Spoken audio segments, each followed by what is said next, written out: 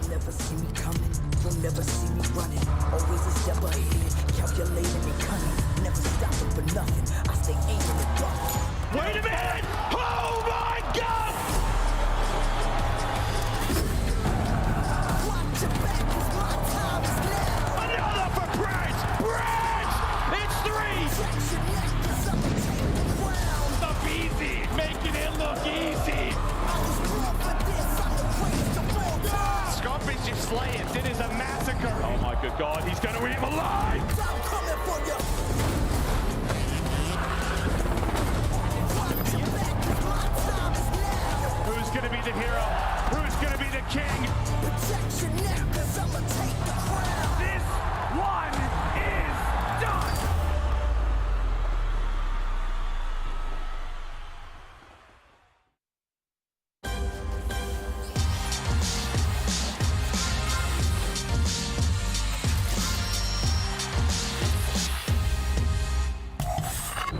Ladies and gentlemen, we are back. Welcome in for a great Sunday of Call of Duty League action. It's headquarters, Chris Puckett alongside aLLeY, Cat, and Nameless, and we are gearing up for day 3 here of our online qualifiers. What are we qualifying for? Well, our seeds at that first major. It's going to be the first big event of the year, and we got to support and, I guess, celebrate this first event of the year with our first ever Scuff major team. Nameless, break it down for me. We're going to be picking 8 players, but how do the fans get involved? Yeah, we're going to be electing 8 players that will be up for the Scuff team of the major, and then the fans will vote on the 4 players that comprise that team. It's going to be epic, and we've seen some players already popping off, Bucket. That's right. And aLLeY, I want to jump right into it with some of our early nominees. Now, I picked a few of these, production picked a few, but I'm going to make you two talk about these players. Can we start with the guy that made me fall in love with the Seattle Surge on day 1? Sib has been a freak. He absolutely was, and he was last year as well. I mean, a 1.29 overall, and I think it's so funny because he is easily your favorite player right now. Chris, you said it was Team Sib when we were talking about Seattle Surge yesterday, and really the player that was keeping them in some of these series, Ant. Like I said, he was providing the feast. Somebody else had to bring something else to the dinner, but they didn't. And, you know, they fall short 0-2 so far for Seattle Surge, but Sib has been lighting it up in the current meta of Modern Warfare 2. A player that lived sort of in Pred's shadow last year, coming to life early and saying, this is my time. Sib isn't the only one lighting up the leaderboard when it comes to KD. Owakening from the Boston Breach has been my player of week #1. Big Wake, Giga Wake. We've seen all versions of him so far this week. Absolutely. You know what? And he did his thing last year too, but Florida had still struggled to find a lot of success with a player like this going off. But now, with a 2-0 start to the season with his new home at the Boston Breach, he's sitting on a comfortable 1.23 overall, and the clutches he had throughout the weekend so far and have been incredible. Yeah, I mean, it's just an underestimated roster change. Like, a lot of people are like, it might make them better. No, this is what they needed. Awakening is a slayer. Their respawn looks ridiculous, and they're 2-0 so far. We got to talk about what's going on up north in Minnesota. Afro has been a player talked up by guys like Attached. Now I'm understanding why after watching his 2 matches. I think it's so funny that some of these players on this list, we kind of is talking about their year 2s. They were rookies last year and they still did incredibly well, but they have opened up the season even more. He had an explosive opening with a 1.28 in the first map of the season. And where to Attach, he's been opening up the map for his teammates. So he's a player with a very high ceiling, and he's ending the weekend 2-0 with a 1.22. That's Afro. Of course, we got to talk about another player that's going to be in action today. Nastie is now on Puckett's radar after yesterday's 3-0 over the Subliners. Yeah, another year 2 guy, and it's Nastie. He's popping off for the London Royal Ravens, and, you know, all the coaches had the Royal Ravens last on their coaches poll, and they wanted to silence all the doubters, and it was him at the end of that hard point, the closest map of that series, who got the big 2-piece to get them the victory. I mean, this guy was going crazy. They need that. They needed somebody to kind of step up and be the slayer for this squad. That's what I was worried about for the Royal Ravens. It seems like they have it in Nastie. From the small sample size that we have, he looked phenomenal. I was going to say, Nastie, screenshot your numbers right now. Make it your profile photo. Got to be happy with what happened in that 3-game series. We move on from Nastie to a kid that came down from Alaska. Drazah has been the trash talker for the LA Thieves, and I am absolutely here for it, aLLeY. It doesn't matter who Drazah's playing. It could be a blade of grass. This guy is getting up in his chair and telling you how bad you are. At the game. And what a hot start for the season when it comes to LA Thieves. I mean, just continuing from last year, his respawn dominance has just been looking disgusting. We, of course, will let the fans weigh in on who they think is going to be our scuffed team of Major #1. But if it was up to Puckett's picks, there's one captain of our scuffed team of the Major. He goes by the name of Clayster, and he only gets this role for one bullet. Look at this shot, Nameless. The nastiest shot we have seen in come on. I couldn't even see the guy's helmet, and Clay just hits the perfect snipe. We might not see a better snipe all season long. Clay, I mean, this guy is a man on a mission, 30 years old, still picking apart pixels. Also, just huge shout-outs to everyone on our production team, the observers, whoever went in and got that third-person view. We are killing it here to open up Sunday of opening week. That's your scuffed team of the Major. Remember, get your votes in, and you can pick the 4 players to represent the scuffed team down in Raleigh. A lot to get through today, and it's time to take a look at our schedule because we got 4 more matches coming up, including that 6 p.m. that everyone's been talking about. Yes, I've seen you on Twitter. I've seen you on Reddit. I see you in the chat right now. LA Thieves or Atlanta FaZe. If you're going LA Thieves, I need you to put up a 1 in the chat. If you're going Atlanta FaZe, I need you to put a 2 in the chat right now. But Nameless, how do you see this shaking out? I wouldn't bet against the LA Thieves in this meta. They look so good, and Atlanta started off 0-1. Potential 0-2 start for Atlanta FaZe going up against the reigning champs. That is scary. Last time these guys faced off, it was COD champs last year, and LA Thieves demolished them. It's a crazy rematch. This is the rematch of the Call of Duty Championships. Of course, LA Thieves walked away with the ring after the 5-2, but Atlanta FaZe, this is a team since the CDL's inception that has been at the top of almost everyone's prediction. So talk to me about FaZe first. aLLeY, you mentioned the stat yesterday. This team hasn't won on opening day yet in CDL history. 0-3. Yeah. Should we be worried about them? I think we should be worried, but honestly, I would like to touch on the fact that that is not right that you said to put a #2 in chat for the Atlanta FaZe because that is all that they got throughout last year. It was subliminal. You're before their season even starts. And my biggest worry right now is it looks like a continuation from last year. They're struggling in Search and Destroy once again, which this is the Atlanta FaZe that S&D won them championships in. Absolutely. I mean, S&D, it just has to be better. We saw in that Fortress, they just didn't have a great understanding of the map, aLLeY. And then also, you know, some of the tendencies that we've seen in the last couple of CODs, they still had them throughout the series. Pushing up too far in hardpoint, playing too aggressive. We saw in that HyDra Electric, if you go back and watch Game 4, a big blunder. So I'm expecting that to be better today because they're usually the team Puckett that is far ahead in respawn early in the year. I'm loving it. 50,000 predictions coming in. It's looking a lot of 1 heavy on my side of the screen here. And let's take a look at the numbers, though. Do they back it up? Hardpoint is Game 1. It is Game 4. We're probably going to get to that Game 4 in this series, if you ask me. So who do you give the edge statistically? I mean, I give the edge to the LA Thieves. I mean, you can see there at the bottom, 0-point hills. Atlanta FaZe had 5. And honestly, I didn't see any mistakes from Thieves in their series in the hardpoint, so I'm giving them the edge. All right, so that was just a brief little sample size of the numbers. Don't go in too deep, but we got to talk about this Thieves squad, and we got to talk about my man, Kenny. He was putting up numbers. He's not the only one. What is the greatest part of this Thieves team right now, aLLeY?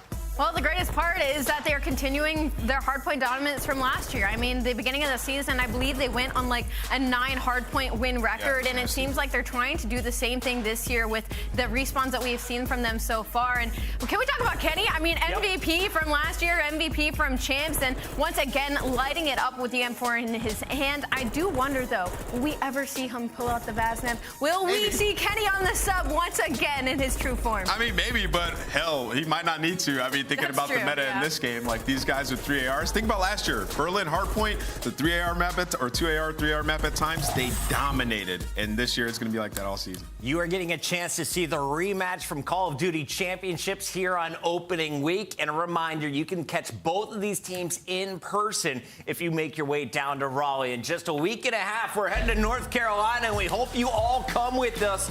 Tickets are on sale right now, and you don't want to miss this event because it is 3 events plus all in one. Of course, you know about our Pro-Am. We've got top 4 teams from Challengers going up against our 12 CDL teams. But that's not it. We've also brought in the best in the world from the mobile scene. Oh, yeah, and it's the first in person, right, for their 2022 championship. It's not an East Finals. It's not a West Finals. It's an everybody championship. So if you're a fan of COD Mobile, please make sure to try and make your way out here. You might be able to get like an air high five, though. They got to keep insurance on those hands. Nameless, the Call of Duty Endowment is always raising some funds to help get post-military veterans into new jobs. They're doing a great job with the Cold Bowl every single year. Who's your favorite to take it in 2023? We've been talking about Space Force looks nasty, man. They won last year, and I'm thinking they might have a chance to get the 2-peat. And the tickets are on sale, Puckett. Rally, and December 15th to 18th. It's going to be amazing. There you go. A lot going on, and we've got a lot to get into today. When we come back from the break, we're breaking down that first match of the day. Arcitys is playing in purple. They're 1-0 on the leaderboard, and they're going up against an undefeated London Ravens when we get back.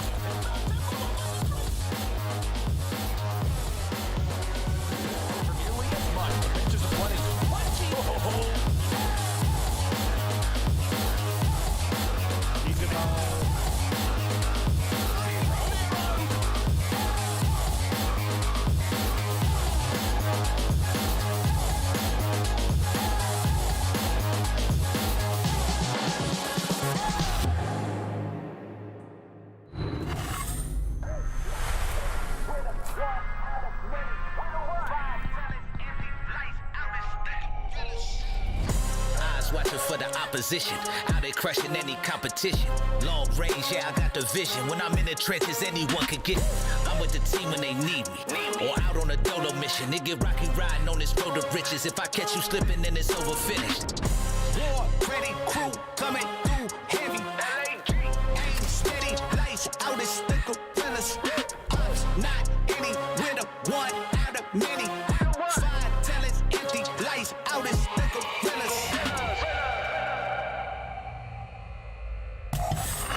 LA Guerrillas matched up against the Seattle Surge on opening day one. This was the latest match that we had maybe the whole year, and they came up clutch in that game number 5. Search and Destroy was the difference maker. Today, they go up against a London Ravens squad that kind of shocked everybody. Coach's poll had them at the number 12 spot. They come in 3-0 the Subliners on day 2. That was insane from the London Royal Ravens, and I have to say it's off of the back of Nastie. But we got to talk about LAG first, because even though they had really good search and destroys, their respawn looked abysmal. They lost both their hard points, 250 to 126 on Fortress and 250 to 91 on Hotel. Now, neither of those maps made it in this series when we go to maps and modes later, but it makes me very worried for this squad, because even in the control, they had to clutch up against the Seattle Surge, and you can only repeat something like that a handful of times. Nameless, if you looked at the KD, LAG was getting beat by the Surge handedly, but they had heads-up plays. Kyler, there in the bottom left, making some huge control plays. Neptune, though, the 1v3 in Surge, Spark popping off at the end of this series. They looked like they were at the top of their game. How do they clean up the respawn, though? I mean, it was a lot of blown coverage, as I like to call it now. When you rotate to these hills, they were letting people get through. You know, a couple of hills, especially on that Hotel, they let somebody get all the way through to back kitchen, just breaks their setup. So they have to have stronger setups throughout this series here and just prioritize rotating. Like that, it's simple in this game, but the communication has to be be on point. There's no red dots on the minimap, and that was one thing I was worried about with LAG. They got to clean it up going into the series. All right, comm's got to be better today, especially after watching what the Royal Ravens did to the Subliners. Let's talk about this squad representing the UK.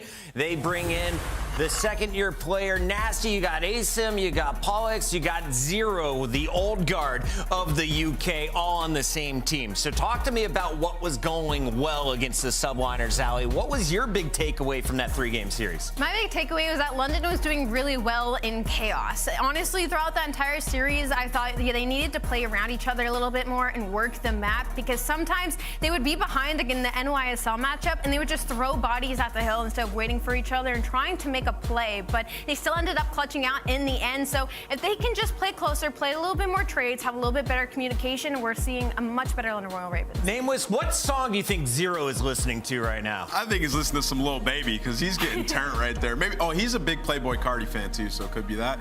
Or, hear me out, Don Don. Don! Make it rain, make it rain. That does not look like the beat he's vibing to right now. But, you know, I did want to say something about the London Royal Ravens. Maps 2 and 3 were pretty phenomenal out of these guys. I mean, they had a 6-2 win. They had a 3-0 win. Yeah. I just think with this team, they have a lot of streaky players. And, you know, with Nastie, is he going to be able to replicate that performance? Like the guy, like a 1.5. He had 7,500 damage, which is, I think, 1,200 more than the next player in the lobby. So if he can stay consistent and these guys can slay, then they have some potential this season. Now it's time to show you the maps and modes that we're getting into. The players have locked it in, and I'm seeing it for the first time. We're going to HyDra for Hardpoint, Hotel for Search and Destroy and Control. Mercado is back in the building for Hardpoint here on day 3, and we'll close things out on Fortress. And you know what? Maybe it's a little bit too early to say a team won a veto set, but I'm going to do it anyway. I think London won this veto set. I mean, in the first 3 match setups, they have 2 maps they've already won, and especially that game 3, that Hotel Control,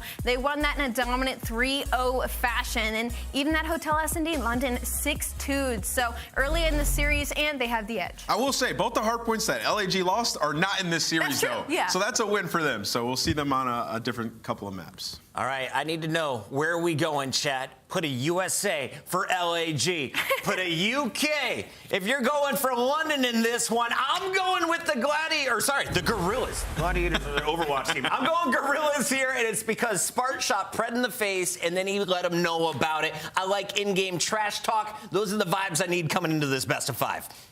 Yeah. That's fair. That's all I need. Who you got, aLLeY? What do you got, aLLeY? I was going to say, do I need to say?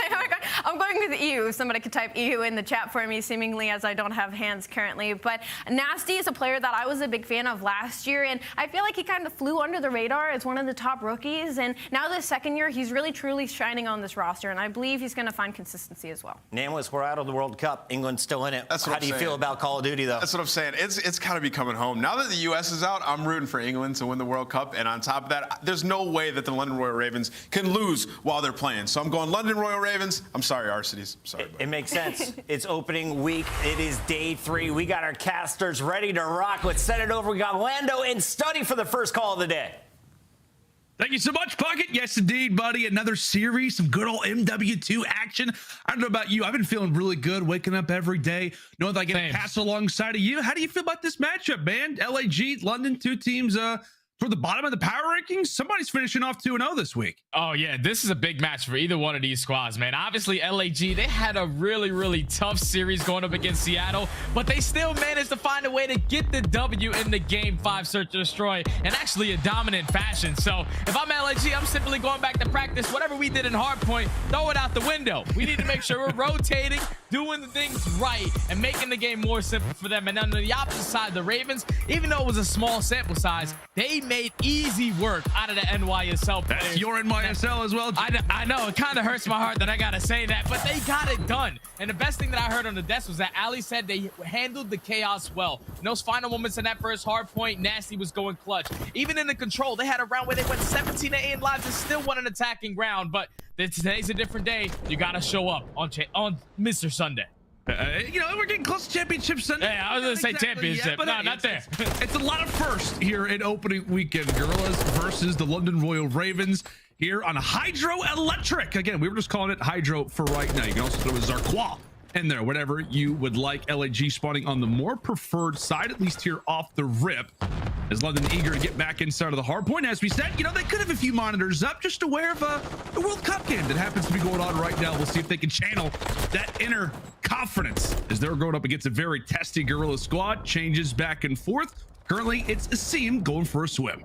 Yep, now Mr. Scuba aBeZy gonna work his way through the low water side, gonna potentially try to set up on this pinch. You have one player in Zero who's also setting up that flank as well. So you have to hold your guns up right now if you're LAG. One player drops, you potentially are going to spawn all the way across the map. They have every single crossfire set up. The only thing is LAG are still getting a lot of time. Just keep swimming, aBeZy. You're still causing some problems in the side, and actually that opens up a lane. Now here for PaulEhx, and how about the work together? Back-to-back Arstys will put them both to bed. Nastie eager to keep up the same level that he had in his series yesterday versus New York. As we said, the man was literally on fire, much like his hair. Good work overall from LAG as they will clear the wave and look good to grab this final 25. Now final 20, that's what you see London just being so aggressive towards Dome because they know that they're basically controlling the spawns for the next hill. You do not want to allow anyone to slip through. The spawns are really, really sticky, and just like that, that is a mistake. The spawns are now going to flip. You're basically blessing LAG with the better side. They're going to be fully set up, waiting for the push to come to them, and that is a mistake right there from the Ravens. Yeah, that's a little bit of a strange push, especially here on HyDra Electric, where Jay, it feels like we talk so often about, hey, you know, in general spawns, you know, late or early rotations, rather, you know, all of that discussion points. On HyDra Electric, it feels like it's only inflated. Definitely a talking point that I'm sure we will have at the end of this match, because potentially it's going to put Guerrillas in 100-point territory. Now the Ravens at the back foot. Yeah, the Ravens just make that mistake. Now they have to answer for it. Goodness. 535 seconds. We're going to have to start rotating over towards that P4 because that could potentially be a money hill, but they're still putting a lot of pressure on. So if you're LAG, just someone hit the rotation early because London is making a lot of key mistakes. That's going to be 3 dead. And look at the spawns. Once again, London, we have to rotate. We got to cut our losses because you're going to keep stabbing yourself in the foot, and it's not going to be good getting a final 15 to 20 seconds when you're allowing LAG to get 30 to 40. Oh, a bit of stabby as Arstys eventually does have to fall inside of the water. He gets ripped apart, but that knife, I think, may have very well helped solidify the spawn. So Guerrillas once again in the more preferred positioning as Neptune nearly puts away 3. Guerrillas continue to see success, but who knows? Maybe it could be aBeZy again making these water routes happen. Was able to do it on P2 for a moment. That's the reason why London have the points that they do. See if he can make some magic happen once more. Catches one off. Arstys not checking his back. And that's going to be 3. Make it all 4 down. Beautiful. Great work from aBeZy and the Ravens to right the wrongs of the spawns.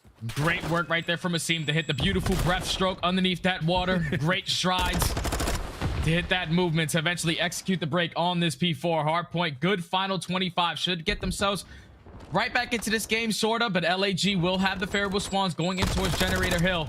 Zero's going to challenge it towards bottom broken. He's able to find one. He knows that there's still another player from LAG in this position. Able to find the second. Finds himself on a 5-3. 1 off earning that airstrike. We got to point out as well, as you said, we're going to keep tabs on Zero while Paul is making some noise in the back spawn. So all eyes onto the captain of the squad in Zero. But one thing too, Jay, I wonder if a little bit of the level of aggression as the streak does get earned, maybe from the Ravens, is it's a revenge match, right? Nastie, yeah. Excuse me, aBeZy going up against his old squad. He's undefeated in revenge matches. Could be a culprit for maybe a little bit of aggressive play being shown right now from London. Oh yeah, I know a little bit about revenge matches back in the day as well. You know how many times Nameless dropped me in? Every single time I came back to beat him. So it's just a different fire, man. You're probably walking to your setup and your whole chair is in flames. So aBeZy is ready to go for this match. The only thing is we have to make sure we're on top of our rotations. The fundamentals have to be here, and based off the first rotations of hard points, LAG are just making this one look pretty damn easy. Almost up 100 points. Now the Ravens have to early rotate over towards P1, but make sure that they maintain those spawns for P2. Yeah, it looks like it was Modern Warfare 2 hardpoint versus Vanguard hardpoint. Like London Royal Ravens going for the late hits. How often do we talk about, hey, in Vanguard, it's a little strange, right? You're going for those last few seconds. You are trying to go for the scrap points. Not in this game. And the score very much reflective of the play style that we saw on the first side. However, we're back to the original P1. I think as Arstys actually trying to make a little bit of a play toward the back. He'll eventually actually be able to find one. So a nice little pinch being established right here from Guerrillas. As Nastie's able to drop a few. Arstys, meanwhile, on the 4 spree, causing all kinds of havoc in the base. And that's just a beautiful play once again from LAG. They said, okay, Ravens, you guys can take the first 15 to 20 seconds off of this P1. We got ourselves a comfortable lead. We're literally just gonna fight for the spawns. Once they do that, they're able to take them off, not really give Ravens all this time off P1, but they're thinking big picture. Once again, they found a lot of success on that early P2. They take control of the spawns going into the second rotations, and now it's 2 times harder for the Ravens to try to break into the next hill. They at least do have player number 7 in his scene trying to make a route. Again, it feels like all of the points have come from him hitting these long routes, going for a swim. However, LAG, much smarter, learning from some prior mistakes, are able to sniff their old teammate out. And great work ultimately from the Guerrillas, taking every single advantage that the Ravens have decided to hand on over as Arsty's aggressive toward bottom dome, making PaulEhx pay. Thought he might bring out the knife for that gunfight versus Zero, but Jay, this score is starting to get away from the Ravens. Yeah, it's starting to get away, and that was a beautiful play right there from Arsty's to just keep his balance on the edge of outside dome. Just finesse so damn long that it made it difficult for the Ravens to try to execute the break a lot earlier. Finally, they're able to get it in the final 20, but the spawns are so sticky for LAG towards the back that this final 20 is going to be theirs. 100-point lead and counting. Right now for LAG, Ravens just simply have to slow down this game. They have to set up around these money hills. They're going into this red hill. This can be a good one. You do not want to push up and allow players to sneak onto the back and potentially flip them. You need to get back into the game with this hard point. Ravens as well got to be careful with how far up they are pushing. Again, that far left side of your mini map, a lot of opportunity for players to spawn in a bunch of different directions. I think it's probably Zero at this moment commented to the guys saying, hey, listen, we got to be careful. We got to make sure we're not pushing up too far. Don't want to have an Atlanta FaZe versus Boston Breach situation when it comes down to P3. Now they call upon Mr. Hook to try to make the route.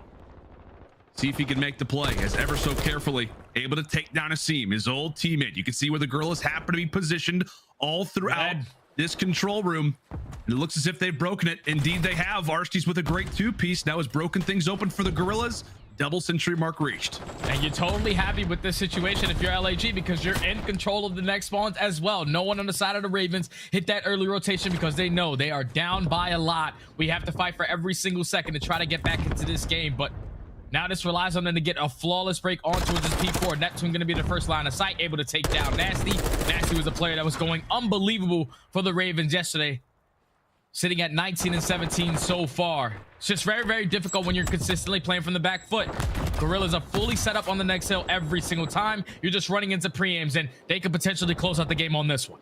Yeah, a very unorganized setup right now from the Ravens, Jay. I mean, it feels like, again, the writing's on the wall. Like, we can already tell what the issue has been with the Ravens. Like, they're not really getting outslayed. Asim's been hitting some routes, and that's really been it. They just keep losing spawns. They keep hitting old hard points when they shouldn't. And like you said, they're constantly working from the back foot. It feels like basically every single hard point has either been gifted to the Guerrillas or they found themselves with the overall advantage. Now 9 seconds left before this hard point is done and dusted.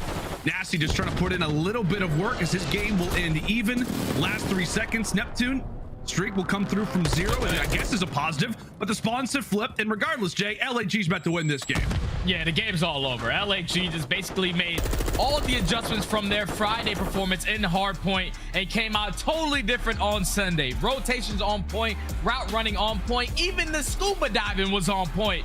Everything was working for LAG in this map number 1, and they get a convincing 1-0 lead in this series. Ravens, now you got to fight them in S&D, where LAG are not an easy team to beat in that mode.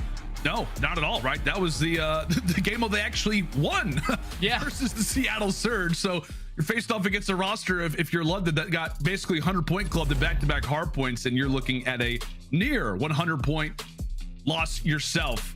Great job overall from the Guerrillas. But again, Jay, like you said, the slang, I mean, not favored at all toward LAG. Yeah. And to be honest, that was one of the sloppiest hardpoints I think that we have seen so far throughout this season, the way that the Ravens are playing this. Yeah, I don't even think it comes down to the slang. Everybody's putting up a decent amount of kills, basically a mirror image for both of these squads, but it just came down to the setups. What Ravens are doing on the map that LAG weren't doing. No, Ravens are doing everything basically wrong that LAG were doing everything correct. Every time they needed to rotate to a money hill, they got it done. I thought the turning point in the game was definitely early on towards that P2. The second hard point into the game, Ravens are still trying to attack this from the front side with about 20 seconds left, and you gift them the spawn all the way to the back. then at that point, it's just difficult to try to break into any one of these hard points because you see 20 seconds going into the P3, then eventually LAG get them to flip out towards the backside. So LAG were just a step ahead on this map, number one. Ravens need to respond in this S&D. Yeah, and you know, maybe with a new roster, they have a 3-0 win versus London yesterday, but you know, maybe on a very specific point like HyDra is, you know, you have to rotate 30, 25 seconds, if not even more, toward different hills. You can't afford to go for those late breaks. I wonder if there's any bit of it that maybe has to do with the fact that this is a totally new team, right? You have players that have never played with each other before. Maybe there's some bit of a contributing factor when it comes down to this. Yeah, when you're a new team, it's just a lot of things that you have to focus on right off the rip. You have to make sure you're consistently scrimming your hard points, learning everyone's tendencies, how everyone plays, how everyone reacts to things. There's a lot of things that go into building a new team. You're not going to just start out on top unless, you know, you're probably one of these godlike rosters that firstly formed. But it's impossible. It's a very difficult task to get done. You have to put in the work. And unfortunately, on that HyDra map, we didn't see them play it in their very first series, and it showed. They got to go back and just stick to the fundamentals on a hard point. Yeah, without question. HyDra very much convincingly goes the way of the Guerrillas as they'll find themselves up 1-0. And now it's time for some search destroy. And the best part about this, Jay, I know we were talking about it. LAG looked great in search destroy, specifically on the hotel. And the same thing can be said for London. Both of these teams are 1-0. And I think from an outside perspective, we're looking really at both of these rosters, that being the Guerrillas and the Royal Ravens, to probably be pretty decent S&D teams throughout this season. Yeah, LAG, when you look at this roster, you have the core three of Neptune, Spar, and Hook, who have been playing nothing but S&D chows the entire time during the offseason. So they know their tendencies. They know how they want to play. We even saw Neptune pull off one of the best S&D clutches I've seen in quite some time in his 1v3. And then when you have that core three led by a guy in Arcades who's a great S&D player, always has been. We saw what he was able to do in his very first matchup. The island player popping a two-piece, opening it up with the first blood. He was making plays. So as long as their S&D stays strong, and if they're going to play their respawns like they did in that map number one, this team will be a very scary team to deal with. And then on the opposite side, it's not like London or any pushovers. They played the same exact map. They won with the same exact record, sitting at 6-2. And a lot of it was on aBeZy. He got a lot of first bloods in that search and destroy. He's currently leading the league in first blood percentage out of the teams that played 2 search and destroy maps. I know it's a small sample size, but that's 22% of the time where aBeZy is getting that first blood. And then when you got Nastie, another guy who put up a tremendous performance in search and destroy, I'm really looking at these two guys to try to answer that call for Ravens to get back into this one. Yeah, we'll go pull up actually some team versus team S&D stats so far through what has been a a very short season, but both of these teams looking pretty solid. Again, you see the round wins either which side. I know it's a much bigger sample size when we talk about the Guerrillas, Jay, but what number sticks out most for you here? Opening duels is huge. Obviously, you're starting yourself in a man advantage. 13-6 in favor of the LA Guerrillas is a beautiful sight to see. But that post plant stat right there, 6-0 on their attacking rounds once they get the bomb down. That means that their setups after they get that bomb planted are basically unbreakable. Yeah, it's very difficult to do if you are the Ravens trying to break one of their setups. Don't so simply give them up a bomb plant. Don't give it up to them. Got to be careful as we begin our 2-night stay here on some hotel. We've got it for the search and destroy, and we also have got it primed and ready for you in the control as well. A nice early start from the Guerrillas, and really, if you are London Royal Ravens, you gotta be ready for this guy aLLeY, right? Daddy aLLeY, he has looked excellent so far to kick off this season, and I tell you what, Jay, that S&D KD is absolutely terrifying. A 1.73. It's going to be difficult to keep up those same numbers, but as long as the Guerrillas are finding that same first blood, looking good in the post-plant positions, who knows? Maybe the KD can stay there for a while. Yeah, I think if you're Arcades, you're sitting nice and comfortable knowing that this is your mode. This is what you got picked up for this team for, to lead these young guys in these crucial moments. So it's looking like the early pressure is going to go on towards the speed bomb, but Arcades is going to be that bomb carrier. No, Neptune's the bomb carrier. He's going to get back down from a couple shots coming in from aBeZy. Now this is going to force that rotation over towards A, and the entire time while they're doing this, Ook is taking ground, taking that side of the map, and clearing out a lot of situations for his team to get pushed up. Yeah, you got 3 players for the Ravens, a little slow to react, and that's exactly where Ook can try and strike. As I thought it was actually going to be PaulEhx, but Nastie just rounds the corner. Great teamwork out of those guys. However, it's Neptune over the top who's able to even things out at a 3 versus 3. Bomb about to get planted. Oh, a near victory there from aRSTY's. aBeZy tosses out the stun, gets out of the lights, and now it's time for that post-plant positioning. Now it's a 2v3. They do know the positioning of aRSTY's in towards bottom lights. As Nastie was able to find 2 plays towards the middle, but Spark with great shots, able to make it in 2v2. Nastie finds 3 on the round. All left up to Spark in a 1v2. He does pop the Daddy. Ooh, nice early gunfight victory. Takes down Nastie, brings it to a 1v1. Zero, the veteran, versus our Major II MVP from last season in Spark. An early round, we're talking a lot about momentum, but this young gun is not going to cave under the pressure. Clutching it out for the team. Zero hops on the defuse, but only for a moment. The round is done. The young man hits the deck, but it will be LAG. Watching this bomb explode and seeing that #1 next to their name. And that was beautiful plays from Spark from start to finish. Obviously, they get first blooded in that situation. I thought Hook was going to be able to pick up that kill on a PaulEhx, but Nastie actually assists with that kill, gets that first blood. Neptune with the frag grenade finds the trade, makes it a 3v3. Then they get the bomb down. You see aRSTY's take control of bottom lights. Fortunately, not able to find that kill onto aBeZy. Neptune gets picked, and it's all on Spark. They know where aRSTY is. What can Spark do? Spark finds 2 to close out that final round, clutches up for his team to now go up 1-0. And that post-plant positioning number is going to remain the same for LAG. 7-0. Nice little numbers. Don't have a whole lot of stats so far to kick off the year, but that one is still going to remain at a perfect 1,000. Spark and Nastie early duel. Spark will keep up that spree, or at least his early success. Now at 3-1, he'll find the pick for the roster. Meanwhile, it's London. Still thinking about that plan over at the A side. Yeah, beautiful repositioning though from Spark, because now he's allowing his teammates to work this late flank. He already got his kill. He's staying alive. So now he's a problem that London have to deal with. aRSTY's unfortunately is going to get picked off, and PaulEhx with great shots out of the TAC 56 to find 2. Now it's a 2v2. Yeah, you can tell PaulEhx bringing out that weapon for the right reasons. Spark rocks the dead silence. PaulEhx again, his 3rd kill of the round. Another 1v1. Spark now versus aBeZy. He was able to do it in round #1. Can he do it again? aBeZy, he's ready. He rushes over toward that site. He's gonna be able to get the bomb down and get out of dodge only for a moment. Dead silence is no longer going to be in play for Spark. So now if you're aBeZy, let's just crouch around. Let's try to get the sound cues, and he plays it beautifully. aBeZy with the 1v1. He said, Spark, I'm not going to allow you to do it again.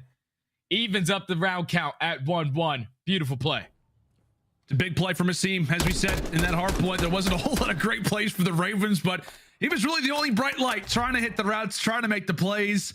And as we said, versus your old team in the Guerrillas, he's trying to have a little bit of revenge. As we said, coming into this game, I think he's one of the only players, I'm pretty sure, who has played for 4 different franchises in every single year of the CDL, and he is yet to lose a revenge match. Talk about streaks, we talk about stats. Definitely wants to keep that one intact as we fly in for round 3. Oh, an early shot coming in from aRSTY to back him down from that position. They know that aBeZy likes to play alone at this B site, but look at the ground that the Guerrillas are able to cover on this A site.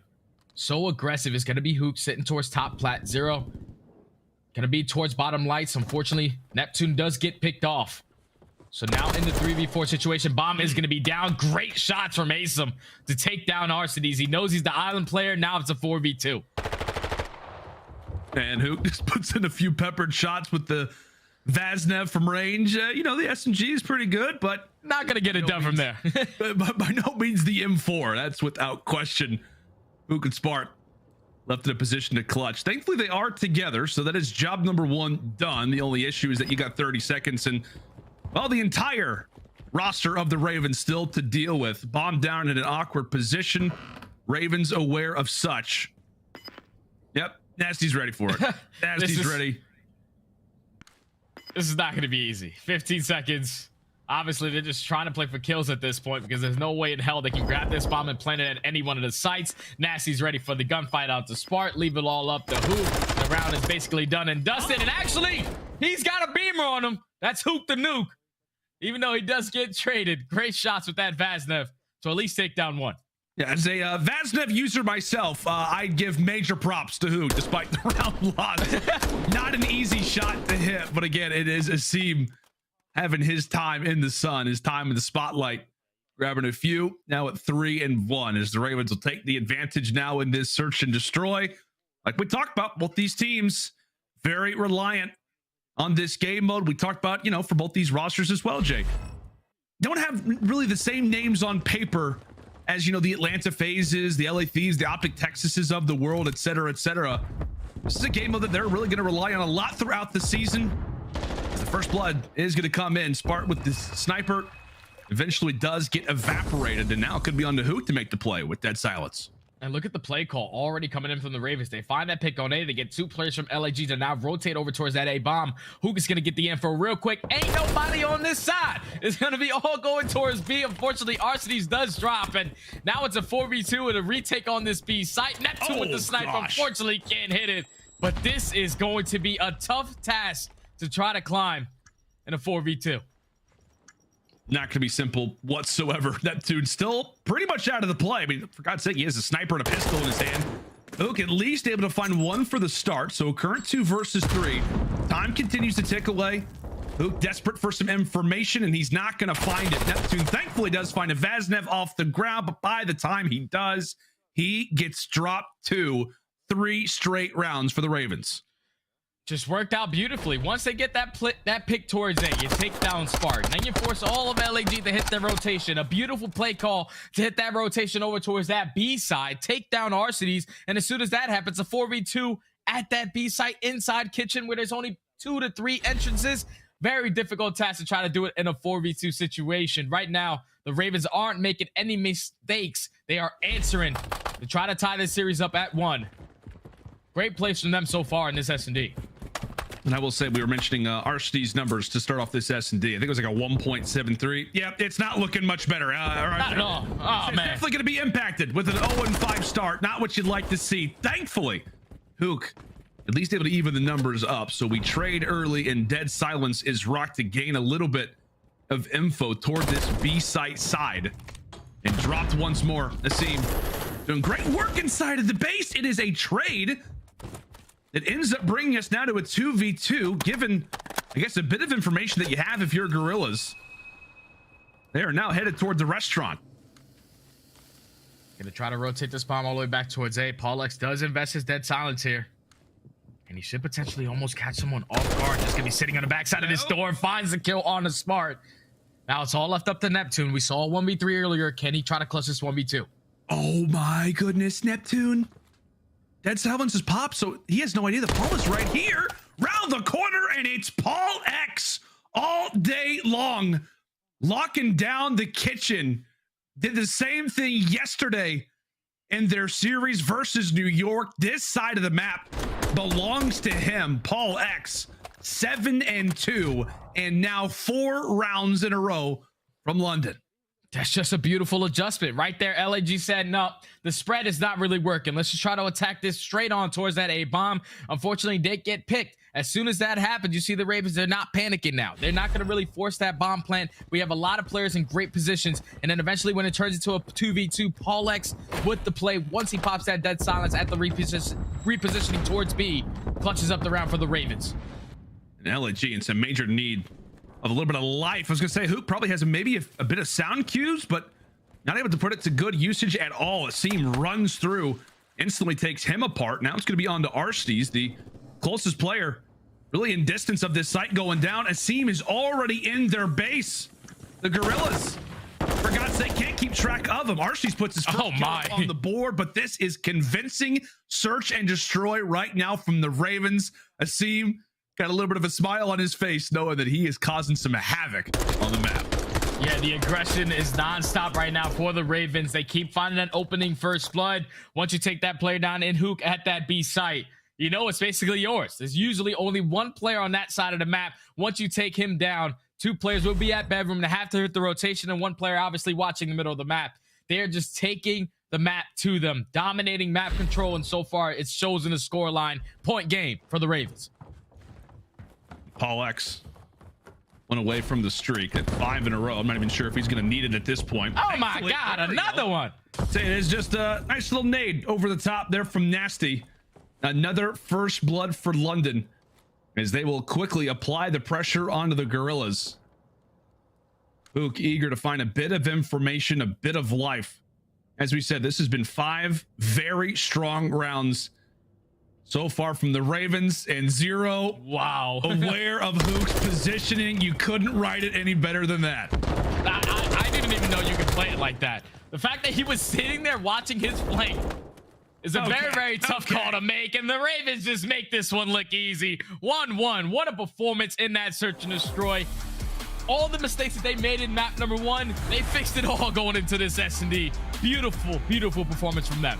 That is great SDJ versus what we expect to be a great search and destroy team in the Guerrillas. Ravens, like I said, there's been some questions on, you know, how's their hard point going to look? How are they going to look overall in the respawns? They have definitely been practicing their search and destroy, and here on Hotel, not to, you know, point out any stats by any means, but like we said, Arshty's of 1.73, I think, coming into the search destroy.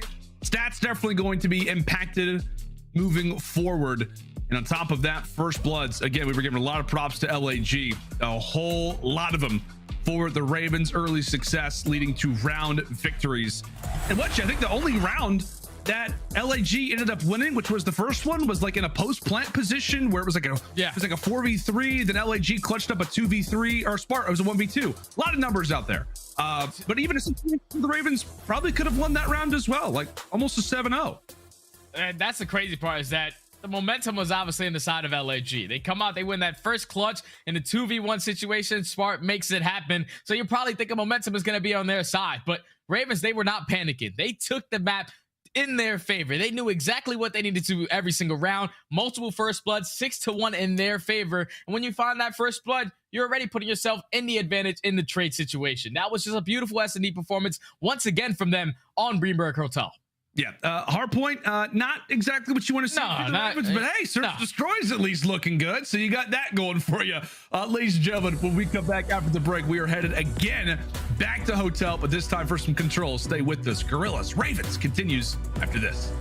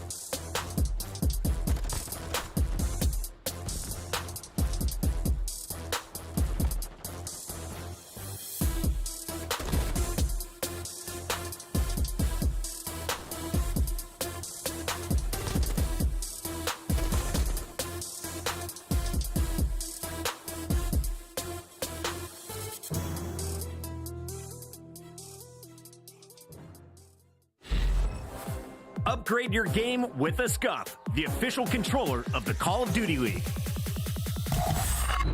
As it goes, ladies and gentlemen, welcome back. Guerrillas versus Ravens. We're getting ready to head to the swing mode for this series. Some good old hotel control. We're having a nice little late checkout, so we're enjoying ourselves. Hotel, really good map. In fact, both of these teams find themselves with a 1-0 record. However, Jay, considering those numbers for LAG and for the Ravens, numbers are a tad deceiving, though.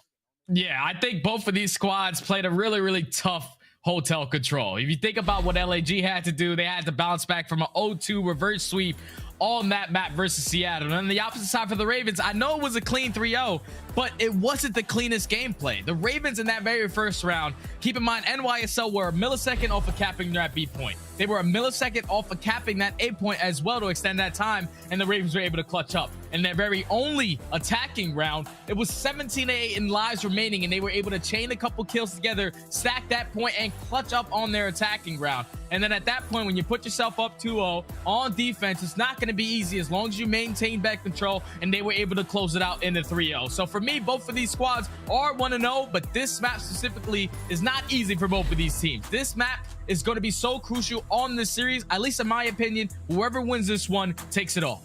And okay, I like that. So basically the winner of this control looks to be in a good spot. I think as well you're a little concerned, I guess, if you are the Ravens, maybe heading into Mercado Hardpoint for game number 4, just because it kind of feels a little bit like HyDra in terms of how punishing it is if you're not rotating effectively, which for those who maybe missed the game number 1, don't do it. Honestly, I know I'll tell you to go back and watch it. It was not pretty. Ravens just did not rotate properly. So that could be a little bit of an issue. So as you said, buddy, this hotel control is going to tell a lot about the series. It's going to tell a lot about these teams. And honestly, if I was able to pick out one player to talk about right now, Jay, as we get ready to head into hotel control, I think it might be Arcitys. As we said, right? It just feels like throughout both of these matchups that LAG have had, a lot of pressure on this guy to perform, a lot of pressure on the other 3 players to really level up to the, I guess, expectations that somebody like Arcitys has. I mean, the guy literally has a chance to go 2-0 to start off opening weekend, leaves Atlanta FaZe. It would mean a lot, right, if he was able to start off this season well, considering all of the eyes that are on his performance after the departure from FaZe. 1000%, because we all know Arcitys. He is a phenomenal player. When you are on a franchise team or on a CDL dynasty like he was on for the Atlanta FaZe team, consistently they were always getting some of the best placings. Obviously all of last year they placed second. That kind of takes a toll on you, but for Arcitys to now be on a brand new roster, he's bringing all the stuff that he learned from his old team to this new squad, trying to get them comfortable. And we got the chance to watch that little content piece. He said that we're basically all friends. We love to communicate with each other, and that's the biggest thing. They're having fun playing with each other. So hopefully Arcitys is able to answer back after a terrible performance at that SD. Yeah, without question, definitely needs a solid bounce back. Meanwhile, on the Ravens side, they'll begin things in round number 1 on the attack. Nastie was an absolute menace in that prior series. Some incredible numbers, like 7,500 damage. He's happy to be back in a respawn position as London very quickly and honestly very effectively rushed their way over toward that B zone, almost a tick in already. Yeah, but the only thing is you only have 1 player on it. You have allowed Hoop to go all the way through that A site and work towards this flank. He does find one, so he's going to cause them problems, but it doesn't even matter. The Ravens take care of him. They still only have 1 tick of progression at B. The second one is about to come in, and you see the spawns from LAG. Only 1 player spawns on that spawn side, so everyone else has to just commit towards their push towards A. But they find a couple kills. They can potentially set up this pinch, make it 3 down. Last player up is PaulEhx. We'll see what Paul can maybe do in this position. He's got somebody toward his top bedroom. Quite a few players over at the bar. He could absolutely find a pick, maybe 2. Oh my goodness, nearly turns on to Arcitys. It felt like that kill had his name written all over it. Well, he does hit the dust. He can at least maybe have a little bit of a smirk as he heads back to the respawn screen. Ravens down to the backside of their spawn. Jay, they're still convinced about going toward this B zone, and who can blame them? They're 2/3 of the way there. They're winning the trade battle. Just have to consistently just get on it, trying to extend this time. And the spawns from LAGs look like they're going to give this one up. So right now, London are currently up by 1 life, 1:30 to work with. If you're LAG, just play for the map control. Stay put out towards kitchen. Make sure you have a couple players watching a mid connector and 1 player obviously watching the flank as Arcitys finds that first. Big pick from Arcitys, however, seemed going to be there for the trade. So actually a few players working in from the back as well. And hold on a moment. LAG will look to be a great setup. Now they call upon Spark to try to do all the damage possible. He eventually gets dropped. Now they've got 3 players on the point. Now make it 2. Ravens doing some good work up close, winning the trades and finding those early pinches. Puts LAG in a bind. It is tough. You have to get there. You gotta try to chain a couple kills together. Neptune does find the first through mid connector, but unfortunately the trade is gonna beat it. That's 3 dead. Last player up is gonna get taken out into RCDs and what looked like to be a fairly strong defensive round from the Guerrillas. They maintain that B control a lot of the time, but they just simply were not cutting their losses. I thought I was going to be saying, Ravens, we have to do a better job at stacking these points because they could have closed at that B point a lot earlier. But when you're slaying the way that you are, that's all you have to do. Get your kills, have 1 player on it, and then when you solo out, get a clean 4 dead at that 8 point, everybody stacks the point. Yeah. And they close out the attacking round in dominant fashion. Yeah, and that's how hotel control can work sometimes. As we know that A zone is pretty guaranteed to go the way of the attacking roster. If you're able to grab B early, you are in such a good position. Guerrillas, I mean, what? It looked like maybe 1 wave they could have held, if not 2, but they fall to pieces. They crush in just a moment's notice as they will now start their campaign on attack over at that A zone. Some good aggression being shown from the SMGs on this team. They seem eager to make the flank, however, for London, so this could cause a bit of a problem at that A zone. Meanwhile, it's trades across the map. LAG presence at both of these zones. However, it's Neptune doing great work with the Vaznev. That's 3 in a row. Big shots out of Neptune, but now with the RCDs dropping towards that B point, we have to commit towards A. There's 1 player here that can cause them some problems. You're able to take care of him, so they're actually going to get aggressive through their side. They want to push through. They want to try to play for a couple kills while we're solo capping this A point. But the thing that really gets scary, we've seen a lot of teams do it, is how good they are at maintaining that bedroom control. If you are LAG, the brick has to come through the back so you can eventually spawn them across the map. And then at that point, all your focus is middle and bedroom. Nice little flank as well coming in from Asim at that A zone, so not guaranteed from the Guerrillas. The extra point, or the extra minute, does not come in. Meanwhile, Neptune rocking the dead silence, wants to play for the streak, nearly has it, does get dropped, and the Guerrillas continue to focus their attention at this B zone. Maybe going to send 1 player over just to get the cap, make sure it's solidified. The Ravens already in a moment where they're having to pick apart players in their base, able to do the job for the first few. Zero and PaulEhx make their way out. It's Spark for the double. Trades back and forth. LAG do get the official capture at A, and now we've got ourselves another minute. So a minute and 20 to work with. We have 2 players who are trying to work towards this flank. Nastie is going to spot 1, able to hit the great shots to take him down. We saw this play coming in a lot yesterday. When you were working around that backside, if you don't get any kills, it's basically detrimental because you're wasting a lot of time just getting towards this position. So as long as you're the Ravens, you just have to trade efficiently while your teammates are maintaining this bedroom control. They're doing a great job of doing that, but RCDs is able to find 2. Now look at where those other 2 Ravens players spawn. All of LAG have to just focus their bedroom now. Look to do it. Dolphin diving into the point, but it's Paul able to put away 2 on the current 4 spree.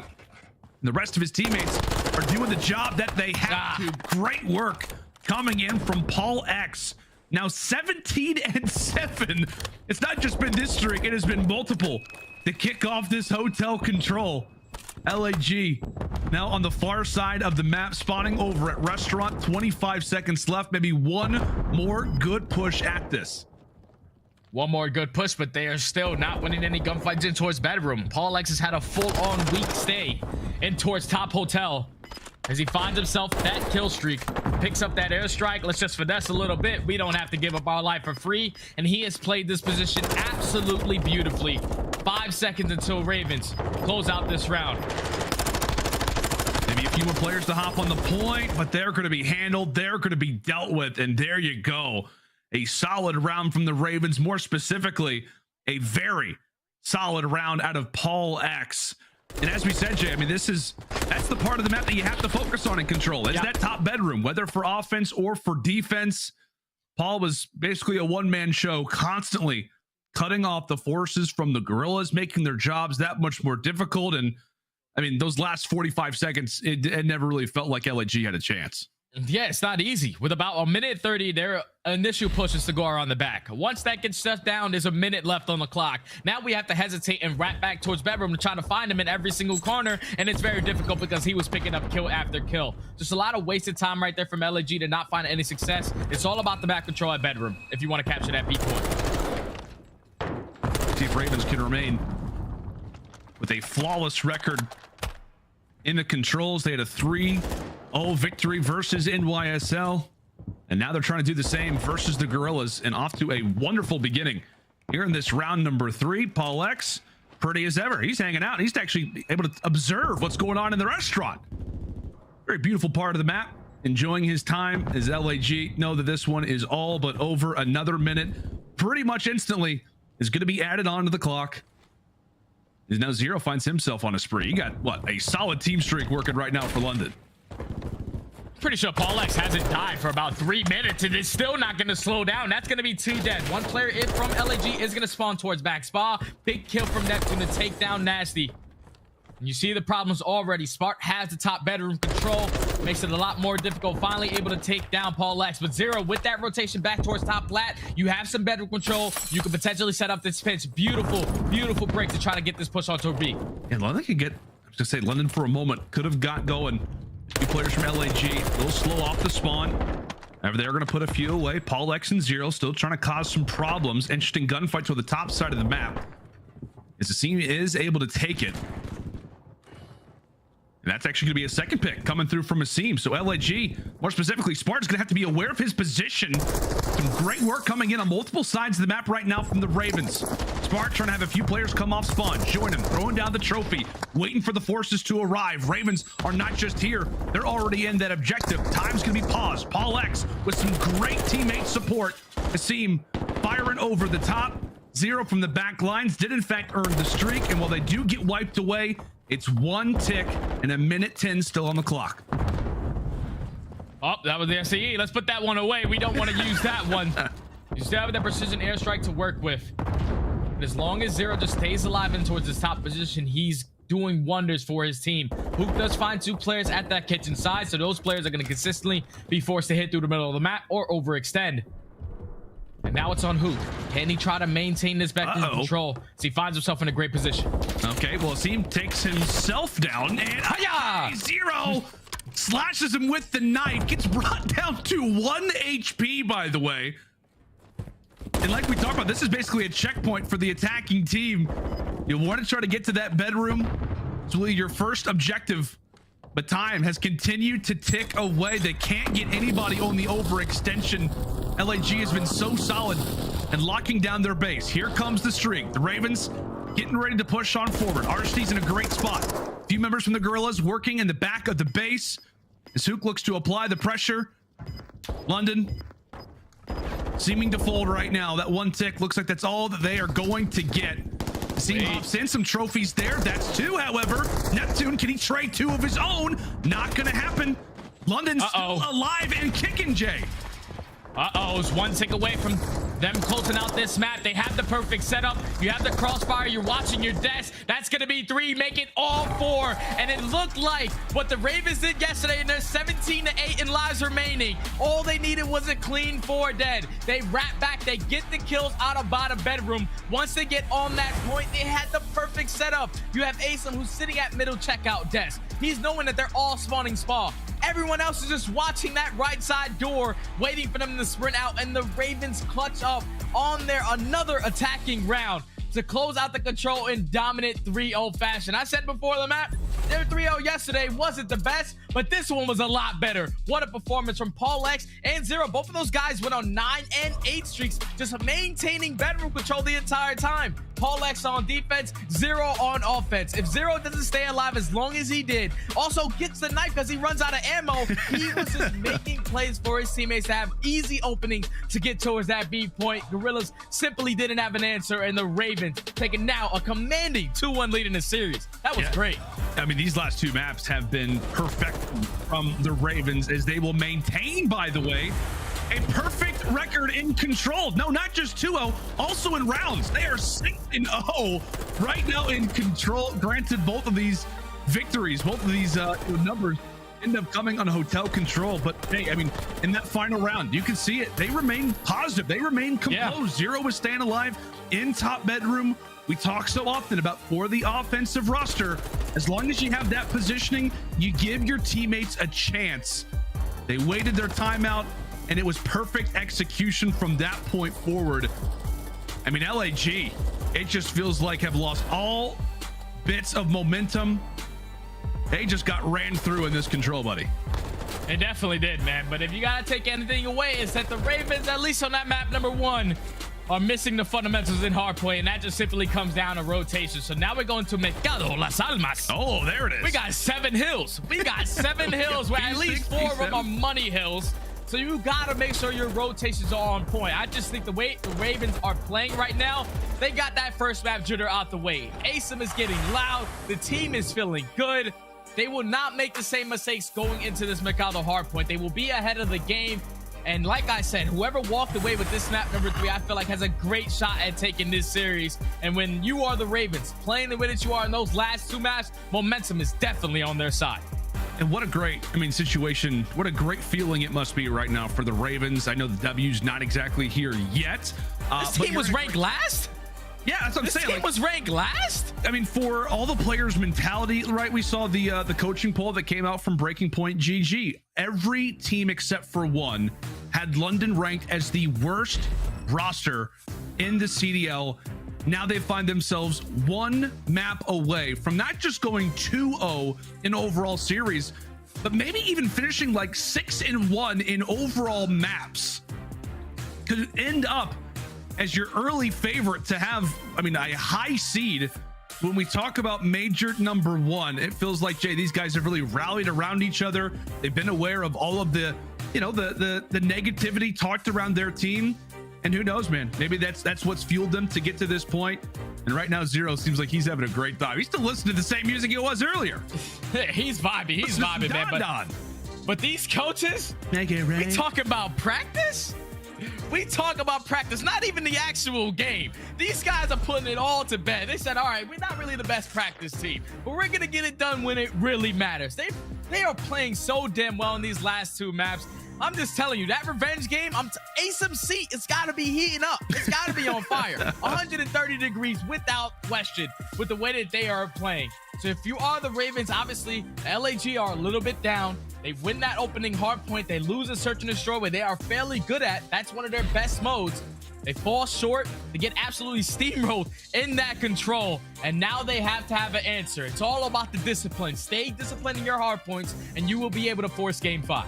Yeah, you can see the faces of the Guerrillas a little disappointed based off of how those last 2 maps have gone. They looked, I'll be honest, I think it was more of London not looking good versus LAG looking great in the opening point, but you can just tell, man. A 3-0 loss in control after just not a great performance in that search destroy. We talk so much about Arcitys, does not play great in the search destroy. I'll be honest, I didn't really see his numbers in terms of the control, but he's got to keep these guys level-headed. It's easy to almost fall a little bit in a negative mindset considering how these last 2 maps have gone. They've got to stay focused up because, again, they win this game 4. They stand a very good chance in this game 5 search destroy, a team that we expect to be great in that mode.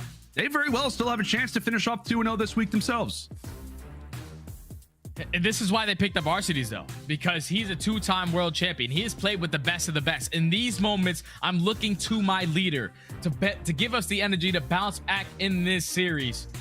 You have a lot of experience underneath your belt. Obviously, the communication really isn't there. I don't think my guy iLLeY has said a single word since the end of that map. He's enjoying the taste of that chain a little bit too much. But the boys for LAG, going into this Mercado hardpoint, I'm pretty sure that they will be starting off on bad side, what makes it a lot more difficult. Your main focus right off the rip of this game is not really allowing the opposing team to get a lot of time off of this P1, but you need to make sure that you're just flipping these spawns towards that green side. But let's take a look at these stats from Spark. My guy was very, very enthusiastic in his very first series, to say the least. He was doing a lot of things usually do not see, but so far in this series, he's been pretty quiet. A 0.6 hardpoint KD. It's not been really good for him. I'm really looking at this young man who was an MVP last year at the only major that LAG won, to really step up and try to force this game 5 as well. Yeah, and that's a great talking point as well, my friend. Like, a lot of guys for this LAG team with some pressure on their shoulders. I mean, we've talked about Arsties. We haven't really talked specifically about Hook and Neptune, but I mean, when you talk about somebody like Spart, I mean, what was going on during that major? It was all about the Volk. You know, is this guy all about it? Of the 3-year contract given by the Guerrillas, offered by LAG, a big proving point for him throughout this season, especially at the start, but he very well could make the difference as we head in for, as you see, Mercado Las Almas. How did I do? Baby, that was good. Mercado Las Almas. No, Okay. I think that out of a 10, I'm giving it a cool 3. Are you serious? That was a 3? Yeah, I think that was a 3. Threw me off guard. A 3 was good. That's good, though. That's pretty good, Lane. That's pretty good. Mercado Las Almas. How about that? Oh, that might be a 6.5. Okay, I think we're that was a improving. 6.5. By Major I, I'm going to have it sounding crispy for you. All right, it'll never be as good as you, but we'll do my best. All right, here we go. London spotting on the bad side of the 2 as we head in for Mercado for game number 4. That was a bad one. My apologies. I just totally messed it all up. Totally fine. Totally fine. LAG starting off on the better side this time.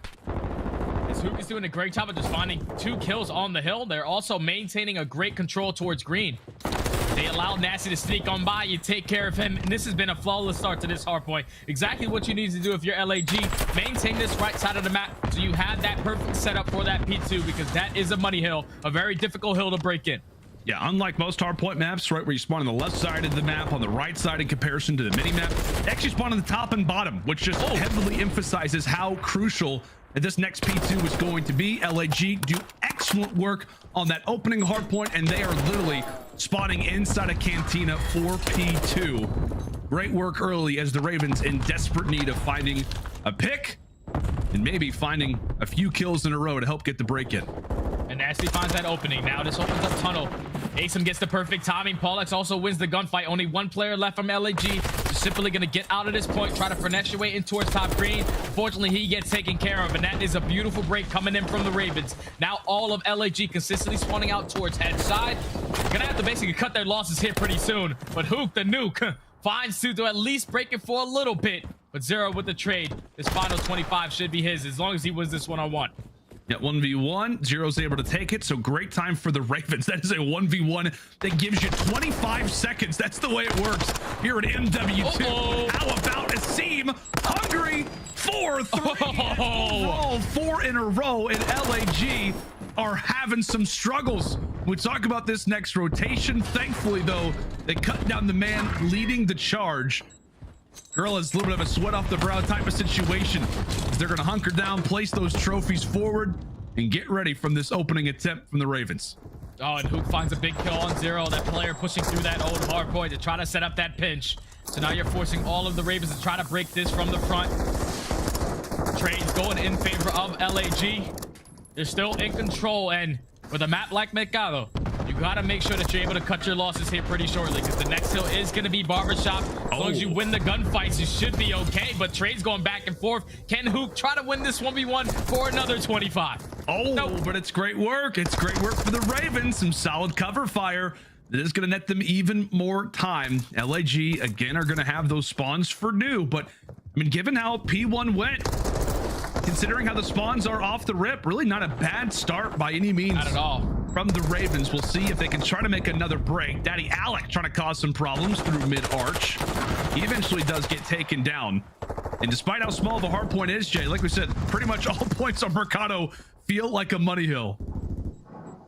Yes, they do. And you see the pitch that's already coming in from the Ravens. aBeZy is able to win that huge gunfight towards the back. So now they have pressure from back alley and middle. Spartan Arcties, though, they are able to slow down that pressure through the middle of the map. But aBeZy and Zero combine for 2. And a beautiful break once again coming in from the Ravens on what looks to be like most of these hills so far have been money hills. P2, P3, and P4. They're very difficult hills to break, but they are hitting the routes. They are executing the pinch, and they are finding great time. This is a beautiful, beautiful way to get themselves back into this game and now take the lead. This is just excellent from the Ravens all the way across the board, man. They've got the advantage. They're going to have the lead as we get ready to head in toward our next hard point. Feels like the Guerrillas have been here early at each and every single one. And outside of P1, the Ravens have managed to break successfully. We'll see if they can do it again. 20-point advantage as we head in now toward 10 plat. PaulEhx established here on the pinch. You've got multiple players from the Ravens trying to calm out their positions, figure out where LAG could be. However, it is going to be a 3-1 trade. Advantage for Guerrillas. Meanwhile, it's 0 sitting on the 4th streak. Great first hold from Guerrillas. They're going to be able to take this lead right on back. Number 4 in Arcades is the player watching that middle map. He actually is going to get taken down. So now it forces them to watch every single different angle. London have to hit execute the break right now, and they do. Oh, they don't. It's close. It's close. See? All right. Not going to be able to take it there. Looks like London may cut their losses, focus on the next hard point. So a little bit of critical moment there for the Ravens the first time. aBeZy will take a minor advantage. Let's go and step aside, actually. I'm really interested to see how the London Royal Ravens are coming. Let's go to listen with those boys. On the stairs, gather. On the stairs, gather. One's edge. On the stairs on your Paul. One's pinch. Pinch, dead. One more yellow truck. Nice, Paul. Get his back. Get his belt back. He's on me top. I got your pinch. I got your pinch. Yo, yeah. I got 2. Just 2 more time. Last 2 more time. Last you Charlie out the window. Yeah, he flew out me. In the back. He's naded. He's 2 up there. There's 2 just standing in front.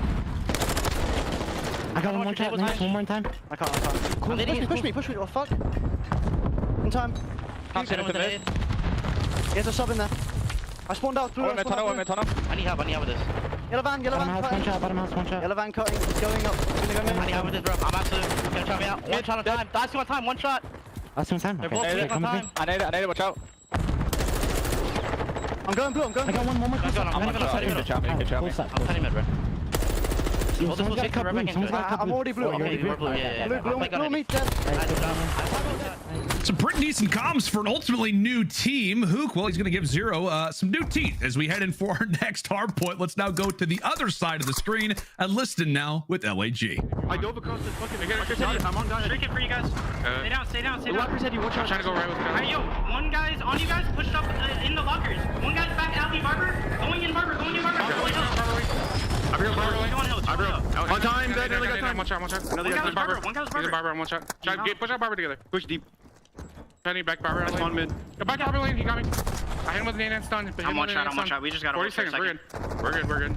We need to get barber control if we can, guys. Okay. I'm 1 shot. He's gonna come to alley, maybe? Yeah, jump out alley. Okay. I'm dead. I'm dead, bro. He's some celly.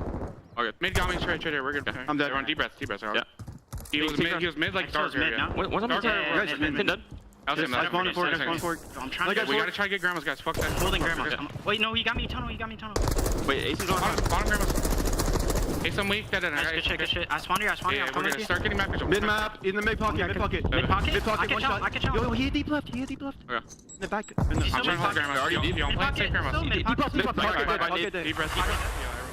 And the comms from both teams are great, but obviously you can hear frustration on both sides when we went in for both listeners because both of the squads are trying to execute a break that was basically impossible. London were able to get themselves right back into this game with a great hold on P7.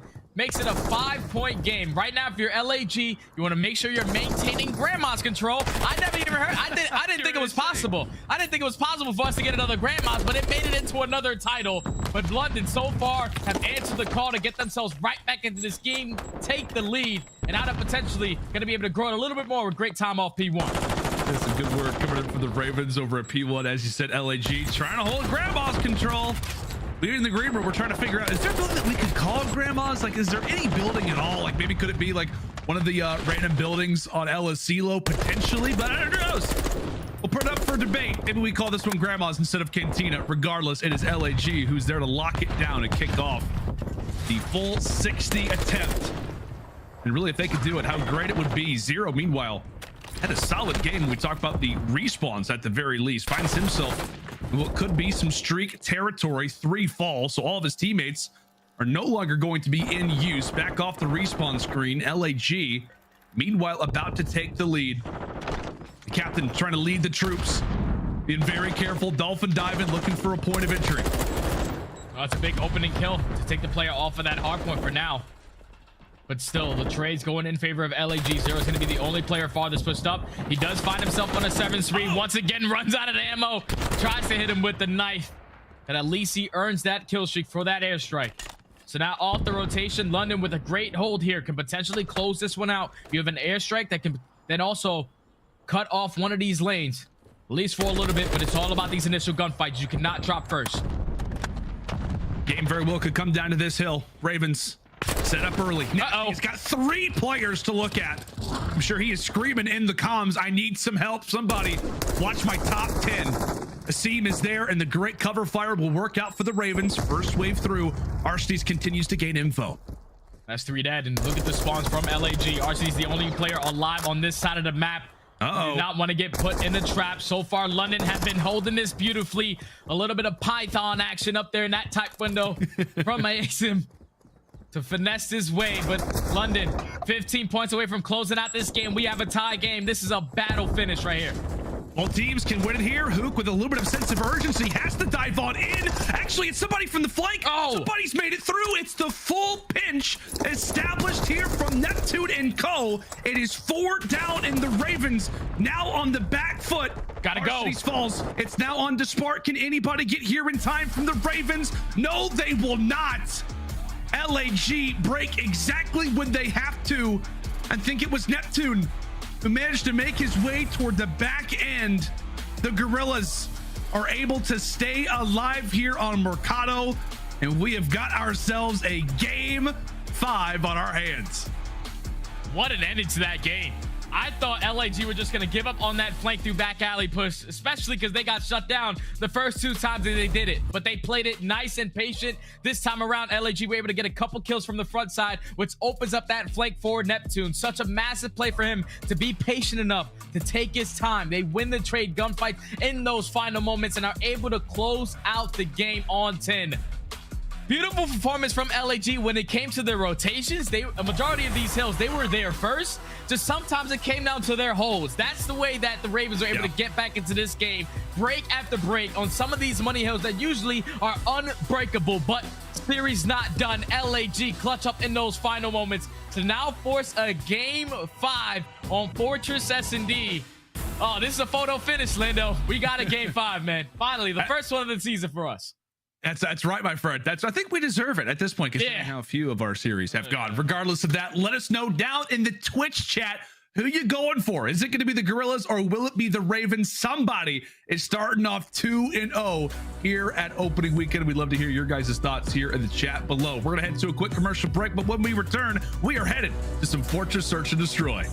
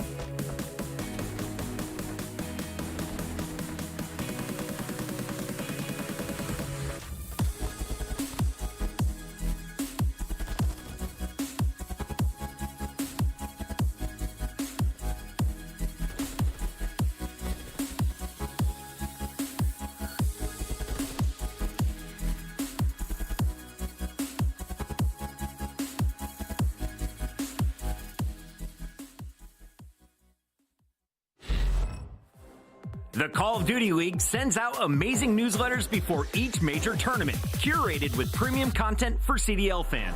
Scan the QR code on the screen to sign up today. You'll not only get the latest CDL updates straight to your inbox, you'll also be entered to win a free 2023 team pack. Welcome back, ladies and gentlemen. If you're just tuning in, well, lucky you. You get to tune into a good old Game 5. This one going down between the 1-0 LA Guerrillas and the 1-0 London Royal Ravens. Both of these teams trying to have a solid opening weekend. It's going to be somebody who's going to start off perfect. But Jay, we get ready to jump into a Fortress Search Destroy. I know we don't have a ton of stats out there in regards to all of our maps in MW2.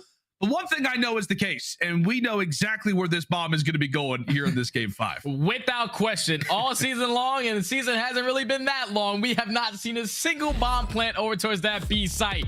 Fortress is all about this A bomb, so we actually had the chance to see LAG play this map. London have not. LAG won it in a 6-5 fashion versus Seattle. The way that they got it done was you have Arcitys, that player, the island player, slowly working up towards that P1 side, potentially get some flank kills, but they get the bomb down every single time. Seattle, they struggled with that, and you cannot allow the LAG to get those free bomb play because their setups after that are pretty damn good. So it's all about, if you are the Ravens, play as confident as you were in that map number 2. Multiple first bloods, put yourself in a man advantage early, and unfortunately a couple team kills happening.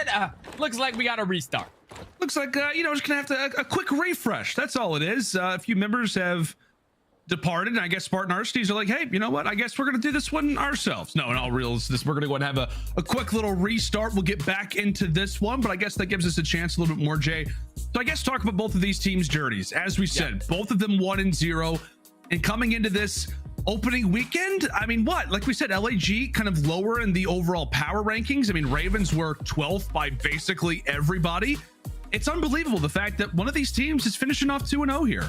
I know, they're both playing great. Like the series versus Seattle, the fact that LAG were able to close that one out by getting disrespected in both of the hard points, that was insane. It was a 2-3-5 for them that series. So far in this series, it's been the 1-4, complete flip-flop for this LAG roster to potentially try to walk away with this series in the Game 5.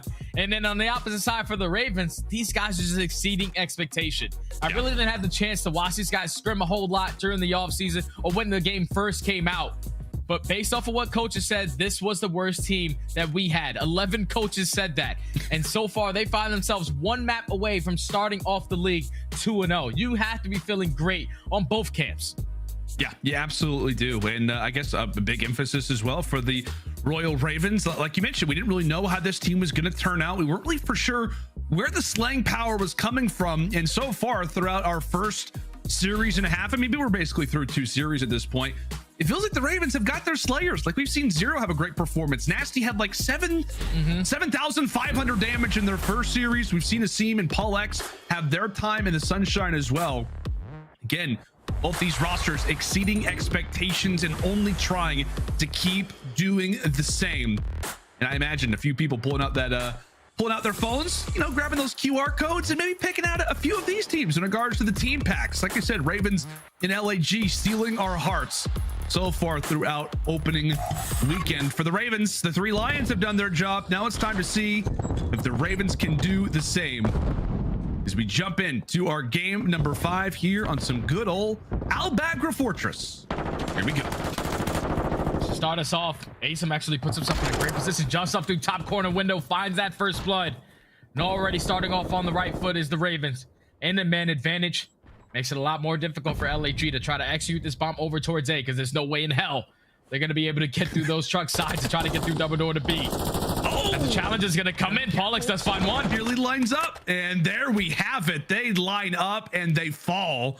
Look like for a moment a few players get caught up from LAG, and it does not matter.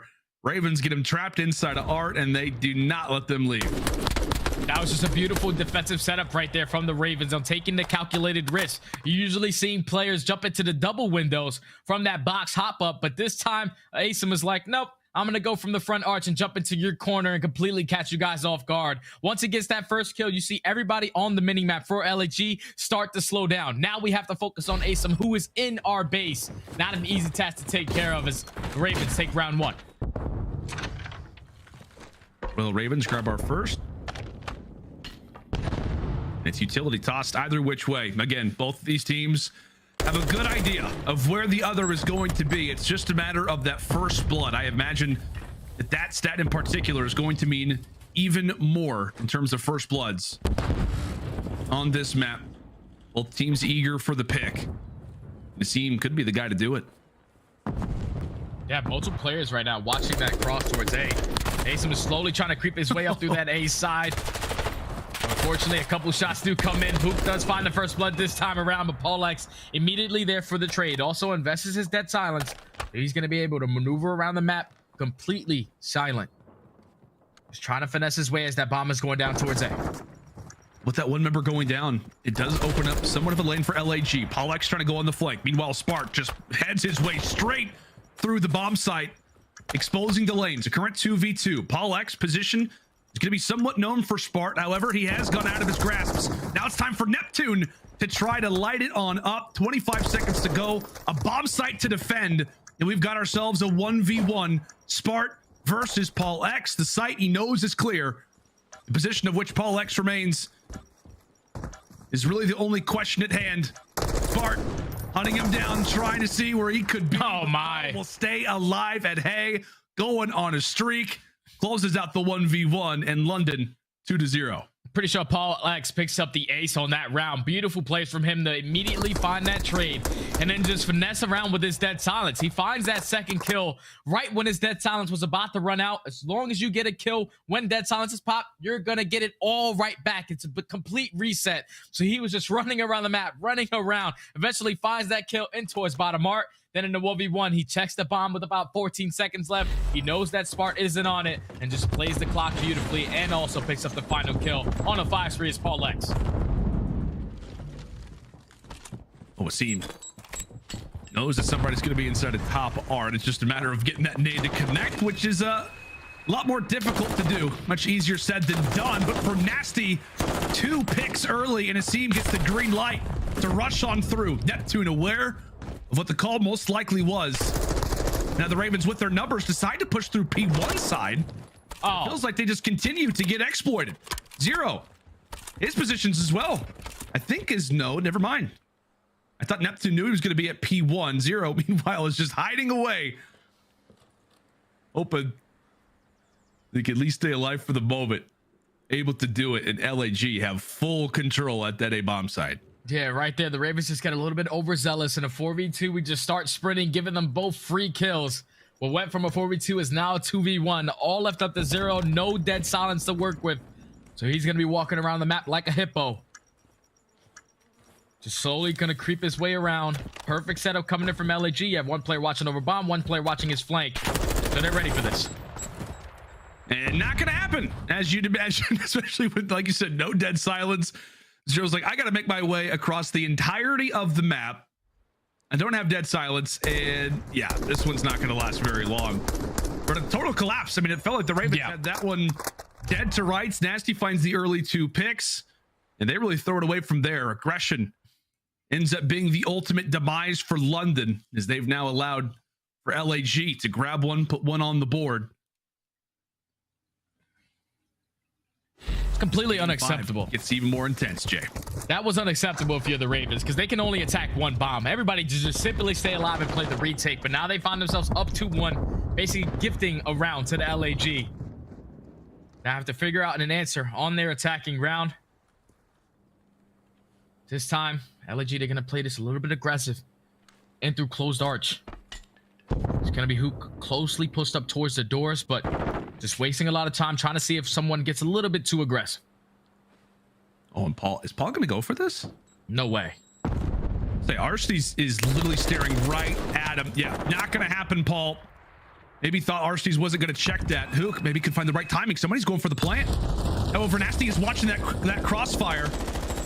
Both teams maybe a tad overzealous, but it is going to be LAG with the current numbers advantage.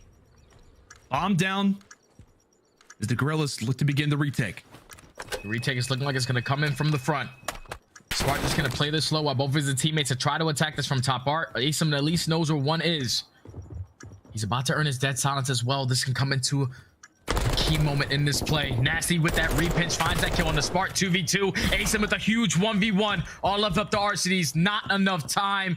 What a beautiful round coming in from the Ravens. Even after getting first blooded, are able to secure the attacking round and now grow that lead a little bit more. Up 3-1. Beautiful plays. Yeah, and it felt like Hook. I mean, whenever there's a lot of damage going around, a lot of shots being exchanged, he pumps up that dead silence, rushes on through, quickly evens out the numbers, and the Ravens will pick them apart from there. And really, so far throughout this search destroy, I mean, we call out LAG. They win round number 3, but it starts off as a 2v4. Pretty much should be London in the driver's seat, up 4-0 in rounds, but they did give that one away from LAG. Able to right the wrongs as they'll find themselves up 3-1. Guerrillas in much need of a rebound. They'll head in toward the offensive side again, and it's a seam all over the first blood. You just can't read that. You can't really expect him to jump into the corner building window every single round. He's been first blooded once, but he's gotten first blood 2 times that he has done that. Already the man advantage going in favor of the Ravens. You spot a player that's going to be able to cross onto that bomb, and just keep in mind, they're taking Lanala map control. aSim is still causing problems in towards their arc. They take care of him, but at least Zero finds the trade.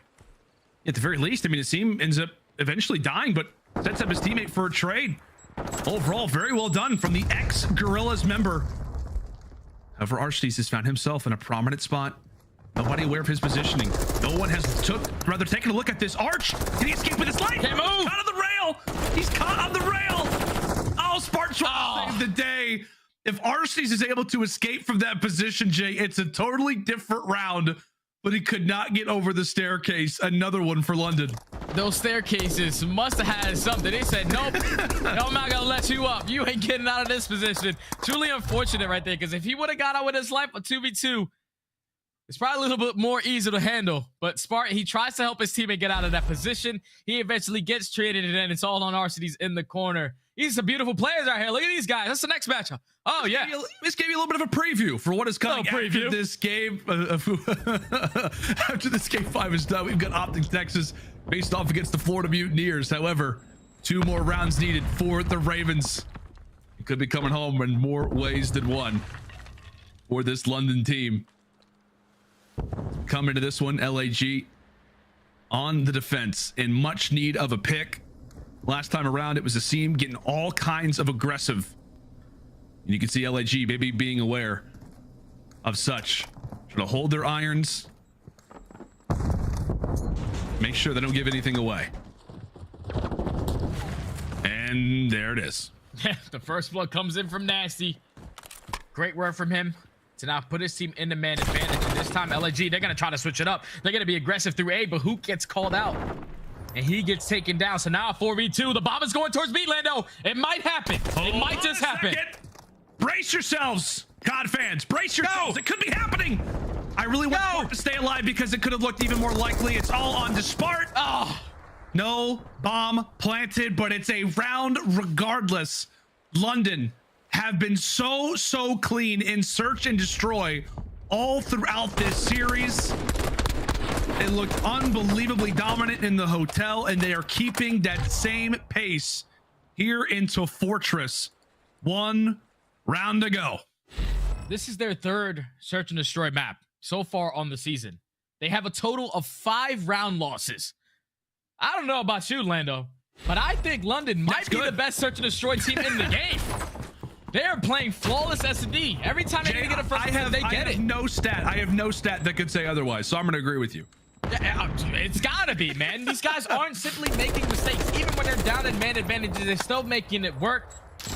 That's gonna be Zero, at least giving the call out that a player is gonna be crossing over towards that A bomb. So it's looking like LAG should be able to get this bomb down. But multiple players from the Ravens are trying to set up this pitch to the backside.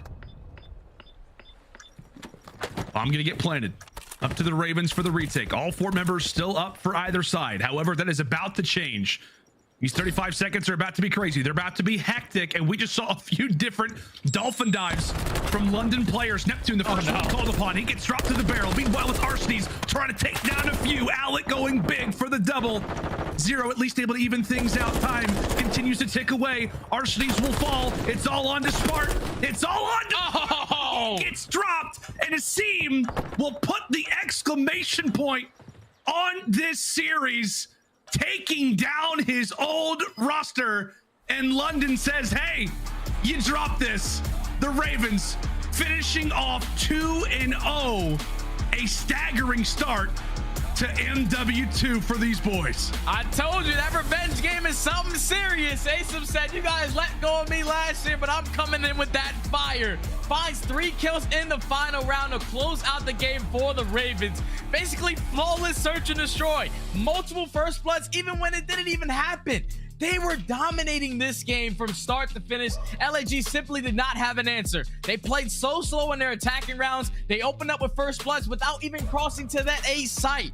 Right now, London Royal Ravens are a step ahead in search and destroy, and it's showing, man. That is 18 rounds won, 5 rounds losses. The closest an S&D map has come to an L for them has been a 6-2, and that's been twice. This team is not making mistakes, and this is what makes this squad scary, because if they can clutch up on their control, this can definitely be one of those squads that go out with the 2-3-5. Beautiful, beautiful series from both of these teams, but Ravens, they get the better of them today.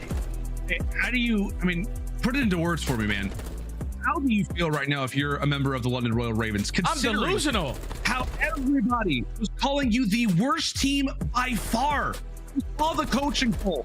11 coaches ranked them as the worst team in the league, and you come out in opening weekend and take down 2 very solid rosters. Walk me through, buddy. What is the mentality of London feeling right now? Everybody counted us out, but we ain't call them back. We ain't called nobody back on the side of the Ravens.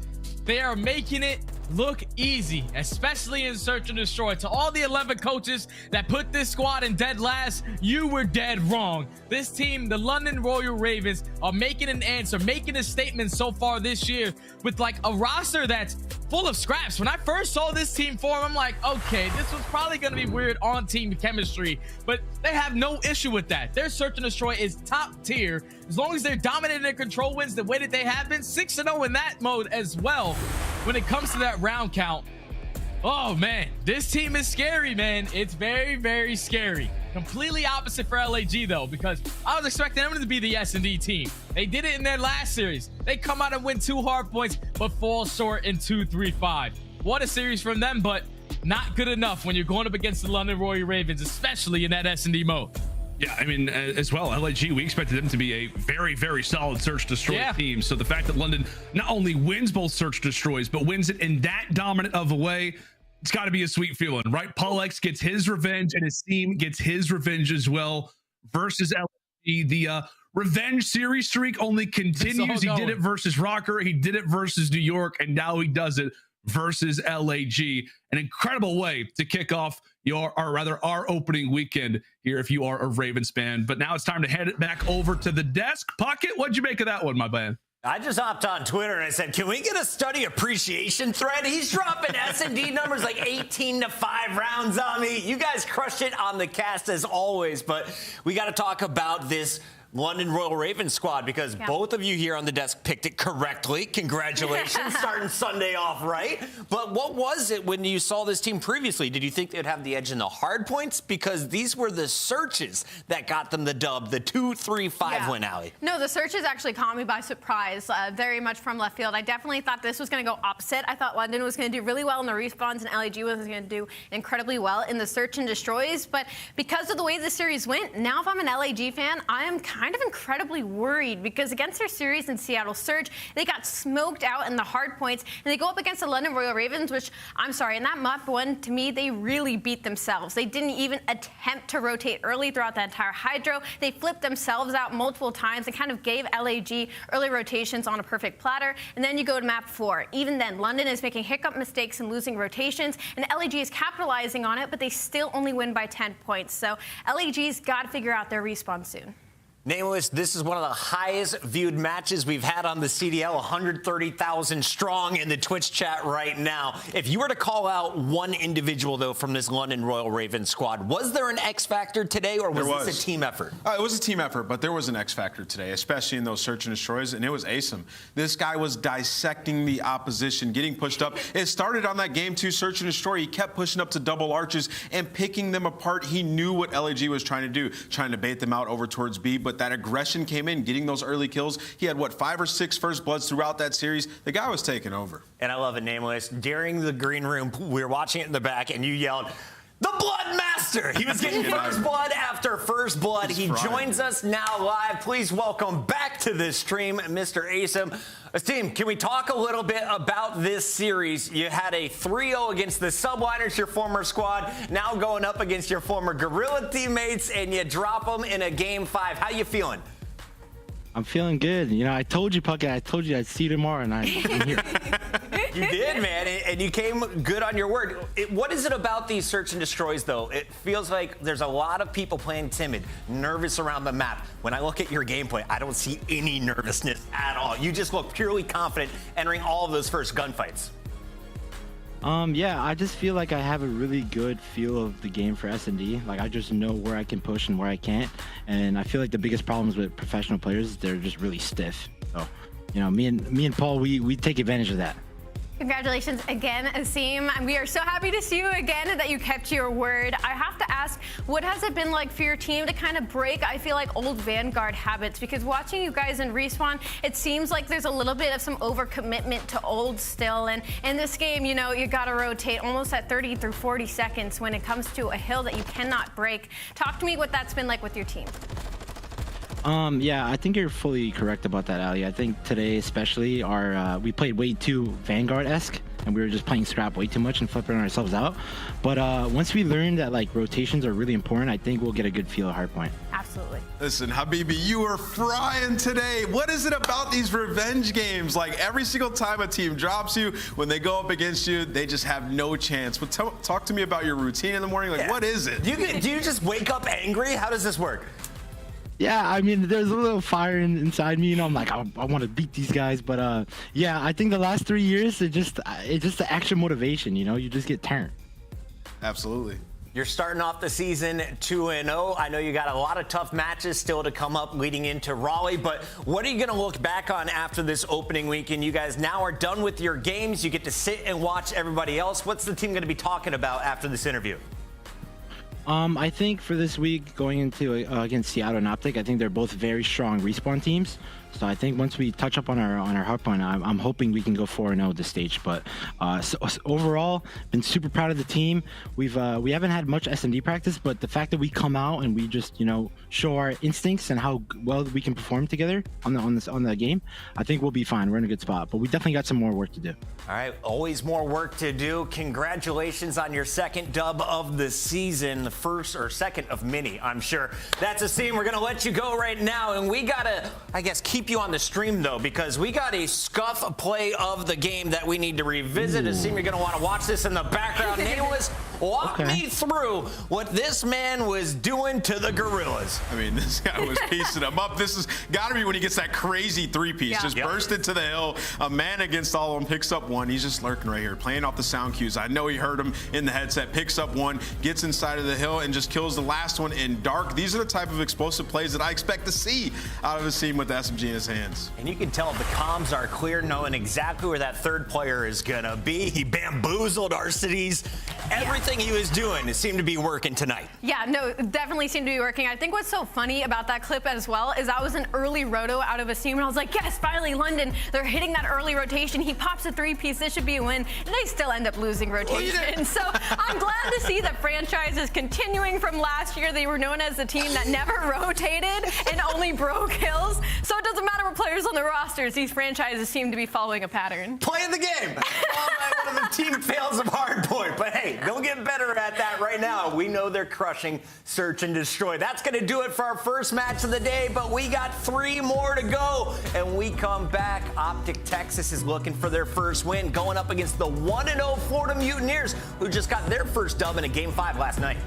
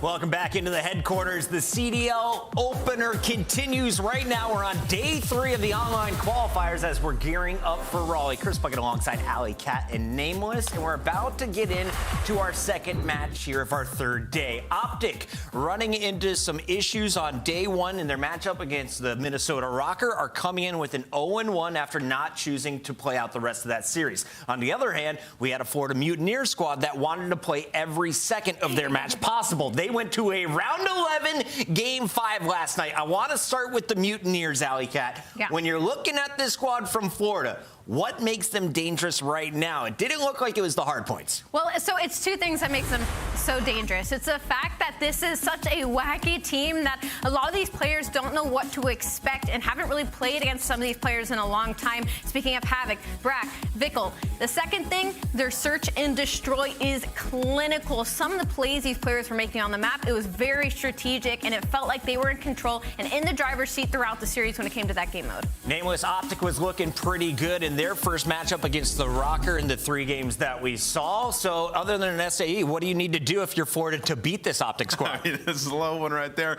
You know, looking at Florida, I think a lot of people probably say they're hardpoint, but I just don't think that this is a team that's going to be great at hardpoint this season. They're the 2-3-5 team this year. It's got to be control. And, you know, this OpTic team, in search and destroy, an abysmal performance versus the Minnesota Røkkr. They got 6-0'd, so they're going to have to come stronger there, get ready for the pushes out of Havoc and the sniper that we saw last time. Havoc was pushing right in front of that sniper down the lane. It reminded me of back in the day when I was playing with Studdy. That's something you can easily counter, though. Now that Call of Duty has evolved, they just need to break it down and get prepared for search. I saw some people saying OpTic's boomed. After looking at those 4 faces, I disagree. I looked at 4 players that are dialed in and looking to make a statement here. So let's talk about the predictions over these maps and modes. Yeah. How do you see this 5-game series playing out? Is it going to a game 5 where we could potentially see a second round 11 for the Mutineers? I personally don't think it'll go to a game 5, mostly because of the OpTic Texas. I believe we're going to see, especially in this opening map 1, Mercado hardpoint. Now, this is an L Florida held versus the Las Vegas Legion, 250 to 237. And on a map like Mercado, with the way that these spawns are, I feel like Shotzzy is going to have his absolute way with some of these routes in. Yeah, I mean, in that map that we saw the Florida Mutineers play on Mercado, they had like every rotation and still got broken basically instantly. So it's like they know what they need to do on the map, but at times, like, we know what these players are capable of. They're relatively consistent, but the ceiling isn't high enough. And the game has started. We got to throw to our casters. We got Brycey and the man who stole aBeZy's haircut, Mr. Ton. Right, okay. I was about to come in with a line myself saying it's nice to have Puckett back, but I actually just take it back completely. I can't slander me. Actually, you know what? aBeZy's hair looks all right. I'm gonna say it. Yeah. I think it looked fine. Out of the 2 of us, I don't think it's your hair that's the problem, but that doesn't matter at the moment. Let's jump into this one. Of course, there's going to be OpTic versus the Mutineers, and we're going straight into this hard point. A lot of stuff has happened over the last couple of days, of course, but this is a new day, a new game, and a new opportunity for players to try and make a name for themselves and start the season off right. Yeah, Florida with a nice little start themselves last night. Of course, a bit of a wacky game. We got the pleasure of commentating that one, and I went to bed quite delirious, it has to be said. But nonetheless, a win is a win. They'll be happy with it. And now looking for a win on this rotation. Scump will shut that down. Will not find the fight onto Vickle. The rotation over towards P2 starting to come in. Of course, OpTic starting on the more beneficial side. You do want to be starting heading over towards the cantina. And they got a little lead as well as we head over. And that's it. That's everything for OpTic. If they can hold this against them as well, and that's Dashy with an incredible shot. Staying alive is going to cause problems for the Mutineers. They're not going to be able to find him as 3 of them go down as well. Did he not see it? I don't think he did, and Vickle will eventually get it in a little bit of scrap time. But at the moment, OpTic standing happy. They have control of the next hard point. They have the spawns. Just need to keep up the slaying, and they're in a very good position. I like that from Priestahh. Just controlling that side of the map. Making sure that Florida have to then come chase him. It just delays this push that is now coming in. Shotzzy with the shots over towards the palm pots, and there's an all phone down. Brilliantly done by the side of OpTic Texas. That's going to be plenty of time falling their way. iLLeY now just allowed to push up the map ever so slightly and slow down that push once more. So they're still holding very, very strong. Dashy making sure nobody coming through tunnel. The last remaining push really is going to be for them through back alley, but they don't want to put too much pressure on. But keep it on that mini-map. iLLeY may cause them to chain this if they continue to push this pressure away. They're doing just at the moment. One last fight going down. Of course, Scump is going to win it, and OpTic is set up for next. They are looking to push this advantage even further beyond. That's a good gunfight win, though. They do have numbers here to the Florida Mutineers. The rotation round couldn't have been too many players from the side of OpTic Texas, and Florida Mutineers will lock this rotation in. Final 5 seconds over towards P2, starting to tick over towards OpTic. And it's about a 60 to 12 point game. Now look at the pinch that's been set up here. I think Florida will probably be aware the spawn came in from Major Maniac pretty close to the hill, so they know a pinch is coming. He's sitting here watching it. Shotzzy will be the first to fall, and iLLeY's going to start flying in here in a second as well. I think that's a streak coming in. It's not done very much, but distract as iLLeY will find one towards the back, Scump towards the front, and it's an all-out firefight towards this front side. Viko's still alive and kicking, doesn't have any teammates left alone. Hard job here, Bryce. It is, but Shotzzy is more than equal to it. 2 flying into that hill as well. Major Maniac's got stun check there as well. He won't be able to put the pressure on he was hoping for. Doesn't have the corner, but he knows a player's going to be there. Shotzzy is holding it down again. And it's going to be OpTic continuing to put the pressure on with the slaying. As Shotzzy again jumping through. He is 11-3 right now and on a 4 streak. Yeah, he's having a hellish start to the game and has to be said. This time around, though, it is going to be Florida Mutineers first to the new hill. Setting themselves up in a position so they can't be pushed through this Cantina side. Little shoulder from Scump. Information gained. Hunting down Havoc as quickly as they can. Pinch starting to slowly be set up, and he's just unfortunately being caught with his pants down. Scump, Dashy combining well. This is absolutely flawless so far from the side of OpTic Texas. Brack will be taken down. There's your break. It's as clean as a whistle, Brycey. OpTic Texas starting to walk away with this one. Yeah, Major Maniac, the only player causing a bit of problem here for OpTic, and he's still alive, and it means they can't get effectively across to where they want to be, and it has allowed the Mutineers to get back into position. Get themselves inside, and Barbershop's still under their control, just about, some way, somehow. Viko trying to stay alive, does find one. Can he find a second at a Dashy as well? The shots are there. The final kill, although not going to be there. Dashy knows he's reloading. He'll start the rush. But look at the rotation coming in. It has to be said for the Florida Mutineers there. Things were looking pretty grim, but they stopped the bleeding ever so slightly. Rotation belongs to them as well as we head over now towards P5. Starting to lock this one in towards the courtyard. These next couple of gunfights are so important. There's 3 for Brack on the transition. Fantastically done. And this is a perfect opportunity for Mutineers to try and close that gap. It's about 50 or so. It may well be less than that after this hill. Scump trying to see if he can see anything as well, but the Mutineers are locked in. This is not an easy break for them. There's just too many guns in the way. OpTic all go down. We'll have to spawn back up and figure this one out from a different angle. Already, though, they're trying to push this one out. iLLeY takes down the first player. Will OpTic push through the little cut? That mid-cut is a dangerous proposition. Scump goes for it as well, and he does manage to get Viko, but there's just not enough OpTic players there to convince anything is going to change. Brack with a 5 streak as well. We're off to the next set of rotations. Hopefully OpTic can do a bit better. Oh, this is a big win. The spawn outs start to come in. When it comes down to Modern Warfare 2, if you are in control of the hill and you can't spawn there, you are then forced to spawn over towards next. That's why we've seen these hills start to get changed. Florida Mutineers with a perfect opportunity to do so here. Viko may be a little bit overzealous with that push, but Mutineers have a couple of players here trying to disrupt what is looking like a potential rotation for OpTic Texas. Havoc will find one. Needs a little bit of help, though. He's not going to get it quite yet, as Viko will then come in for the trade. He's in and around the hard point. They have broken through, but split spawns coming across the board here could get a bit chaotic. Viko trying to get up top here, trying to see who you can find. He's found Dashy as well. I think he knows about that second player. He is waiting for Scump. Scump, though, holding it down and going to get a kill as well. Viko tries to get in. Eventually will get that headshot nailed through. 30 seconds here remaining on this hill. Mutineers will have the better numbers, but they don't have a Shotzzy who tries to break in. And it hasn't worked out for OpTic yet, as the Florida Mutineers will go into the lead. And these last 2 hills have been really profitable for the side of Florida. Viko trying to stay alive. Too light. Oh, not going to happen. Scump will be there for the trade. 15 seconds to play with. Rotation now. Coming on over towards P7. It's going to be Florida Mutineers that get the benefit of that spawn once again. If you push this late, the team who are in control of the spawn and the majority of the time going to get a spawn for new. It's a bit of a pinch setting up by the side of OpTic Texas, though. You need to start moving. Pushing through blue is really the optimum situation here, but you need to start winning some gunfights. That's 3 that go Florida's way. An elite change en route here as well. 150 to 135, Florida. Good time on the board here. Just trying to be careful here. OpTic trying to find any sort of gap, but Major Maniac is closing the door in their face. Shotzzy eventually finding Brack. Dashy trying to stay alive. Just contesting for now, keeping this neutral while they're in a worse position.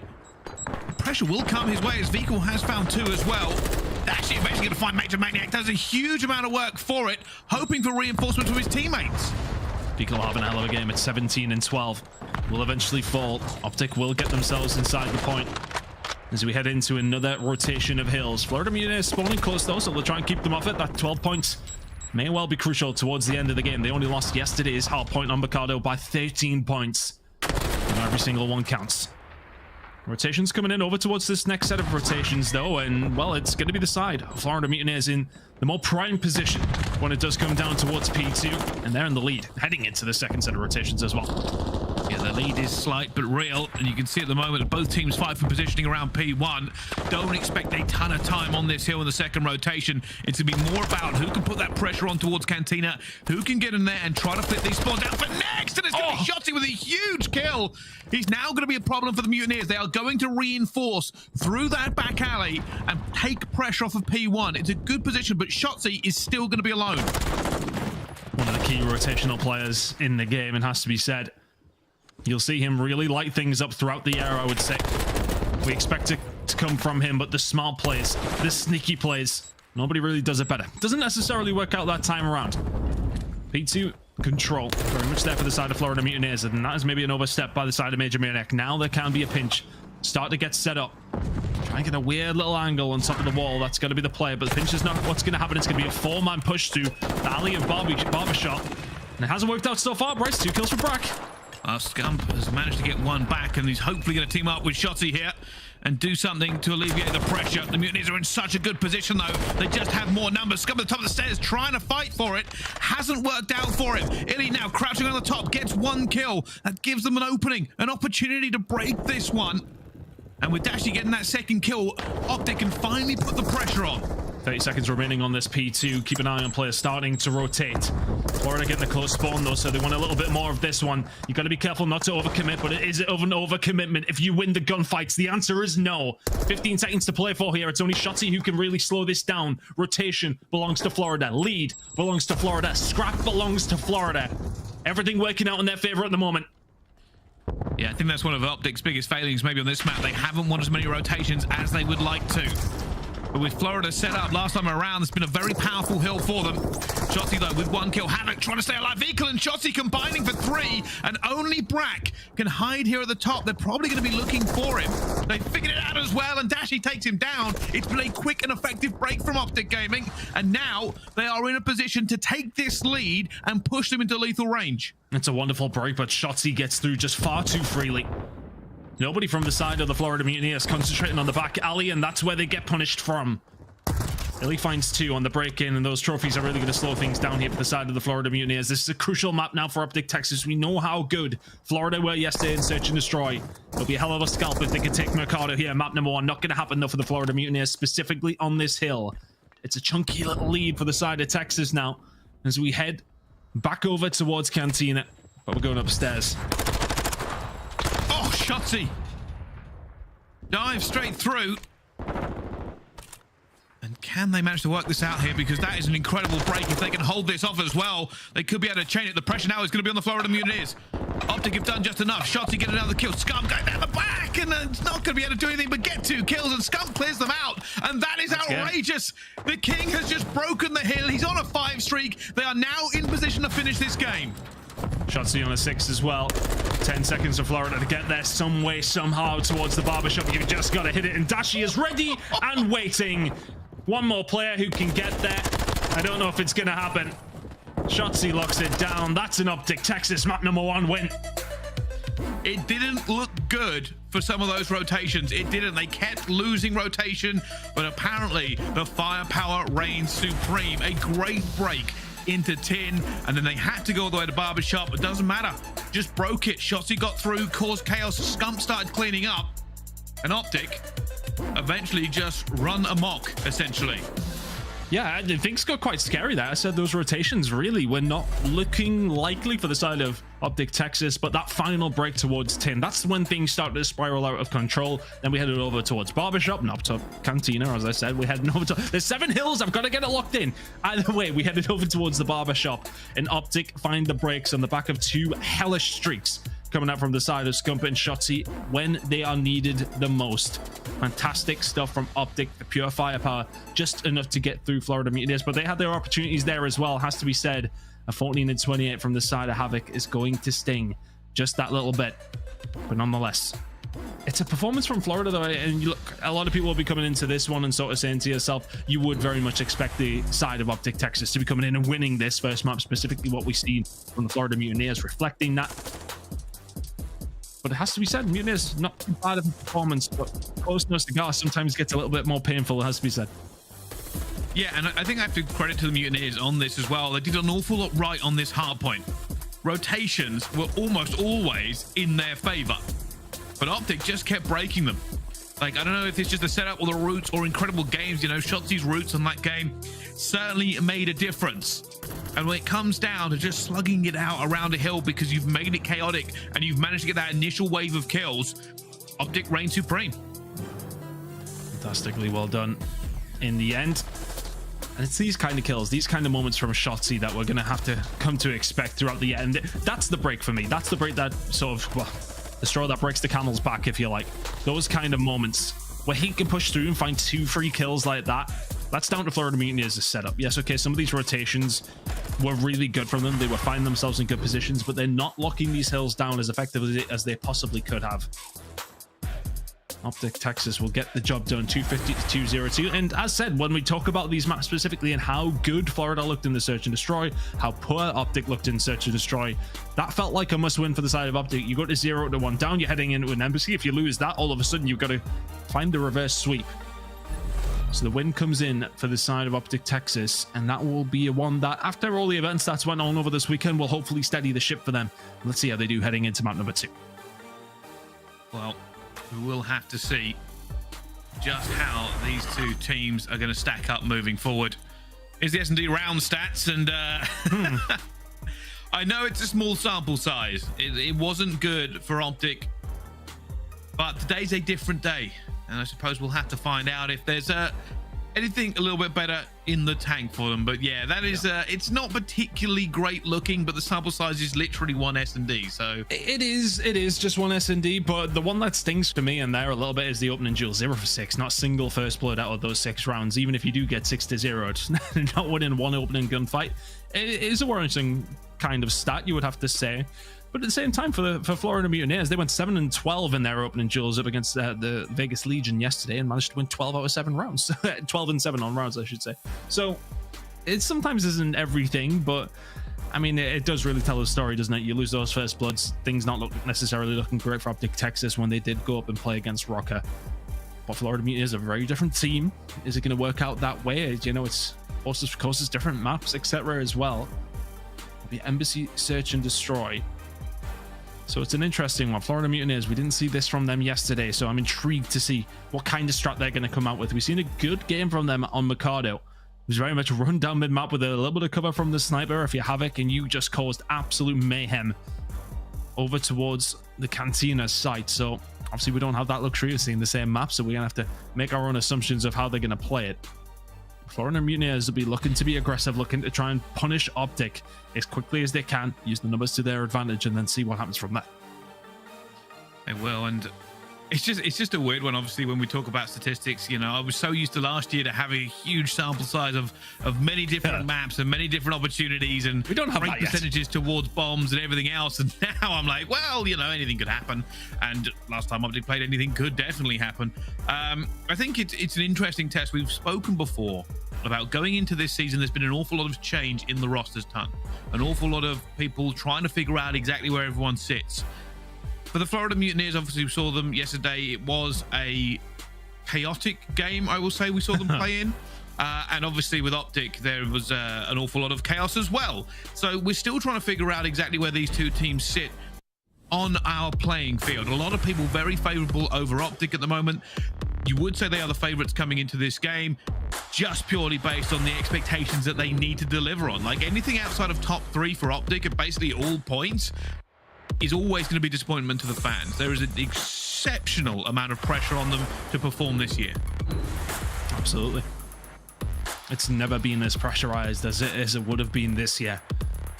Scump's final season as a Call of Duty professional is something that they won't be wanting to end without, or at least one win. Now, This is the infamous strat. All look at the reception. Obviously, I wasn't sure if they were just maybe playing it. Okay, let's just wait for them to push and we'll do something from there. But obviously, oh no, I mean that's extremely passive. Not moving out your spawn is probably way too passive, to be fair. But maybe obviously, maybe just a little technical issue.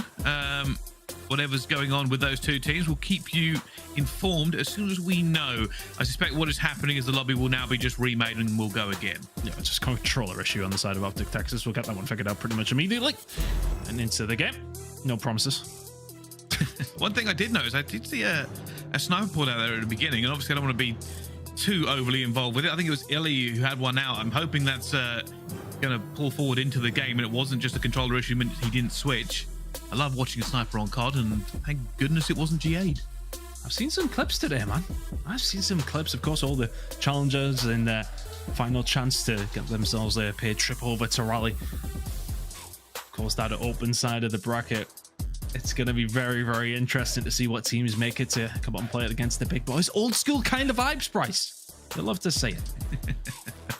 No, 100% agree. Very, very much looking forward to it. And I suppose one of the big things about this is it's almost like an accelerated schedule as we go towards the Pro-Am ton. It feels like 2 weeks of just a huge amount of games. Obviously, everything in challenges going on as well. And as we get into the Pro-Am, like, you got to prove it there, right? All the work that's gone on in pre-season, all the coaches' rankings, all these games you're going to see. Well, prove it at the Pro-Am. We've got an event in just over a week and a bit, and we're going down to Raleigh, and we're going to see who comes out on top in the first event of the year. Now, technically, OpTic won the first major last year. They didn't win the kickoff, and this is like a combination of the two because it is a major. There are points involved, but it's also a Pro-Am.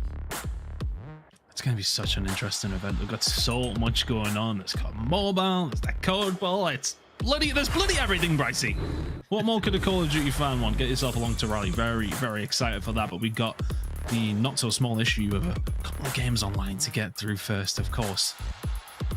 Very excited to see how the rest of these games today play out, how next weekend plays out, because as you talk about so often, it's all about the benchmarking at the beginning of the season.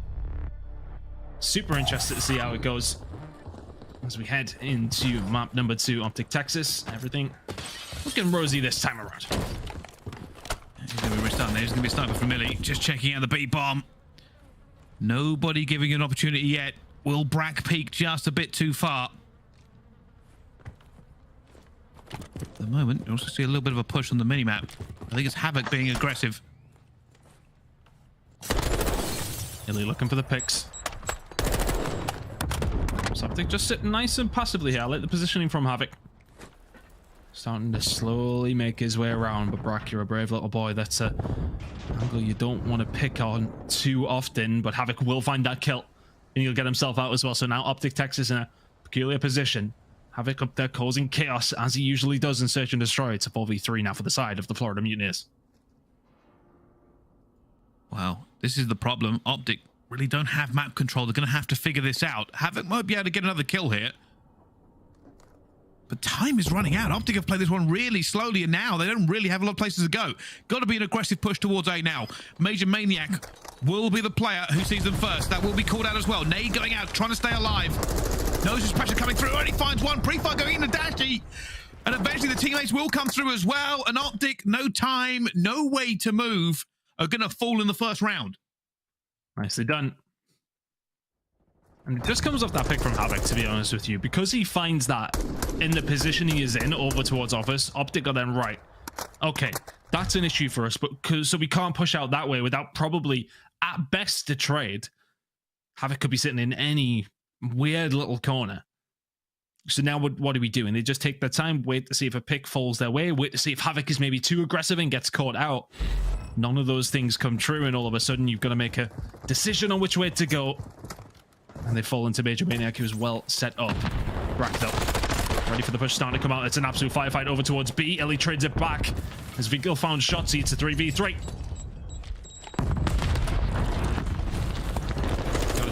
Gotta chal it. Scump and iLLeY, and that is a cleanup. It is just about Major Maniac now. Bomb is down, but not in a good spot. Scump will find the shots. Nicely done. Simple and clinical.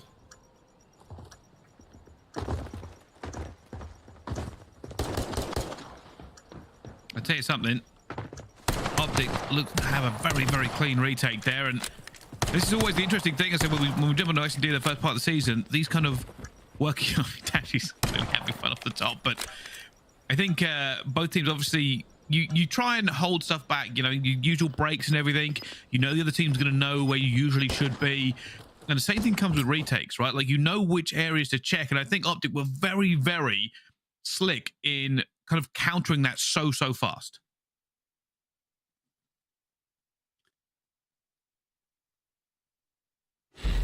Aggression, though, from the side of Mutineers, something that we did expect. The aggression won them the round in round number 1, of course, with Havoc pushing up, not necessarily working out that time around for them. Just comes to an all-out firefight. OpTic Texas are not one of those teams you want to pick one of those battles with, at least it has to be said. Havoc, once again, aggressive. Across the scene. Holds his grenade because Vehicle is already there. Brack is there with the counter as well. And iLLeY might have the sniper. But Brack has the angle. Now 3 versus 2. Dashy and Scump not in a good position. Don't have the bomb. Havoc is sneaky. Dashy is dead. And Scump's left all alone. 1v3 for Scump. It would also be the ace. He's got to kill earlier on. He's going to pop the dead. He's looking for it. Flies out. Sees a shoulder. Does. Eventually sees Havoc. That's down. 1 versus 2. Benjamin watching the cross.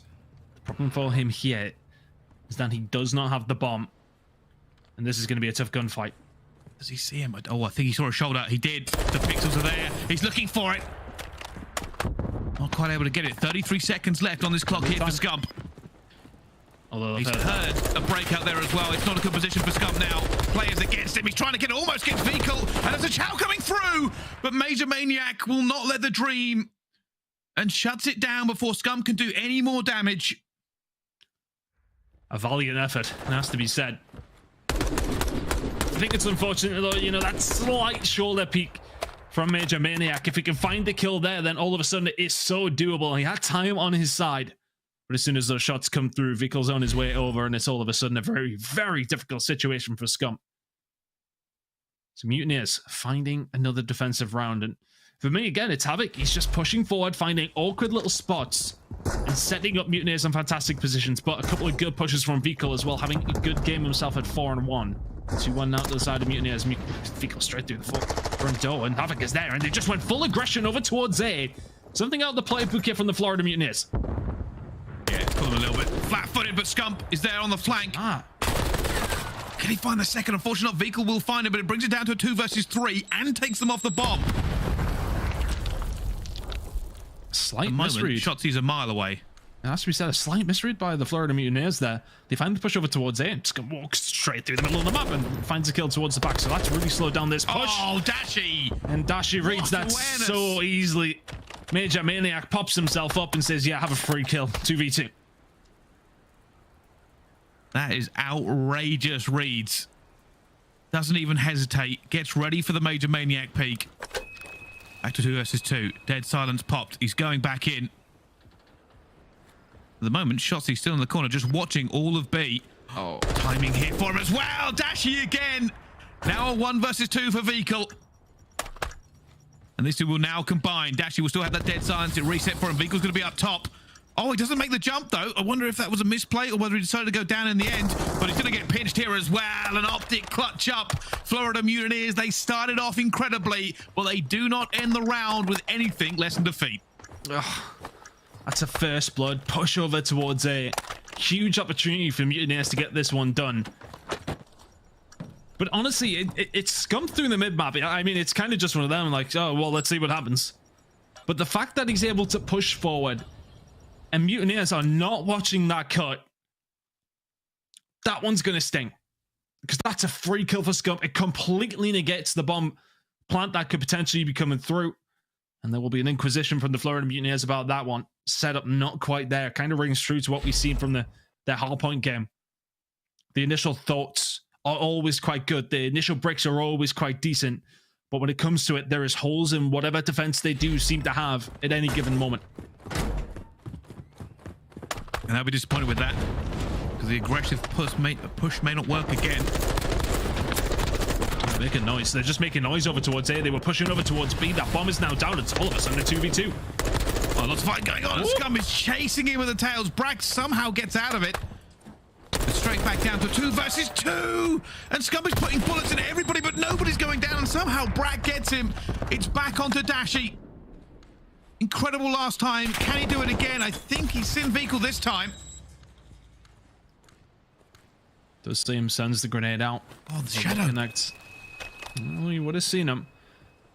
Dead silence play to be made. Straight through the middle. Florida Mutineers be on a swivel here. He's gonna see them. Oh, they're lined up for just a second. The shots in the vehicle are good, but not good enough. Dashy, every single round, is offering opportunities up to OpTic Texas. Isn't able to take it that time around. Vehicle just turns around at the right moment. The bullets were there, but the headshot multiplier going to work out for the young Spaniard. Vehicle getting the job done. And you thought just for a second it would line up for them again. Mutineers doing just enough work there, and Scump's got to be feeling a little bit sick about that. There were so many bullets he put into players. Eventually went down, but Mutineers leading this 3-2, but it has been a very scrappy S&D so far. Bracco. Stun checked. That means he will kind of have to slow it down. And he with his sniper out as well. Bracco will end up finding Shotzzy. Will Lily be able to equal it up? And he does! What a snipe on a Major Maniac. 3 versus 3. Gets out as well. Look at this position, though. Quite literally in the hornet's nest if you're Scump. And you are in a superb position. And you can see what OpTic Texas have done here. The Dashy and iLLeY are like, yeah, well, we don't need to be here. Scump has literally got this on lock. Easy kill. There you go. And now the rest of OpTic can still sit tight. If you're Florida Mutineers, you go, how on earth have I just literally been killed from top office? Scump now over towards top bathroom. This is such a good spot for OpTic to be in. Florida Mutineers, at the moment, they're trying to figure this out. Can we go B? They're worried someone's around it, so they're checking every single angle for it first. They don't see what we see. Keep an eye. I think Vehicle may try switching bomb sites here, and OpTic may go for a wrap. The timing's absurd, but I think iLLeY may have either heard something or has figured this one out. He's heard something. Yep, he's definitely heard something. Here comes the peek, and Brack, you might have a sniper, but I've got a better one. The shot to the pistol. Oh my god! The accuracy is absurd once again from iLLeY. Well, that man's going to be looking for his toes as they've now spread all over the car park. It's all right. I'll shoot what I can see. Huge amount of confidence. Doesn't even hesitate to take the shot. And it's back all tied up by OpTic. And it's just that play by Scump, I think, it threw Florida Mutineers through a loop. They thought they had control and they didn't. That's the killer, has to be said. You think you've got complete control. And all of a sudden, there's an OpTic Scumpy upstairs right behind you. Slow peek again here. iLLeY looking for that first blood. We'll see Major now, but Major's going to get him first. That's not an angle you would have thought of. Yeah, that's not an angle you would have thought. That Major Maniac would be taken up, and he's not someone who will miss the opportunity. Oh my god, Brack will see you again in round number 7. Dashy doesn't need a sniper. That M4 don't miss. Here we go, Scump and Havoc. About to probably engage in the toilets, and Scump figures it out as well. He knows where Havoc's going to be. The unbelievable reads, everything Florida Mutineers are trying. They had the first blood, and since then, it hasn't gone well for them. I think Major Maniac also got some bad timing there at the same time. Daddy's going to be popped. I like this. All the way round. Because Scump will think, yeah, okay, I've got that side covered.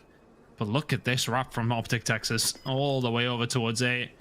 Major Maniac thinks he's played an absolute blinder with this push over towards B. He's in no man's land, and all of a sudden, Vehicle A is going to be very, very dead immediately. Although C's down to okay. Callout must have come through from the side of Major Maniac. Must have seen him. Scump is fully taking control of top round after round. Surely he's hearing him, yeah. Oh, he has. Scump has heard him. Scump has heard him. Oh, Major Maniac wins it, but Shotzzy is waiting for the trade. And that could have been disastrous. Major Maniac won that gunfight, but Shotzzy was ready. That is teamwork. That's putting him just ahead here. Florida Mutineers keep seeming to do things right. and then it just goes wrong for them. Kind of reminds me of the hard point. Yeah. It's a tough one. It's just those final little tweaks here and there. It feels like Florida are not far away from being a really solid team. There's a couple of mistakes, but those mistakes so far have been costly. That's a tough one, though. I kind of like the play from Major Maniac to wrap back around, think of that speed fight coming on through, but OpTic switch it up at the final moment. Into round number 8 we go. It's aggressive here. The Mutineers are getting this down fast. Shotzzy already getting a first blood, though. Havoc will get one back on the Scump, and just a peek there in the second. Havoc and Brak combining. That bomb is now down, and iLLeY and Dashy are left in a 2 versus 3. Gotta find this first kill, and you gotta find it quickly. Is Brak gonna pick it, though? Is he gonna pick it at the wrong time? It's the slightest of shoulders. I'm surprised the challenge didn't come up, because iLLeY now has an M4. He's quite happy to challenge something himself. Vehicle will fall 2v2. They've sent Dashy. They've sent Dashy. They're like, figure out where he is, and Dashy wins the gunfight! There's no way he should have run this Havoc now in a 1 versus 2, but time is against him. Sorry, time's on his side. He just has to play this patient. Has to check the bomb, and iLLeY's going to win the gunfight. The defuse comes in instantaneously. Wasn't in time, it was close. I think it was in time, and it is going to be in time. Calamitous of the Florida Mutineers. Absolutely. Package. We need to watch that round again. That's absolutely calamitous. Oh, he hears him and just snaps, and he's smashing the square button of his controller to try and get that one defused. I mean, we also got to talk about Dashy. Oh, that was an absurd up top on Brak. And the drop shot behind the door. There's 3. iLLeY's first on the vehicle, the drop shot behind the door from Dashy, and then iLLeY snap and immediately defuse. OpTic Texas all of a sudden 5-3 up. Outrageous. We jump back and forth with the attacking team, and iLLeY and Major Maniac almost come to blows, but Major Maniac goes for it, but it will be a hit marker, and already kills are flying down. It's down to a 3 versus 3 already. Hit marker comes through, and that grenade follows it up. The call out would have come in immediately from iLLeY, and look where Shotzzy is just being annoying. A bullet in the shoulder. I don't think my thumbs even moved that fast. Scump will find a kill. It's a 3 versus 2. About to be a 3 versus 1. I say that 2v2. Good gunfight win from vehicle. And all of a sudden, OpTic Texas are a little bit at sea here. Florida Mutineers don't have a lot of information themselves, but you got to be careful not to pick this. iLLeY, there's the sniper. There's vehicle dead. 2v1. Well, can Brak find something this time? He knows that there was a sniper out there before. Dead silence popped, giving him freedom of movement to move around as fast as he would like. Is he going to see iLLeY, or is iLLeY going to see him? But the stun check comes in. They know where he's going to be now. And he sees iLLeY, who's just peeking it left and right. Scump's on his way. You can't see him on the minimap, but he's on his way. Brak will find the shots into iLLeY. Yeah, there's the trade. OpTic Texas 2 to the good. And just those last 3 rounds, bringing up those clutch situations when they need to. Phenomenal, phenomenal work. Game's been close until, what, 3/4 of the way through, and both maps so far. And OpTic Texas just turn it up a notch. 2-0, and deservedly so. Well, I tell you something, momentum is an incredible thing in Call of Duty, and you could kind of see it in OpTic's favor. And also, I set Scump 11-6. Outrageous play from him. He just kept finding kills over and over again. And the chow could have been a bit disastrous there in that last round as well, by the way, but OpTic got away from it. And I've got to say, the stun check that came in to figure out where he was, you saw them both snap into action. iLLeY was playing that shoulder very, very carefully. Eventually went for the peak, and Scump cleaned it up. But what I will say for OpTic is it looked precise. And a lot of that was iLLeY. I think he was making big plays. We saw Dashy earlier on. Scump with that top control. That is something we're going to have to watch the rest of the season, because he did not let it slip. And I think that's something that a lot of teams will look at now. There's your research. Scump is finding those routes to get himself up top in office, which is just such a huge power position to be in on the defensive side.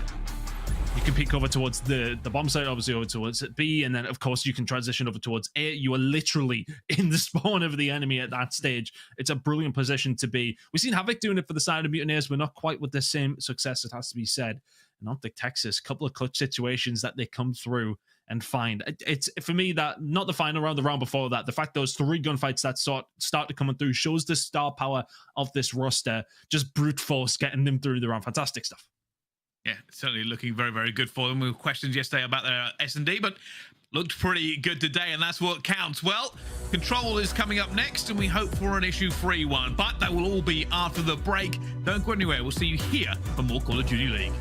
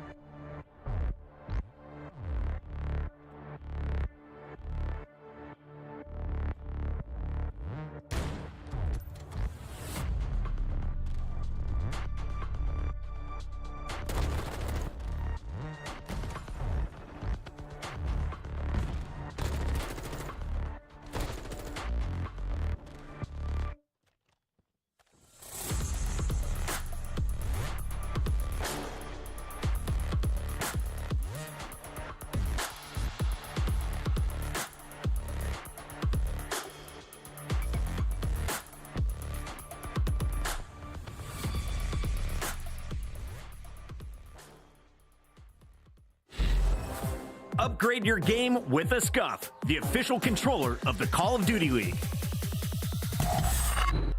Ladies and gentlemen, welcome back to the Call of Duty League. It has been an incredible series so far. OpTic Texas lead 2-0 against the Florida Mutineers, and we have some highlights from that S&D. It is going to be our Scuff play of the game. And of course, it's going to be iLLeY. Incredible snipes all the way through, Ton. Yeah, he was just phenomenal up top AC, up top office, but this is the one, has to be said. Does a great job with that first kill. The peak round onto Bracken. That's the one that does it. Vehicle, unfortunately, size 11 feet. And gets them taken off. There you go. Fantastically well done from the side of iLLeY. Really inspirational for the side of OpTic Texas there in that S&D win. That was good. Honestly, the round where they retook the bomb site, he snapped on the Havoc to find the defuse just about in time. It was brilliant. Absolutely fantastic. And now for the side of Florida Mutineers, Search and Destroy was one that we kind of said they had to win. We're now heading into a control on Hotel. It's a tall order now, isn't it, to win this series? A really, really tall order. It certainly is. And at the moment, Shotzzy having some great stats in here, but we won't really talk too much about stats on this control, and I'm sure you'll know why. But obviously, we look forward to seeing how this one does play out between these two teams. At the moment, we are heavily favoring OpTic to take this. The momentum in this game, the state that they look to be in, is phenomenal. Can Florida Mutineers force a comeback, though? Can they start even potentially a reverse win? Big map control coming in from Florida Mutineers off the rip. Gonna try and force over towards B. These next couple of kills are really influential. iLLeY will find the first, iLLeY will find the second. Like, he wasn't even there. Major Maniac already dead, and now they can try and find themselves a push up. But Brack will maybe punish them for being a bit overzealous. Nonetheless, it's bottom bedrooms for Scump. Finds two. It's aggressive starts to the control. Reinforcement again. Coming over towards B point, and he's somehow still alive. iLLeY can't believe it. He cannot believe he's still alive. Fortunately, two teammates clearing it up, but and will eventually be rebuffed. And it is being a bit of a blender at the moment. You can see Florida Mutineers determined to headbutt their way into this B. Hasn't worked out for them. The guns of OpTic are firing. On the other side of it, an A push coming in from the Florida Mutineers. They have to get past Shotzzy, though. And look how scared they are to push through. They're just presuming that there will be players pushed up here from the side of OpTic Texas, and here comes Shotzzy. Dead silence popped in. Here we move forward. The other side of Mutineers, though, you need to stop this time as Scump will find one on the exit of it, and Shotzzy is still just playing with them here. Staying alive for the rest of his team now to come try and help him back up. No, 13 seconds is absolute menace in towards Kitchen. It's going to be a fourth. This is absurd from Shotzzy. It's a masterclass. My goodness me. Somebody get a trade. Oh, Shotzzy, 6-0. Don't die for 5 seconds, my friend. It's a flawless control round. And Florida Mutineers, 0.4 seconds left. They are getting onto B. He's on his way over. The couches. Will he die? No, he won't. Turns around in time to avenge his teammate. Well, all of a sudden, there's two players left over towards B. You need to get them off. Actually, this is good progress by the side of Florida Mutineers. They're extending. They're extending. That's another minute gone, and the more preferred site to push towards is going to be an issue. Shotzzy still alive. Oh, there's playing your life, and then there's 8-0 on a control round, but B going away from them. They probably won't be too worried. They just got to make sure they don't make any huge mistakes here. Florida Mutineers need perfect COD to break themselves back into this game and this round. But they are being held out at every single break. Oh, it's a hard push. OpTic have had time. And those lives. Just not a good spot for Florida Mutineers to be in here, but the time even worse. Shotzzy alive in Kitchen. Surely he doesn't continue to survive, does he? Oh, there he goes. 9-0 streak with Dashy. He's going to get his trade. But Brack gets two, and they're now diving in. It's a 5 versus 17. No time remaining. Scump's going to be there. Havoc around the back, looking for a hero play. Can he make it? No, he cannot. iLLeY shuts him down. Time running away. And it is an incredible performance from OpTic Texas. Florida Mutineers did the best to come back into that game, but Shotzzy was just running through Kitchen like he owned the place. Oh, honestly, I got a little bit lost in the sauce during this moment. I was just absolutely wild. And you could say... and the funny fact is that Florida Mutineers, in that sort of situation, they expected Shotzzy to be in that area, and yet still could not do anything about it. Absurd players from the young phenom, that is Shotzzy. OpTic Texas 1 to the good. It is a defensive hold-on control, something you would expect, it has to be said, but in a strong manner. I think they'll be disappointed to have lost B, though. Those that you'll have to think about a little bit. It's coming down to Tix to get the defensive hold over towards that final round, if we do indeed see it. Initial break over towards B. Doesn't work out for the side of OpTic. It doesn't, but they must be riding high, and let's find out how they feel in the comms with an OpTic Texas. Listen in. I'm a little better right now. Want to pop daddy on me? I'll see him. One guy's right there. Right there. I don't see the guy B. Right there. Go say me. Go say that. I got the guy. Peek out, there's nothing else. Go, peek on. Go north side, peek on. I'm getting in this wall. I'm in this wall. They're spawning back. Just go on B. Just go on B. Yeah. Beacon, one shot, Vico. Absolute. He went to. I think he's walking across. I'm spawning one. Yo, one guy's our low hallway, guys. He's going upstairs, maybe? Yo, main dead. Yeah, one guy's on me, Karam. Where's Karam running? Is he in? On top of me. Or he's in Karam. Yo, I spawned there. Nice. I'm pushing up. I think he's our side. Yeah, I'm coming out. He's on you for sure. Yep. He bricks? On top of me. Staying on point. I have their side. Brandon, what do you got? Yeah, I'm getting up point. He's out. Go. I'm looking the rugs. I'm watching your pinch. I have your pinch. Oh, yeah, I have the large. I'm taking their side. Fun. I might contest this. Watch out. Yeah, one guy's going their bricks right now. I have you watch bricks. One of us. Bricks. One shot. Are you? Watch out you. One guy's bricks, right? Bricks. Hits on. Let's get this. 2-2. Good try. I'm going doubles. For these guys. One guy's low band. They're spawning spa. Are you? I'm pushing on that. The one's in their back before me. Yeah, they're spawning spa right here. Yeah, they're spawning spa. Yep. I'm trying to cut off spa. I'm working around with you. I'm cutting off spa. In the back. I have top right bed. One more here. One more in the back. I'm watching it. No, on the pillar, one shot. I got one lobby. Weak before. Are you? Yeah, I'm Watch out. That. I got him. It's running white. We're missing one, right? We're missing one bed. Missing one. In our bed, Major. In our bed. They're fighting for me. They're lobby. No, I'm losing my mini. He's still there. Work pitches. We're good. Top bed. Wait for this guy. Top bed. Yeah, I'm top bed right now. I'm coming top bed. Give me a second, set. What bricks? Yo, one guy's main right now. Main one back. Low bed, absolute Major. Low bed, absolute. Or Brack, top our bed. All right, OpTic trying to figure out this Florida Mutineers defense, but they are certainly in high spirits is the only way I'll put that one. At the moment, Florida Mutineers are holding them away from it. They've done well here, Florida. The flanks around have not really worked out for the side of OpTic Texas. Initial one looked the strongest opportunity so far, but they couldn't make it stick. Major Havoc finding 2 important kills here with 18 seconds to go. One last roll of the dice here. Havoc, though, in this sort of position, this is just going to cause so many problems. Even if he doesn't find that kill there, he's in such a good spot for the Florida side. Scump makes a kill, though. Havoc's going to be in a great position, though, to put the dagger in. And they have to deal with it. They have to try and split their fire between the two of them. Shotzzy makes a huge kill, though. And managed to hold away. Dashy gets the second one. How have they done it? They had to shoot 2 directions, and they've won both gunfights. And now Florida Mutineers are not near. That second tick is rocketing forward. The third is upon us, and they have to jump. They have to fly, and they've done it. OpTic Texas, from nowhere with no time, and the positioning against them, somehow get the control point. Every gunfight. Heartbreak for the Mutineers. And honestly, the way that Havoc plays that, I'm on board with every single step. But you can't get a gun like that. Dashy with the M4, admittedly, is always going to be in a stronger position than when you've got a Vaznev, but it's one of those moments. The awareness from Dashy on top of the shots being crisp and clean. And as soon as Havoc's dead, it's panic stations for Florida. They're 2-0 down in the game. They're 2-0 down in the series. Do or die now. Well, Florida are going to be very, very stressed at this point. One potential round away from going out. So let's find out how they are feeling with the Florida Mutineers. Listen in. Yeah. I think couches, they can full pinch. I have red door only. I didn't send them storage. It's 2-2-2 like we spoke about, boys. Yeah, I'm gonna go single here. We might get shot in the ass, though. I'm gonna stand Gucci. Give me a second. He's right side setting. He's dead. I'm hitting single. I can hit single. You guys want to wrap? No, I hit single. I'm coming single. Well, couches. I got spawn spa. Couches, Dashy. I'm looking spa. I don't know if he's spot. Are you sure? Nah, he should, bro. He should. Yeah, he's laying down there. Can you flank him? Yeah, come. Went to D1. D2 dead.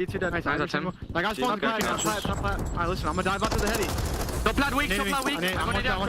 Play for Scump, Cole. Play for Scump. Heard that. Go bottom bed. Bar. I'm watching here. Pushing through there. Alright, yo. Get on point. Look over you guys. Top down. Make sure I can't get pinned. I'm watching my low bed. Bottom bed. Lighten me up. Ivy guys' pinch. Careful. Couch. Bar one shot. Bar's going to one shot. Couches and bar. More couches. You went towards single, I think. No, you went towards our side couches. Let's hit around the back again. You heard he's our side couches. Yeah, he is. He's still there, no weak. I have my own single. He's still couches, no weak. One's Gucci. Couch is weak for you. Couch is dead. Nice, go in. We should cut. Oh, bottom bed. Gucci dead. Bottom bed, iLLeY. And one's trying to get to bed fast. Yo. What's on point? Yeah, bottom bed, Weak on D2. black box. I'm needing it. Need it. Went to the right. Spending it. I'm gonna chop on bed. now. I killed one top bed. Nice. One's back. Oh, bottom plat. One shot. Bottom bed. He went bottom bed. Bottom bed dead. Nice, go in. That's both bed. One single on me. That was both bed. I spawned bed side. They're gonna be middle. They didn't push bed yet. I'm in. One's gonna be bar. I think one's gonna be bar. Looking bar. Nothing bar. I need it over for us. I can keep holding mid. You guys gotta work the point though. Okay, I need him on point. I can get him point.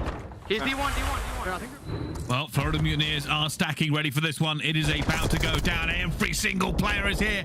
Dashy will get that first blood. iLLeY will get the second. And the Florida push comes to nothing. iLLeY with the third. And Major Maniac trying to do damage control now. And eventually finds Shotzzy. Tries to get another one through and not going to be able to. At the moment, OpTic are holding. Still plenty of time though. And I really like what OpTic have been doing. Pushing through, having somebody in bed, even that upper or lower, it always seems to work out for the defensive side spawn. And always making that push up towards top lights. She spawned Mutineers out so far away. What was 40 seconds? It's 20 seconds for a push nearly every single time. Florida Mutineers have got one more bite of the cherry here. Shotzzy, Scump getting the job done. Up 2 kills falling through, 15 seconds to go. There's a wall of fire every time they try and hit this. They have one last opportunity just to get somewhere near, and they've already lost Vehicle as Shotzzy stays alive. No, he was down. Mack and Havoc have got 2. Dashy and Scump. Can they find something? And they found one. Major Maniac is stopping the clock by himself. Reinforcements flooding in for Florida. Vehicle gets another. And now OpTic are scrambling. Their second tick is in. They're now flying at the point, trying to another player jumping on board. And then trying to get it, but it's a contest. And eventually goes down. It's still coming through. Scump's going as well. And it's just so close. But OpTic stop it. They stop it in the end. A fraction of a tick, a 0.8 of a second, but it's the green wall that hold it down in the control. And I don't even know what happened at the end there. I thought it was Florida, but OpTic find a way. I've seen many hotel lobbies like that at CDL events before. It's absolute lunacy. My goodness. Crazy end towards the end of the control. And it's just popping off. It's trade after trade after trade, but it works out for the side of OpTic Texas in the end. Similar to their attacking round, it's those final couple of kills that come through with Florida Mutineers just in those final moments, and they get inside the point. And it's then about the retake. And it doesn't seem like there's any sort of tactical play about it. It's just send it into the point and see if we can win the trades.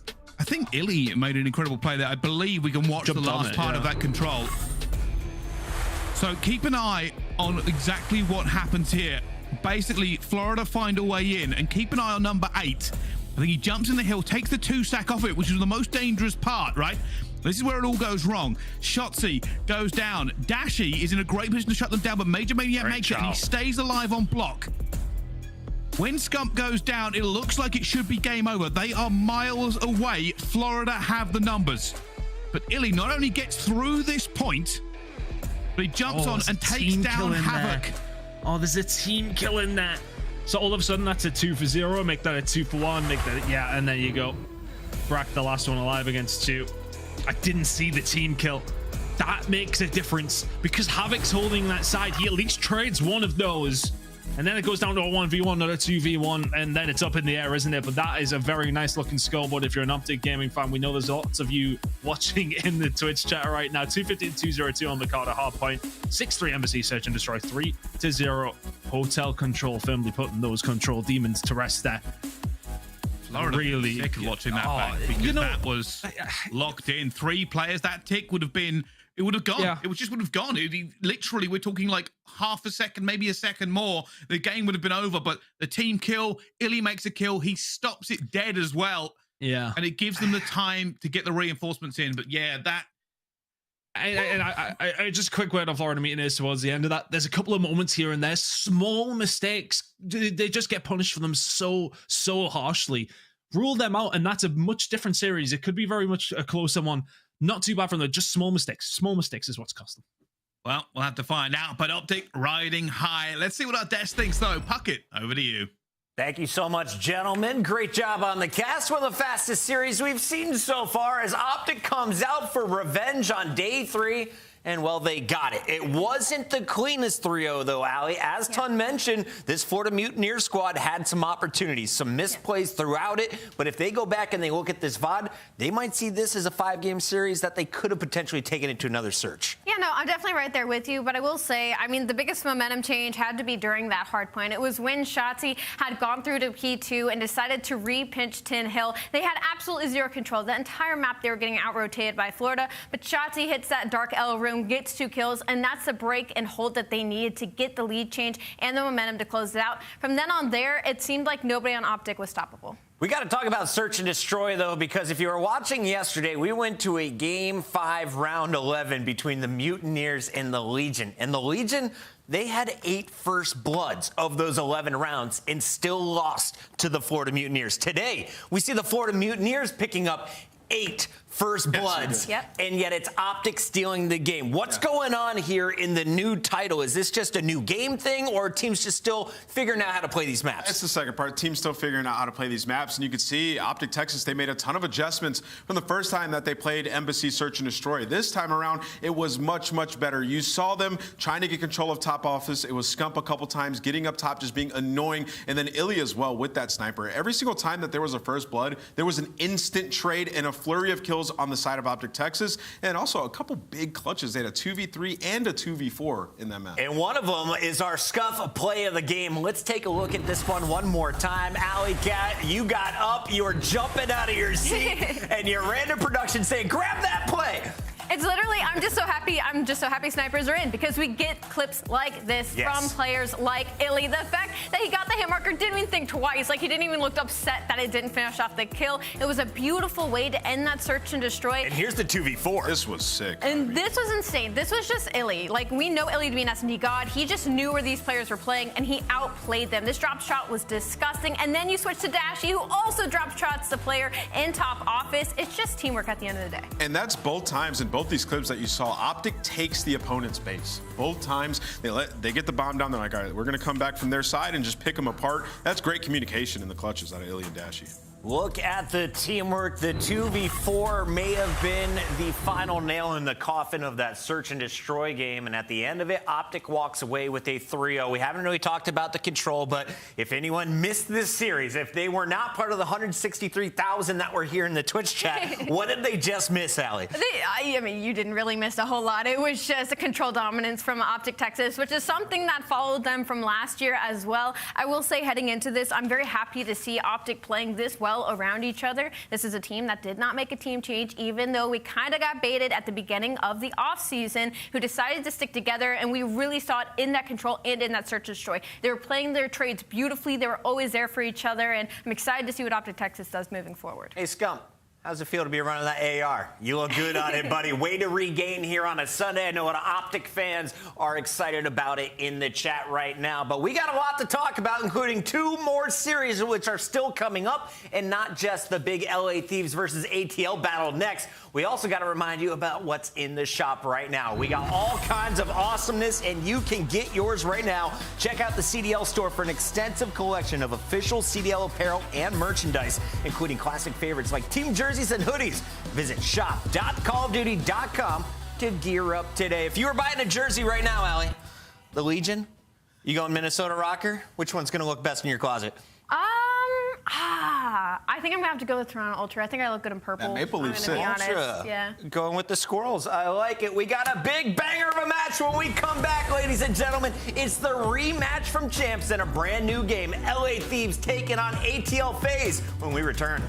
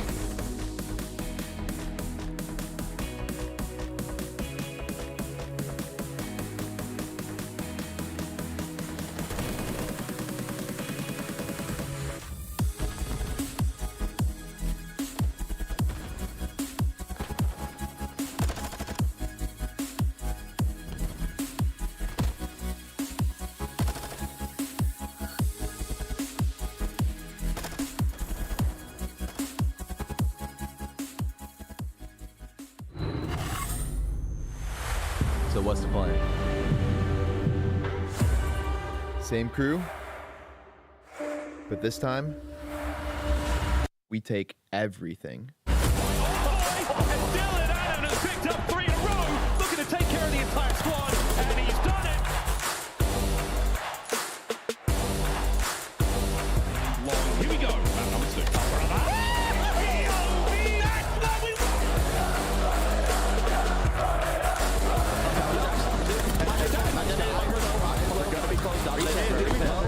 Oh my God! Drazah! It's all coming in. They haven't got the first thing, but yeah, Kenny on the flank. Kenny on the flank. Kenny!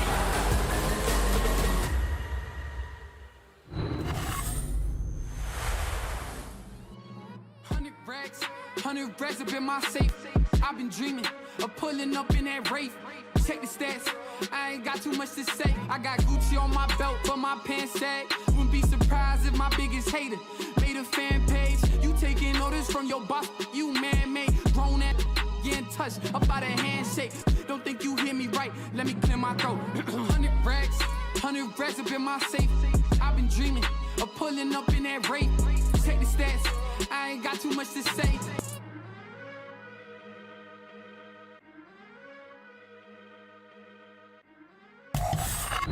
It's time to run it back. Welcome back into the headquarters, everybody. Chris Puckett alongside aLLeY, Cat, and Nameless, and we are gearing up for the match of our opening week. Everyone, when we announced the schedule, was talking about the showdown. LA Thieves going up against ATL FaZe, round number 2. This time, no rings on the line, but a whole lot of pride as you're kicking off the new game. Let's start here with the ATL squad and talk a little bit about FaZe, because we've seen this team get a bunch of second places in Vanguard. Yeah. This is a brand new game, though, aLLeY. So how do things change up, if anything, in the roles?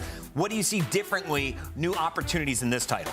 Differently in this title, definitely compared to last year, has to do at least with respawn in a hardpoint. You get punished a lot more for not following your fundamentals. You were talking about in Vanguard, you could kind of hit old seconds if there was 10 left, 15 left. You weren't so much punished for not rotating early. In this game, you got to be gone by like 30 or 40 seconds. Somebody has to be hitting that deep roto for spawns, because trying to break in this game is nearly impossible. Yeah, and you know, thinking about that, we already seen it with Atlanta FaZe. They made a big costly mistake that lost them the HyDra hardpoint. You have to have discipline, and another big difference about this one is your individual talent will only take you so far. You're not gonna be able to bail yourself out of these situations by popping a big 2-piece more oftentimes than not. And then, you know, thinking about search and destroy, which has been the biggest struggle for this team. In this game, it's a little bit more one-dimensional. There's only a couple viable strats on some of the offenses on these maps. When you think of Mercado, you have to go over towards the Cantina bomb site. Like some of these maps, it's going to be tough to try to make mid-round adjustments. So I'm a little bit worried about FaZe.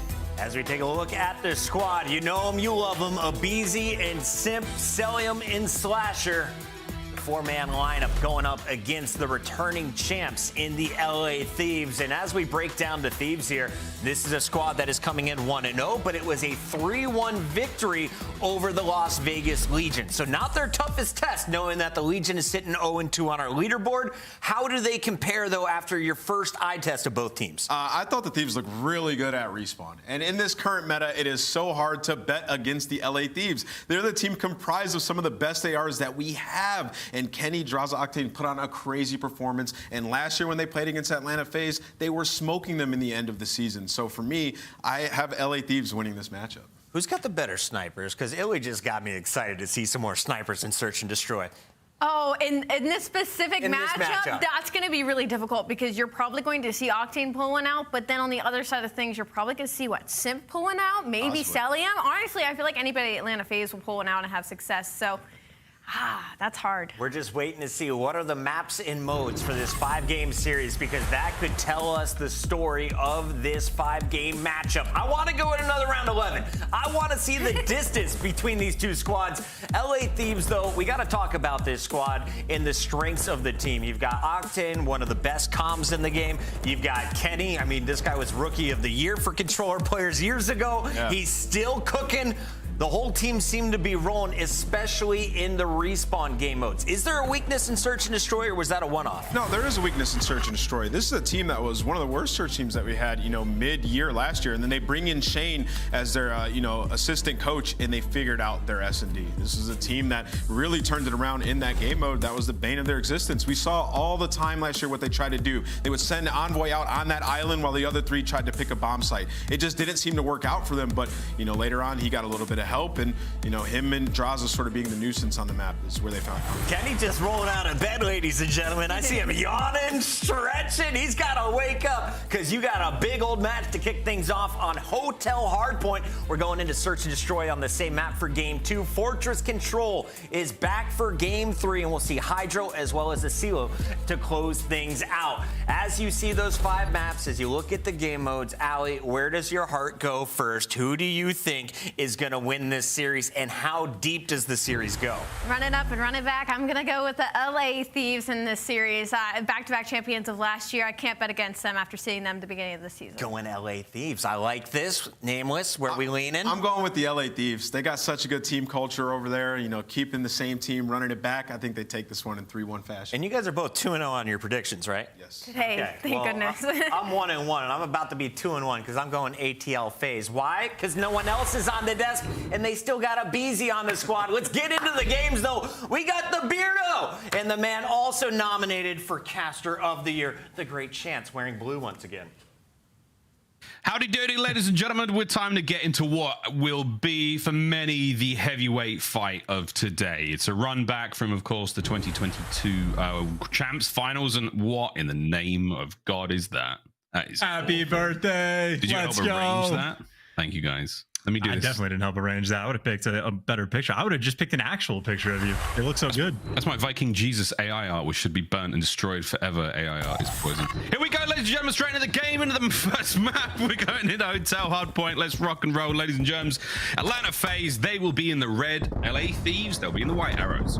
Yeah, and one of these teams will get the birthday gift of a dub. But I just want to point out, since like the start of Cold War, there was a stretch where Atlanta FaZe had Thieves' number, won like 8 series in a row. We're smacking them around. Miles, I know you definitely remember Octane's double donut game against Atlanta FaZe. Since that game, Thieves haven't lost to him since 4-0, and obviously that is beating them in grand finals at the final major and at champs as well. So the narrative has been changed, but that 4-piece right there, at least 4 down as a squad, is now a massive advantage for Atlanta. Obviously set up on that rotation. They're ready for new. And I think this is going to be one of the fights we talk about a long time throughout this year, is again, like, how do these teams match up against each other? Slash the new edition, going toe-to-toe with Octane in those big old AR fights. And so far, it's a wonderful opener. Both teams looking relatively even. Rotations now towards the right-hand side of the minimap. We go to the lobby. A large open space, massive angles to play with here. Look at those AR players, and we're having a whale of a time with that M4. Simp, the man on your screen, trying to lock this one down. Atlanta FaZe in first. How will they hold? Yeah, well, LA Thieves at least are able to get towards the back, so they're going to at least block those spawns and spawn up towards new. So not an easy one for FaZe to hold on to for a long time because every single pinch is covered. But hey, aBeZy's got the full flank. And it looks like, honestly, Atlanta have a pretty good tight setup in and around the hard point. Cellium doing his thing. He will live in this spot. He will be impossible to kill. And if he needs to get the trades, he can deliver on those as well. Yep, trades are there. We're going to see a change hands for a brief moment. LA Thieves in control, 20 seconds and a sweet nade. Put that to bed. Nice work, Atlanta FaZe in the first 2. They've got a lead going into third. Third, though, not going to be an easy thing. As you see, rotation's already on our way. And Chance, good God almighty, it's such a small kitchen for such a large hotel. Yeah, and Envoy gets caught as well before he can cook anything up. So he was trying to make that hero play on rotation, maybe soften up the push just a little bit. But he's got to come off respawn, regroup with his teams, and everybody 4 hit from what direction is the question. Kenny's getting picks on the top side, so Octane finds the entrance towards the side door. And you see the teamwork coming through. Cellium's forced to deal with 2. Might be an opening to try to push out the back, but Cellium is causing so many problems. Gets 1 kill, slows everything down, and now for Octane, he's lost all his reinforcements. 2 clean of a hold from FaZe. Cellium just put in the work. Cellium's still going. That is sensational play from Cellium. Notes out, ladies and gents. That is a brilliant hold so far from Atlanta FaZe. Reinforcements now from the LA Thieves getting in. Slash is going to be the one man up. Drazah and Envoy through the back door. Here they come. Straight into the jaws of the Mad Titan. Needs them both alive. That's a 5 spree now. 15 seconds remaining. Atlanta FaZe, they are in control on Hotel so far.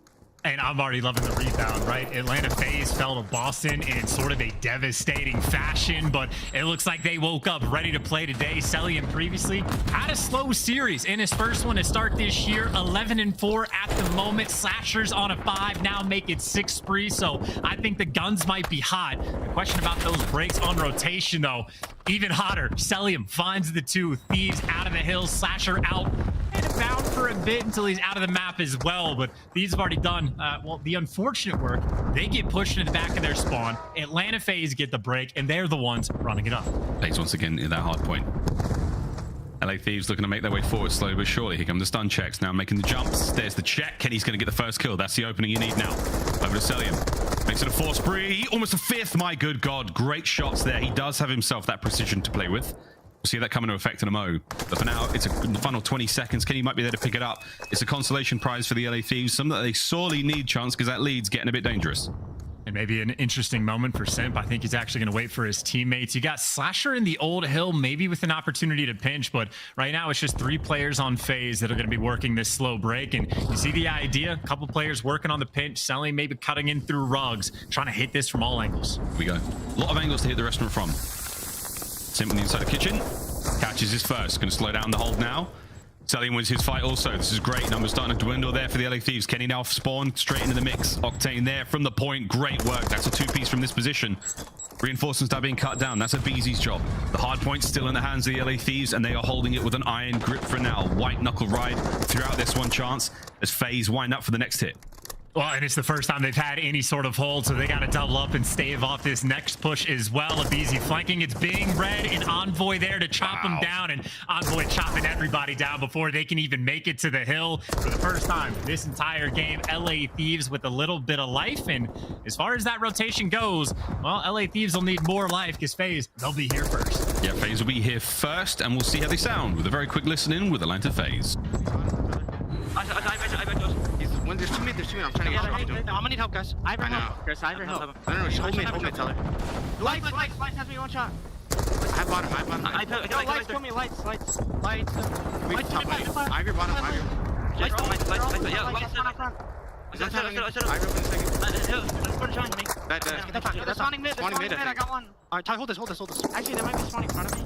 I spawn front. No, MC in the back. I know, fuck. I'm not gonna get it. Run. I'm in the back time. Help me on time. I'm trying to get time. I'll stay out there. You guys gotta get Oh, Hattie, Tommy, down. One more bed. Bed. Top bed still. He's doing time. I'm trying to flood this shit. I might spawn bed here. I spawn bed, I think. I'll take I'll put you in the time. I'm trying. Late break from the LA Thieves. Great work from them. We've heard one side of the stage, now to the other. A listen in with the Los Angeles Thieves. Yeah, I have left. Right? I'll get one of them is old. I have all of them.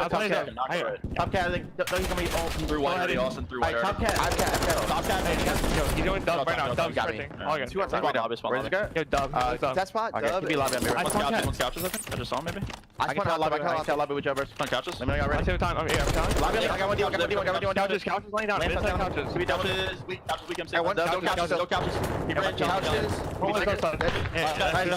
I spawn bed. Get this time. Play this time. Give me that. I'm all lobby, bro. Could be cat. I see me lobby. Look your double. I'm on lobby. Tyler spawn here. Get this. D2. I'm looking. Yo, D1. I'm looking at lobby. Chandelier. I got there. Play this time. Alright, is he already white? He was on bar.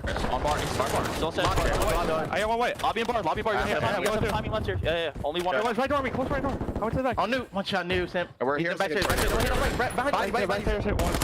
Absolutely backstairs. In the broken wall. I hear broken wall. I'm gonna pitch bed here, bro.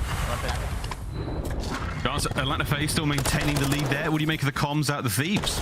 I mean, the comms are fine, but there's still moments where it felt like they didn't entirely know what to do. They had the lobby spawns for a second, but end up losing them just for 20 seconds of P1 time. And not a good moment when you see Cellium picking up 3 in the feed. The man is 25-9.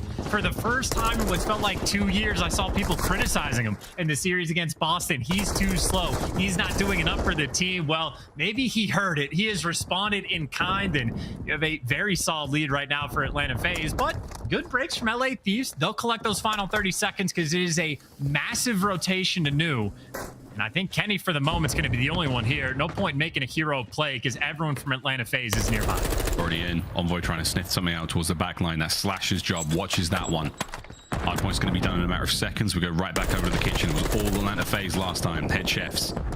There was no source whatsoever from the LA Thieves back there on the first go around. Let's see how it goes this time. Slasher still holding down the back line. Drazah, he and Envoy now. It's a peppering, but it's not enough to get the job done. Slasher back down. Kenny with that final nade. No, Trophy gets it. Now you've got in through the back. 10 seconds already gone on the point. Over to the front side we now go. Simp, crack a door. Good luck, son. This is going to be a mess. Simp finally gets dropped. Couple of kills there at the side. aBeZy brought down as well. Thieves, the break is not done yet. There it is. All done. Hardpoint LA.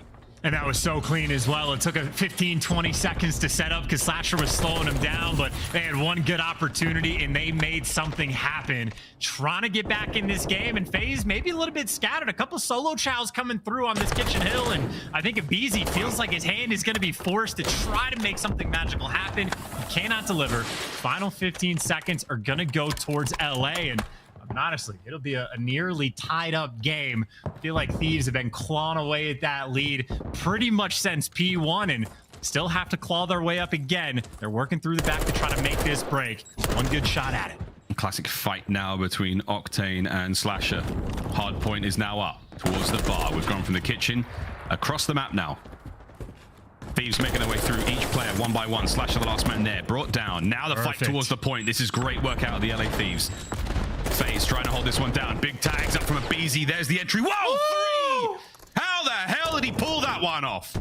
Dude, all of that work to try to go around just for aBeZy to pick you apart, but funnily enough, it's the main SMG on the flip side, Envoy, that responds with the two-piece for the cutoff kill, just to keep this mixy over towards New. Now it's Drazah picking up 2 in the feed, and all of that effort on the break for LA Thieves, all of that momentum to try to go through the back. Once you think it gets stopped, they just respawn. More battles in the point, though, and aBeZy has made this hill his. All that work from LA Thieves to still be down, still forced to fight, and always behind on the rotation again. It is Atlanta at New. They're there first. Two teams have already proven their mettle in the respawn game mode, and here we go. This should be the final point. It's dessert here in the restaurant. Simp's the man on time already. aBeZy is counterpart in the feed. Clock's ticking, friends. You got to get going. The LA Thieves have made their breaks a little slower in the past chance, and they've not got the time to do it here. Final 10.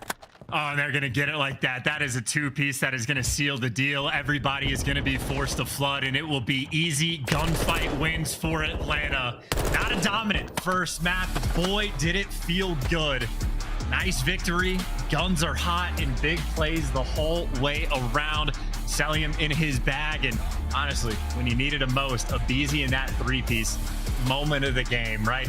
If Thieves get that break and it is too clean, they're gonna have more time to actually rotate it over towards that restaurant hill, but instead it became a mix fest and a little bit too tough, and Atlanta FaZe just able to stay ahead of the game. So many rotations, Miles, they were able to win. Fantastic work though. I mean, all around it was good looking hard point from start to finish for both teams, but yeah, Atlanta FaZe one step ahead there. 30 and 14 from Cellium. Outstanding work from him on an individual front. That's 26 non-traded. He was winning his ones chance. But mate, I think if anything, that series is that map is an indicator of how fantastic hard points are going to be between these two teams. A newfound rivalry as our red squads here in the CDL go toe to toe. A quick look now at the highlights. And I'm just honestly incredibly excited once like the stats start rolling through of like the hold and break percentages from some of these teams and like where like specific hills are that teams are finding success on, because I think Thieves honestly did a pretty good job of breaking a lot of these hills. Obviously that one didn't pan out on kitchen, but the next go around it was like perfectly coordinated. Both of the lobby hills, LA Thieves had good breaks, but the problem was they were in a situation where they had to break nearly every single time. I mean, just simply out rotated. Another plat hill where Atlanta's just there first. I mean, you had hero plays from Envoy as well. I think maybe one of those sort of turning points in the game, but it was just simply never enough. Once you have a guy like Cellium, I mean, 25 and 9. I mean, that's just clinically absurd. Look at the view here. This is what the fighting kit should look like. And again, Slasher gets there a little late. He managed to get one. Drazah the last man standing there with the kills, but it is hard work to break that kitchen hill, and good work from the LA Thieves to get that one done. This was the three-piece from aBeZy through the smoke. The last one there, that is absurd. What a break from him. We're going to see plenty of these plays all year long. And yeah, Simp there on screen. He's got himself his little Vuvuzela They're participating, I believe, in the World Cup votes that are taking place on the menu right now. I actually missed out on the England one. Can't believe that. Either way, though, that is the first map of this series complete. 250, 216 there on Hotel. Now we stay on Hotel Chance because that's seemingly all we cast in the Search and Destroy coming up in just a moment. For Search, though, Thieves didn't want to play Mercado, and Atlanta FaZe didn't want to play aBeZy there in the map bands on the bottom of your screen. And it is going to be interesting as well because the desk brought up like the sniper battle. I'm just kind of curious as to how often Atlanta FaZe are going to snipe just anyway. I know they were one of the teams that apparently, like at the start of Vanguard, were pushing for no snipes, and eventually that did cave in. But it was also a year where, like, when you have guys like Simp and Cellium on your team, you think their snipers are going to be elite, top of the game. But in Vanguard, it was sort of like a rarity that they actually brought it out, certainly compared to what we're like expecting from players like that in the past. I mean, Simp quite literally ran Black Ops 4 with a sniper the entire year. So I'm just curious as to how often it'll actually be used by Atlanta. Obviously, the expectation is they are going to be an elite search and destroy team, but it is too early in the year to, you know, really have the tail of the tape of exactly what the strats are going to be.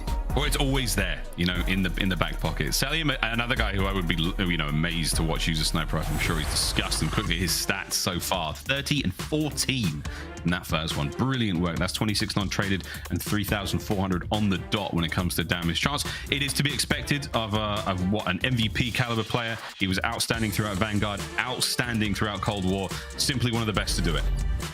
You know, he's one of those players that, like him, Simp, and aBeZy have almost been taking turns the past few years of just like trading off, like not just MVP candidacy, but the actual final. Yep, this dude is the best in the game. So brand new title. Maybe, you know, Slasher will try to inject himself in the mix on the MVP sort of race, but it is always between, you know, the players on Atlanta FaZe. And still an interesting spot. Again, they lost their series the other day to Boston Breach. It is incredibly rare that this team ever loses 2 series in a row. When I was trying to go back and look through it, I think it only happened a single time in the entire Vanguard season, let alone Cold War. It probably just straight up did not happen in Cold War. So they're looking just to bounce back after their first match loss and maybe turn the tides against the guys that, I mean, beat them in back-to-back finals at both champs and the major. So make no mistake, they want this revenge. It's Red Dead Redemption on the cards here for Atlanta FaZe. Team that don't like to lose back-to-back series. Let's find out if that trend continues. There's a lot of talk coming into this year, I suppose, about how Slasher has managed to net himself a spot on a team that, you know, many folks thought, oh, he's going to get carried this year. But it's so far, Slasher certainly put in the work, proven to be worth his weight in gold in the series we've seen so far. Can he keep up what should be a very, very interesting performance here on MW2? Can't wait to see this one goes. Chance into the search. Now we go. Staying on Hotel. Let's get it. See you later, Bomb. We'll deal with that later. I mean, look, you can put it down as well, but you do have to actually pick it up first. So awkward little start there from LA Thieves, and they just want to do it with the gunny, and there you go. Cellium is going to be the one trying to snipe. Drazah does not care, but he will be traded out. But not having the bomb, it just makes it so awkward. Well, Octane, he might double back for the bomb. He might try to play this 1v3 out. No kills so far. aBeZy with easy reads and a tumultuous start for the LA Thieves here in the search. Yeah, no, not ideal. I mean, I think literally what was talked about on the desk was their S&D towards the middle of the season, not the cleanest. And once they brought on the coach saying there was that magical turnaround that they had, but not even picking up the bomb, I assure you, not the way to do it. They do get picked apart. You see the idea, selling to snipe from couches over towards the A bomb. Slasher had his back, and a lot of picks coming through right there. And that, in my mind, is going to be the interesting dynamic for this Atlanta FaZe team. You have aBeZy, who is the first blood king, absolute weapon. You have Slasher, who loves to play that pick-heavy style.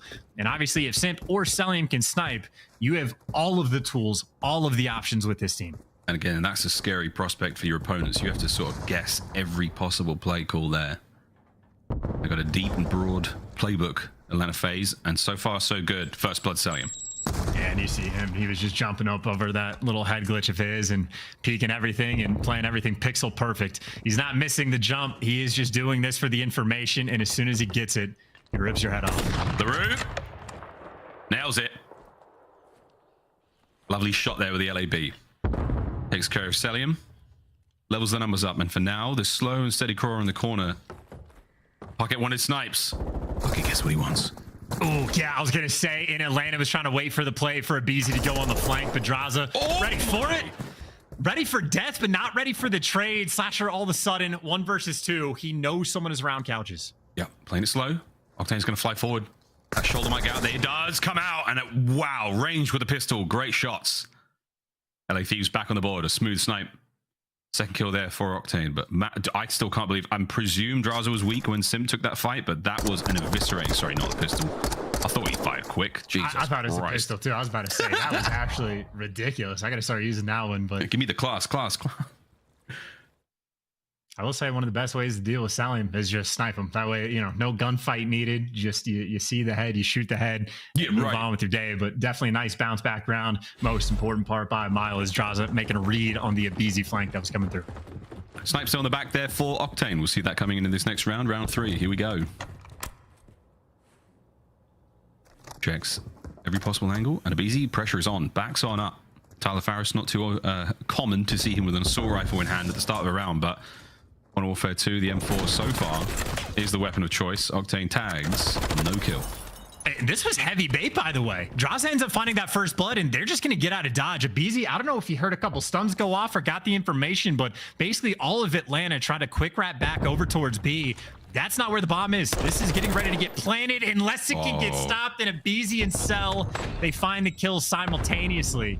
And all of a sudden, 2v3 for LA Thieves. Look at the reposition there from Cellium. Yeah, he's trying to make this play happen. Octane at range there with the snipe, trying to watch the players coming through mid. But little does he know, it's a sneaky Cellium's behind him. This could happen. Drazah's got the bottom side of bedroom covered. He's going for it. He might bite off more than he can chew here. 25 on the clock. Oh, he just heard. Wait, did he hear Slasher? No, Slasher's got dead silence on. 20 seconds. He spotted him. Nades up. Here comes the chow. Great work. As quiet as you like. Drazah does not have dead silence. Now the play is on. It's also the pinch, though. You try to plant. Yeah, I was going to say, Cellium's going to have the angle, and you're not going to be ready for him to be down low. And even if you plant the bomb, aBeZy is going to be there to shoot you in the back. Well executed by Atlanta FaZe. Even when they weren't finding those initial kills, even they were in the 3 versus 4.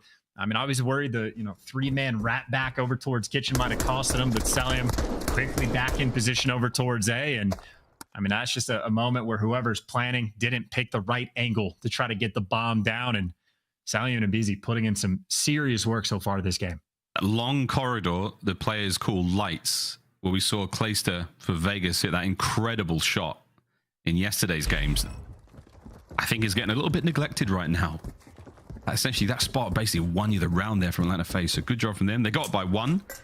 And here we go. Another round up. Envoy is going to be posted. Saw a lot there on the cross. Does eat that stun grenade. Bit of a standoff for now, Chance. But you can see FaZe holding the line. LA Thieves making the moves.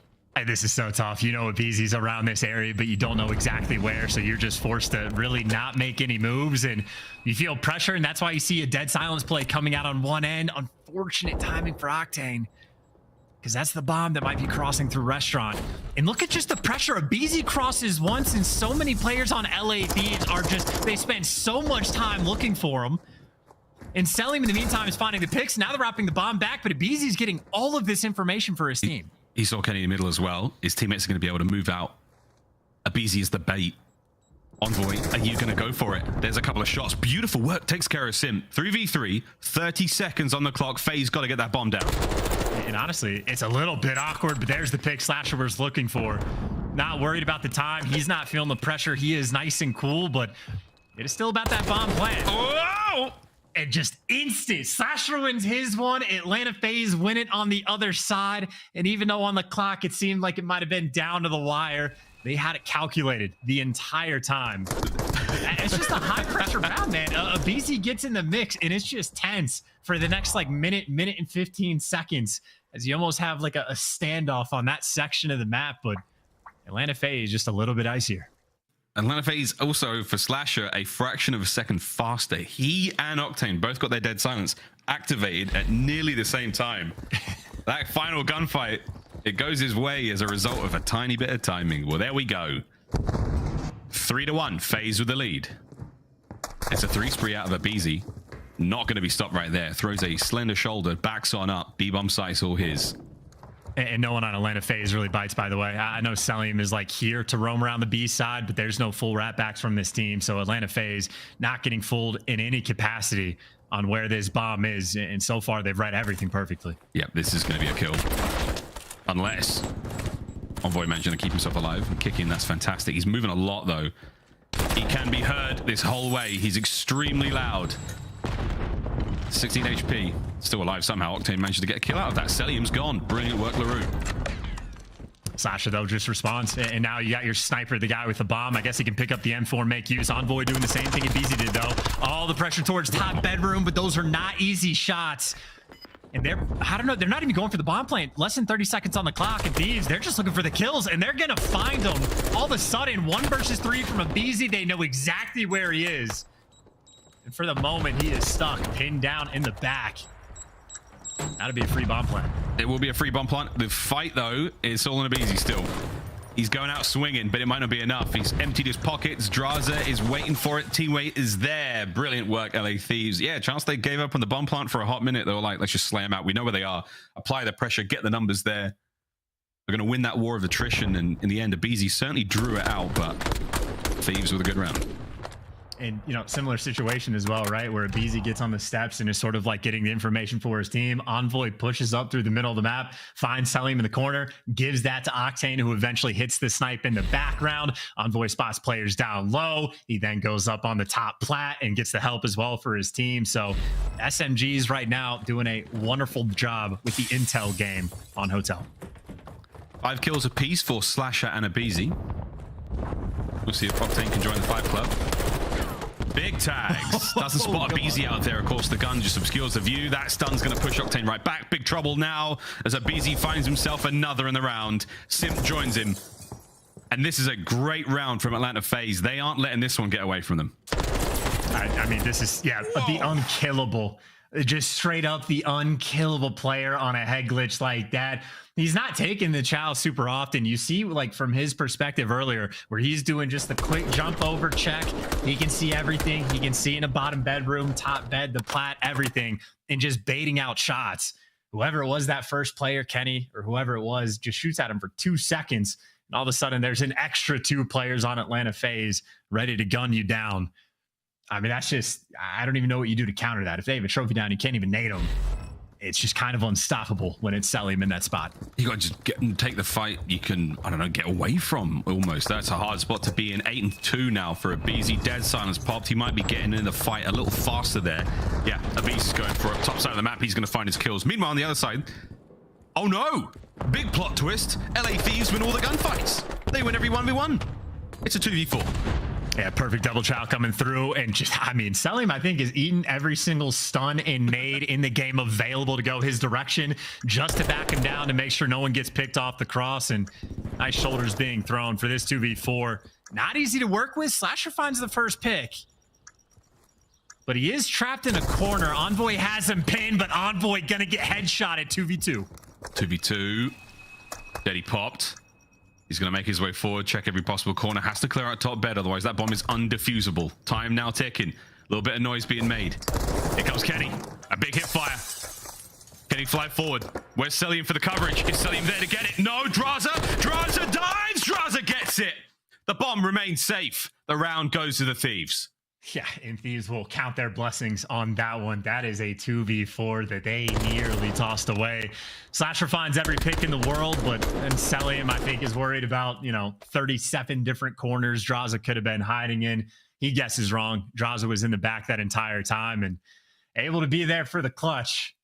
That is a stressful one, though, for LA Thieves fans, because that just... I mean, you were watching it collapse before their very eyes. Ooh, tough, man. I mean, Cellium's spot in that round, ultimate responsibility, keep the bomb diffuser safe.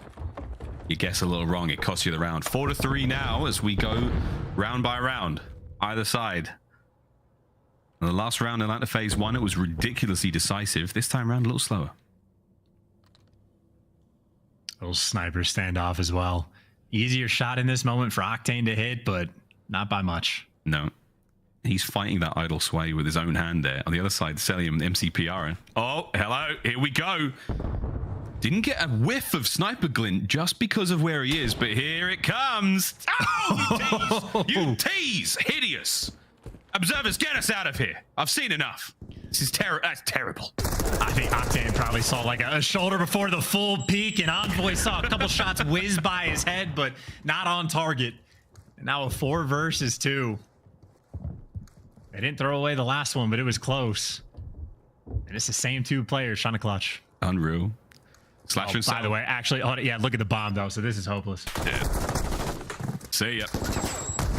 Cellium doesn't even give us one for a good time. LA Thieves from start to finish, whether it was good timing or it was a fantastic look from LaRue there with a snipe, he does catch a shoulder out. Keeps himself safe, and in the end, oh, so we do get one. Good work, LA Thieves. All tied up. That was the equalizer. Yeah, I didn't see it, by the way. Who dropped bomb in like the deep corner like that? And how did they die? I missed it in the kill feed, but it seems like it wasn't even like possible for anybody to like take a gunfight from that range. I have no idea what happened in that moment, but either way, Atlanta FaZe certainly got picked apart. So as you said, all tied up. LA Thieves on the attack, and maybe the most aggressive B hit we're going to see. aBeZy for the first time, at least isn't playing in kitchen. He's playing in the hallway, and he gets the first blood as is tradition. He gets out with his life. Straight away into the bomb site. And at this moment in time, just be quiet. Listen for those players as they make their way forward. Will they be crouch walking? Will they be aimed in? Whatever it is, they better be silent. Slash has got mid covered as well. Kenny up top, but Kenny also very much stuck in a corner. Envoy finds one to even up the odds, but if they go this direction, it's Simp that's going to be here. And look at the corner Simp is playing. He is ready for the double shot to come through, and he plays it perfectly. Last time someone was bottom bedroom, it was a double chow to perfection that picked off the player for Atlanta FaZe. Simp makes the adjustment. Easy 2-piece, 200 IQ play. Oh, can Kenny pull something utterly absurd out this round? He has no dead silence. He's used it earlier on. He's going to wait for that to recharge. Wins 1. Next 2 up. He's got 20 seconds to find and kill them. Not enough time. Recovers the bomb at the very least. aBeZy's got the cross covered. Backs him down. 1v1. 10 seconds. Slasher surely hides. Unless Kenny takes this fight. Will he see it? Absolutely not. Atlanta FaZe. Perfect composure in what was becoming a very difficult situation. And maybe a hint of a smile on Kenny's face as well. Former teammates right there for the 1v1, but obviously massive advantage for Slasher with there being less than 10 seconds on the clock. So I think Kenny's probably just like, oh man, he's actually challenging that instead of backing down and being a little bit concerned. But very difficult spot for Kenny. Certainly made the best out of a bad situation. As these teams have honestly been back and forth on nearly clutching up these rounds, but no actual full recovery. The first bloods have been incredibly important. This would be a first blood that LA Thieves a little bit desperate for. See if they can get it. The man on screen here is the one who's hounding for it even more, though. Must have got a little bit of information about the player top bed, but Drazah has done the old dipsy doodle. Out he goes, now towards the bottom side. That's Octane with a snipe, surely. Whoa, the flinch. aBeZy gets it every time. Yeah, I was told snipers are OP. Turns out flinch. Incredibly impactful, but so are frag grenades. Envoy from downtown. Players doubled up watching the cross, and this is a bit of a bait. Kenny going for the chow. It is timed perfectly. Revenge on Slasher, 2v2. The father-son duo versus Cell and aBeZy. Jesus, aBeZy. Wow, what a gunfight that was. Now to the father. Kenny, that is your vengeance. Now, can you win it and force the round 11 in this 1v1 against Cellium? The damage is there. There's the cross. There's 25 seconds to stay alive or win the gunfight. And notice how he's not taking that angle where he knows Cell's going to be jumping up and down, so he'll give up the bomb play and go for the quick chow. He's got dead silence activated as well, so Cellium is on the move. Cellium is on the move. Timing could be great. Kenny! Perfect. Absolutely outstanding. What a 1v1 that was. Played it to absolute perfection. The options that Cellium had there were limited. And Kenny put himself in the most perfect spot. Round 11. Yeah, and Kenny is a player that has no fear in his heart. He will wear the ego chout, like live and die by it. But as soon as he saw that Cellium got back to that block, whatever we're calling it, he's like, nope, not peeking that anymore. I'll hold the tight angle. I'll just give up the bomb plant. I've got everything else covered. And I know he got ripped down to 8 HP, so a narrow 1v1 gunfight, but he has delivered us to the round 11. Round 11, one more to go. aBeZy's looking at a ton of kills here so far, but we'll see what happens. Kenny not to get overwhelmed by the adrenaline there, but he is going to make this play go down. Nades are going to keep Simp back. Oh, not good enough. Not enough. First blood, no bomb plant. Yeah, Simp did his homework. He paid attention to the Florida Mutineers from last night. Now they know they got bombed down, and Simp can keep eyes on that the entire time. Someone for Thieves needs to make the big play. And a big play. Here it comes. Octane trying to make it happen. Nade does the damage. Somehow Simp stays alive. You got Drazah dancing with that, by the way. Cellium's watching the cross from the tight angle, but Slasher's going to fall, but yet Drazah overcommits, and he falls as well. 2v3, you have the bomb down, and you should be good for the plant. And it is planted for everywhere. Envoy might find a hiding spot. You've managed to get the plant down. Man advantage to Atlanta FaZe. Octane has a trophy. He doesn't have dead silence, so he's got to keep quiet, find this sweet spot.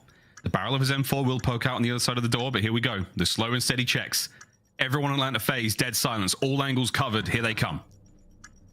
And aBeZy's clearing out the back as well, so as soon as he gets the intel, everyone out, he's going to know. He's going to be calling him out there in bedroom. They're in the hiding spots, and Envoy needs to win the gunfight. Does 2v2. 2v2, 15 seconds.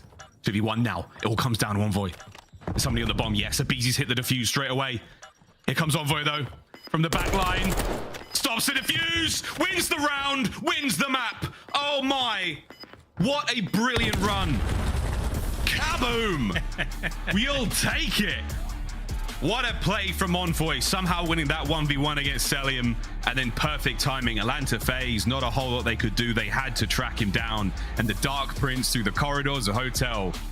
What a terrifying prospect. What a great search and destroy. Yeah, you got an instant replay as well. Envoy again for the 1v2. I mean, I think Simp is basically just guessing. He's not hearing anything because Envoy, even though he didn't have dead silence popped, is just either crouch walking or just L-triggered moving around. So Simp is trying to make the hard read on where Envoy is going to come from. But again, because of the plant spot, Envoy had options. Gets it right. The technical 1v3 in a round that will be very painful for Atlanta FaZe to watch back. I mean, again, 3 versus 2. All dead silences popped across the board, and you just simply could not find the players quick enough. And I mean, that's aBeZy. 3 first bloods, 13 and 7. I mean, that is him in just like classic form, but ends up getting wasted. They take the L, and it's just the clutch factor in those final 2 rounds, man. Kenny delivers and Envoy delivers. LA Thieves still have their number in search. And again, just a wonderful indicator of how brilliant the rivalry between these 2 teams will be throughout this entire season. I cannot wait. There we go. So far, here in our series, we go 1-1. Fortress Control up next. God only knows how this one's going to play down. We will be seeing a HyDra hardpoint at the very least. We have to go to that game 5. aBeZy, the Asylum for Search and Destroy. Cannot wait, Chance. What a great one we've had so far. This is a real treat for you fans watching here on Twitch. We thank you for joining us. Now we're going to throw to a quick commercial break. We come back. Fortress Control.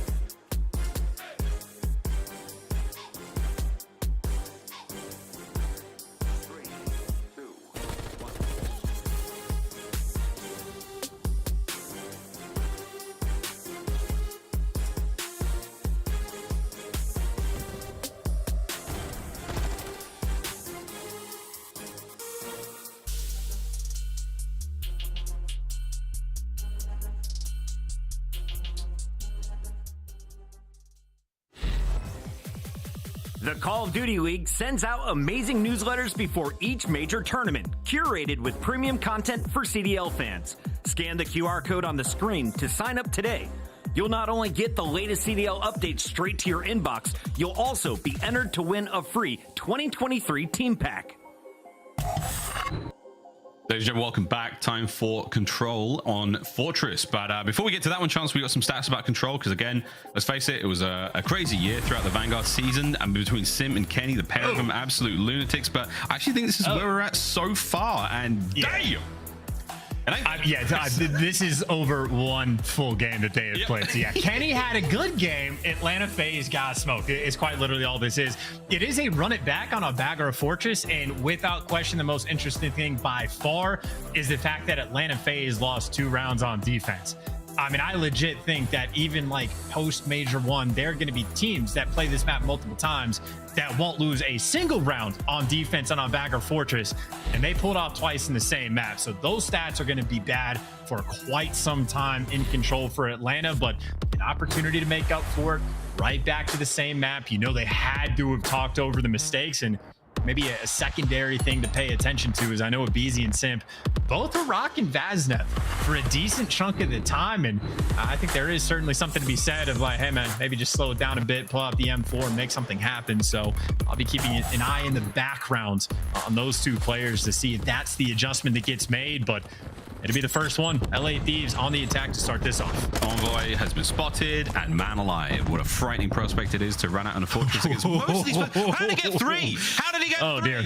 Well, see how that one comes a little bit later on. aBeZy's already off to a dangerous start, and we are nearly in trap territory.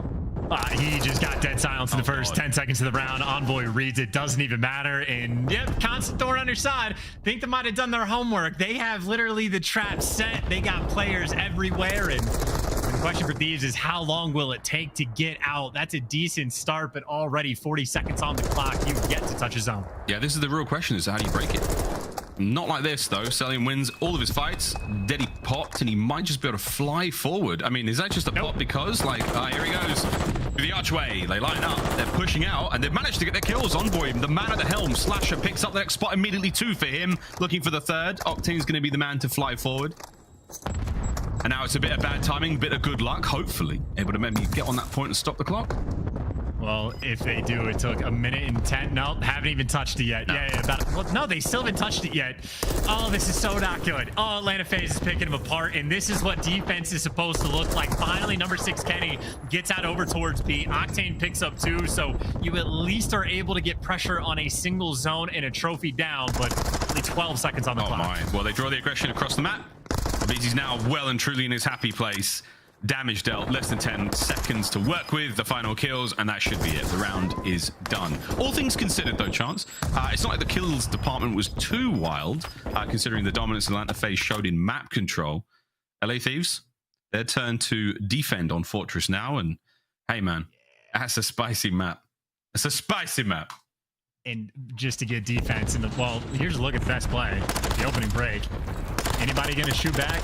Maybe a bullet hit. Octane, I think, might have just gotten caught mid-reload as well. But yeah, as soon as you lose one of those, that is an absolute dagger. 0 ticks for LA Thieves in that first round. So, I mean, that is quite literally as good as it could possibly get for Atlanta. Didn't even have the time to see what gun Simp was even using. I feel like the kill, yeah, he only got 1 kill the entire time. So even if he made the adjustment, it wasn't necessary. Everything else was too good.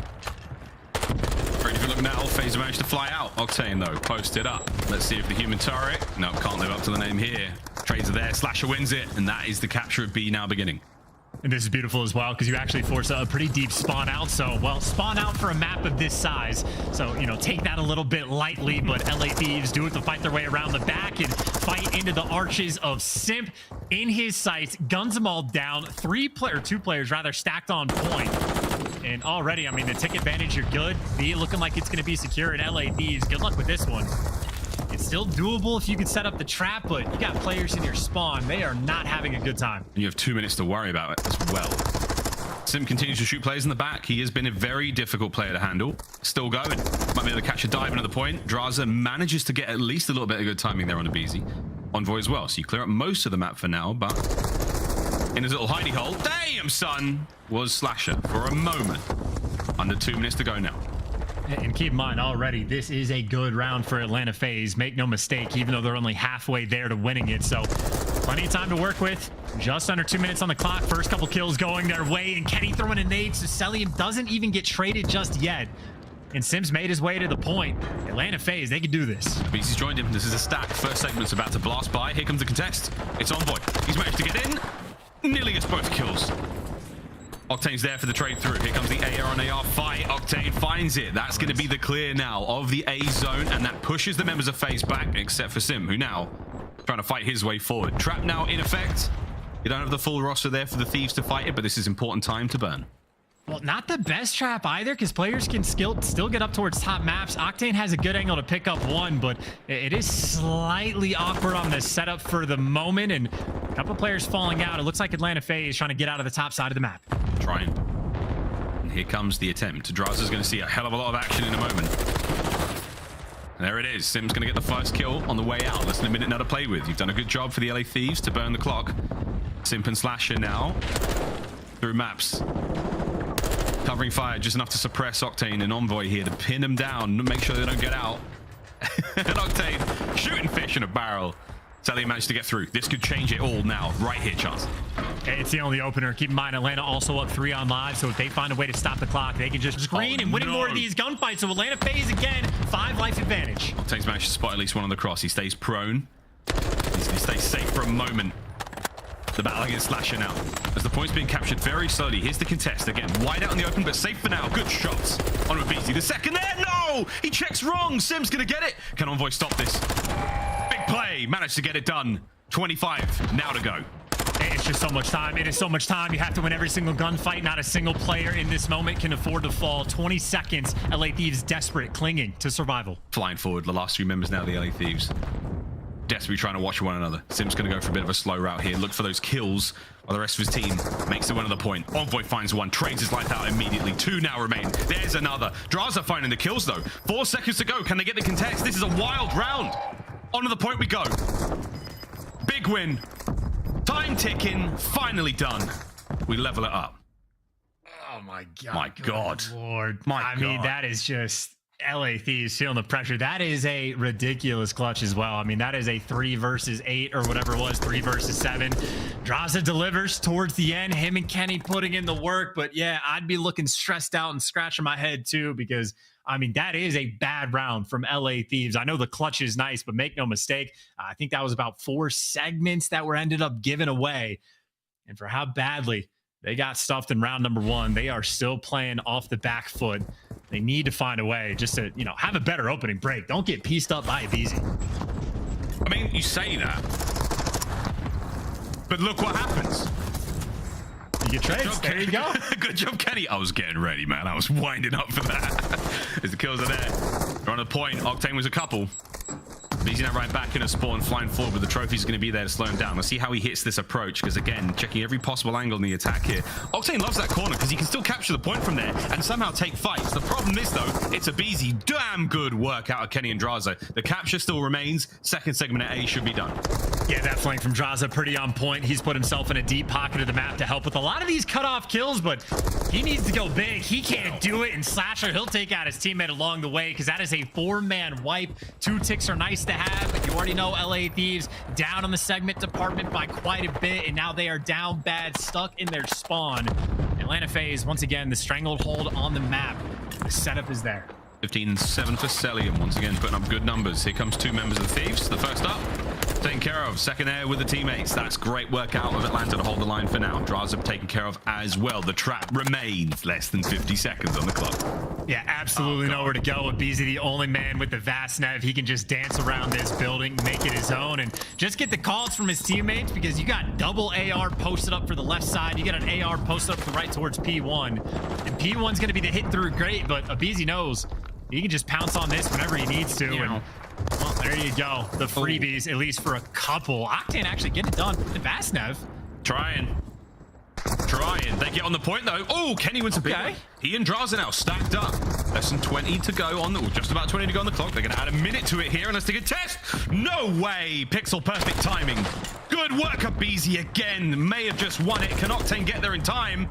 It is possible. They drained a significant amount. The 1v1 against Slasher is going to be important. Waiting for reinforcements. Is anyone there? Chance? I don't think it's going to happen. What a play from aBeZy. Number 5, though. Yeah, I was going to say number 5 actually on the point just to stop the clock. And I think you're in a situation where you're going to have to force this through. No one can wrap back over towards A, but you're getting a couple of the kills.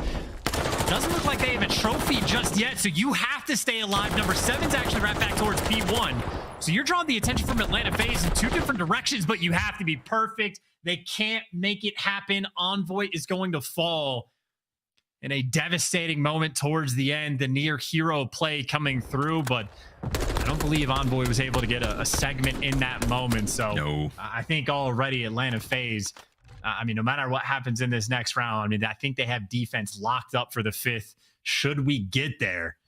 But obviously they were putting the pressure on in the first round of attack, but Atlanta FaZe now a massive advantage in this game. I mean, that was, you're spinning plates. Just keeping one eye on that mini-map where everyone has to win their 1v1s for the LA Thieves. It had to be absolutely perfect. Sadly, it was not.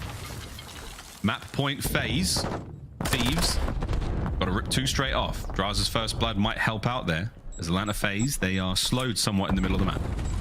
Yeah, just keep in mind, Cell and aBeZy, I think this entire series have been monsters. Cell right now 21-9.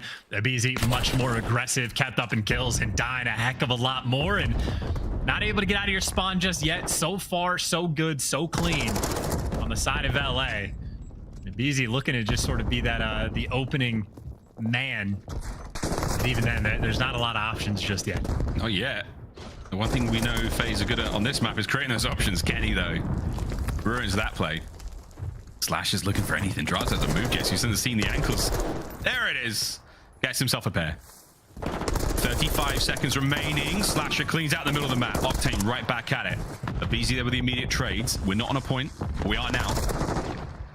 The aggression is still there from FaZe. Yeah, that dude, in one of the extra themes of this map, you finally get out of your spawn, you finally get a player on A to stop the clock, but it's not your trophy player, so the guy in the hill just dies to the 4 nades that are going to be coming off spawn. So LA Thieves, perfect execution, but again, if my count was correct, because I don't think Envoy got that extra tick on B, maybe I'm faded, but I'm fairly certain Atlanta did get defense for the 5th round, and if they're pumping the brakes like this, they're just not trying to feed streaks, not feeding any extra kills. Except for Slasher. Right at the final second. Whether it's kills, whether it's if they are tied up, of course, if both teams capture the same amount of segments on those zones, the deciding factor is going to be kills. So we'll see. The final round is now upon us. And FaZe definitely up in that category, so no questions about that one. Tense moment now. One final round remains here on Fortress Control. You need to get an opening break. I mean, you got to find either site. Honestly, I think what FaZe did round 1, if I remember correctly, is a nice little B hit off the rip and sort of push back, like get players in the opponent spawn them out, quote unquote, and try to do something crazy. And you see Cell and Slash with the 2 ARs over towards B to make sure that doesn't happen. But 7 and 6, that's the direction they're leaning. No one trying to deal with the aBeZy this time, but it doesn't matter because if you don't want to deal with him, he will just deal with you. And you might get traded, but you don't really buy the pressure out to either point just yet. So LA Thieves, not a perfect opening break, but at least they have a little something. And you see that angle from the sort of the top two windows here above what we're calling R or green. Looking over towards that maps building, it's just so hard to take those gunfights, especially when Cellium's running like this. He's trying to keep his eyes on everything, sees the top of Kenny. Information pass, whether his teammates knew it or not. That's the A point. Kenny is actually pushed out, looking for more. And he gets it. That's hello. This is an opening now for the Thieves. Oh, and you got trophies on point. You got Kenny starting a World Star. You got Drazah going on a 5 spree since the opening break of this round, causing all sorts of problems. There's so much attention for FaZe over towards B, and Drazah cannot be killed. You got his duo in the back, but if you can't stop this man, you're getting fried. There's no way. He somehow managed to rip off a couple of kills like this. A 7 spree, quick reload. aBeZy's there. Don't shout it. aBeZy, no! He's dangerous right now. He's an animal. He's capturing the point.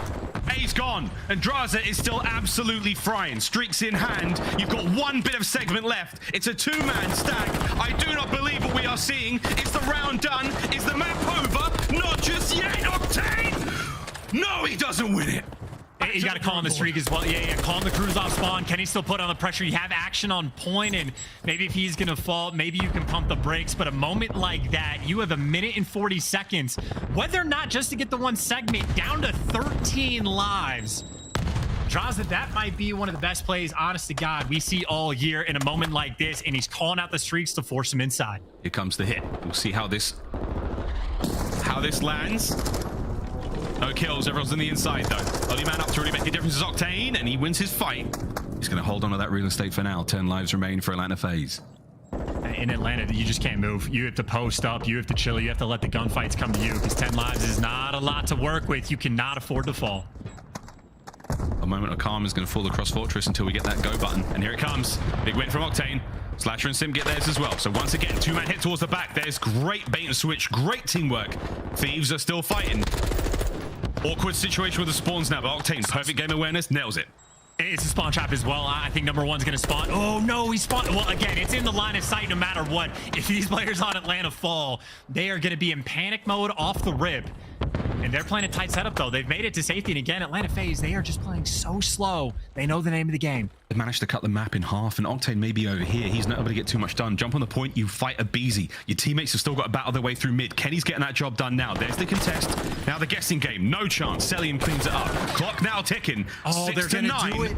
20 seconds. Can FaZe hold on and stay alive? It's got to be Drazah again. He has to make the hero play for the second time in this round. He has no reinforcements. He is triangulated in between 3 and gone. Atlanta FaZe clutch up in spite of Drazah's heroics, in spite of the fact that they were down on lives. They had to survive for 1 minute 40, and they get the job done. Wow. Atlanta FaZe up 2-1 in the series. What a game of control that was. We'll look back over that Drazah play for just the absurd timing, the incredible skill. But man, they had to make so many things had to go right. Chance, so many moments. We will pick that play apart. I bet the desk is drooling over that one.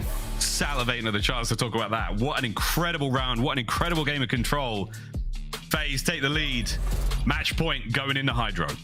Honestly, like some of the little things FaZe was able to orchestrate, right? We saw Cell get spawn killed once by Octane, then he spawns up in his line of sight, but he found an angle bottom green, basically just to watch like the back spawn cross to see the steps to make sure if Octane actually goes towards the hill, he's got that covered. So this is like on the fly things that I think Atlanta FaZe were figuring it out for a very unique situation.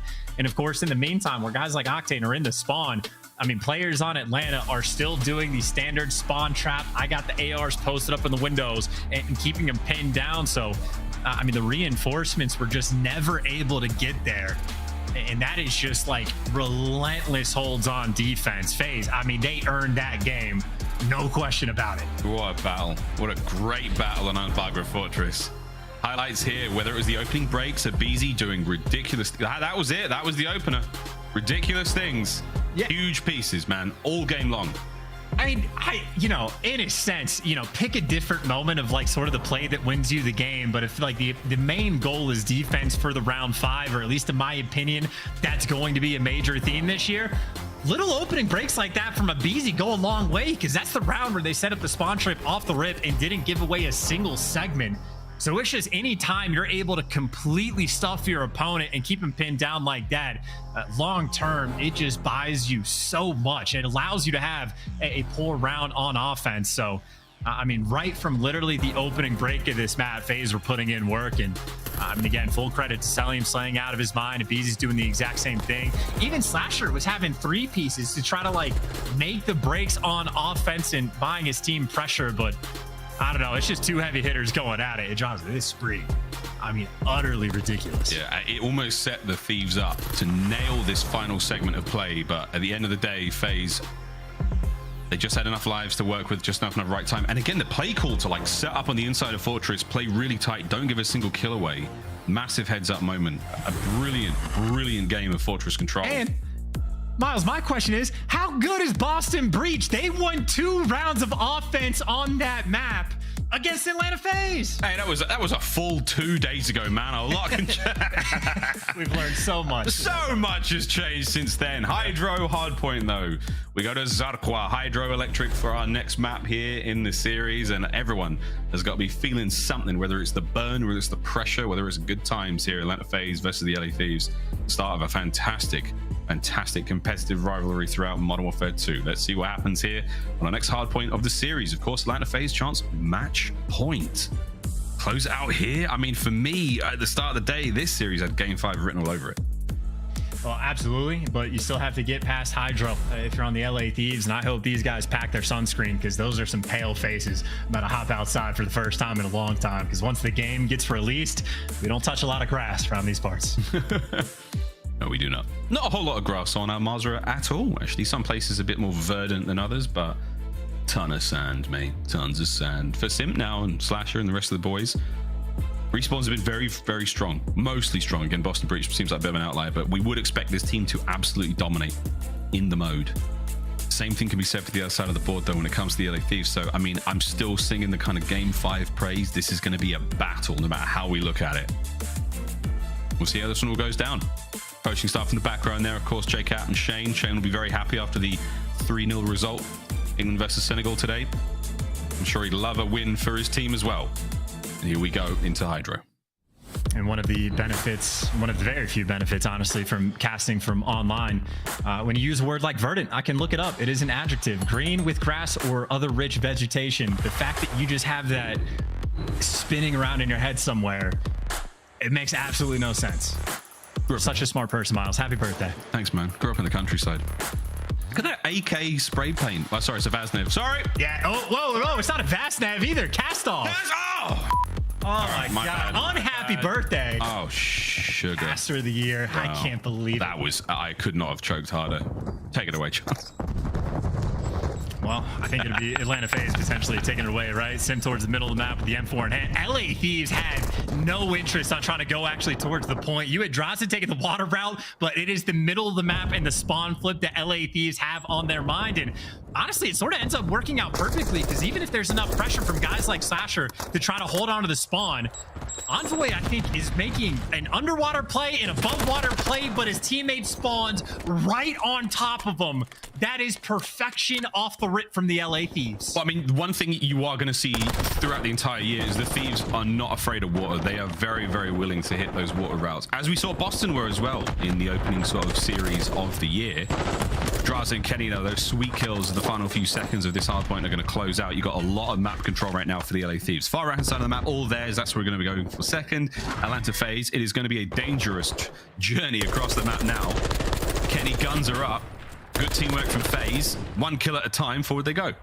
And it actually is hysterical. I haven't actually counted this out yet, but, you know, HyDra is somewhat of a 3-lane map, but then if you add the water routes, it turns into like an 8-lane map, and you only got 4 guys on the team, and good luck trying to cover everything. But Envoy finds the route, Slasher finds 2 kills, pressure on Kenny to stay alive, and does not last for very long. FaZe very quick to put the pressure on the hill. And the break is not quite done yet. Spawns on the backhand side. Very awkward spawns on the left as well, though. aBeZy's going to be in trouble, but that's where the Thieves are coming from. So it's a technical break. Kenny still alive and kicking for a moment as this caster curses him into oblivion. And there we have it.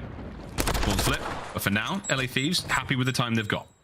Yeah, and I'd say the bigger theme we saw on Hotel Hardpoint for the first map was just the fact that Atlanta FaZe was able to stay ahead of like every single rotation is what it felt like. LA Thieves constantly playing off the back foot.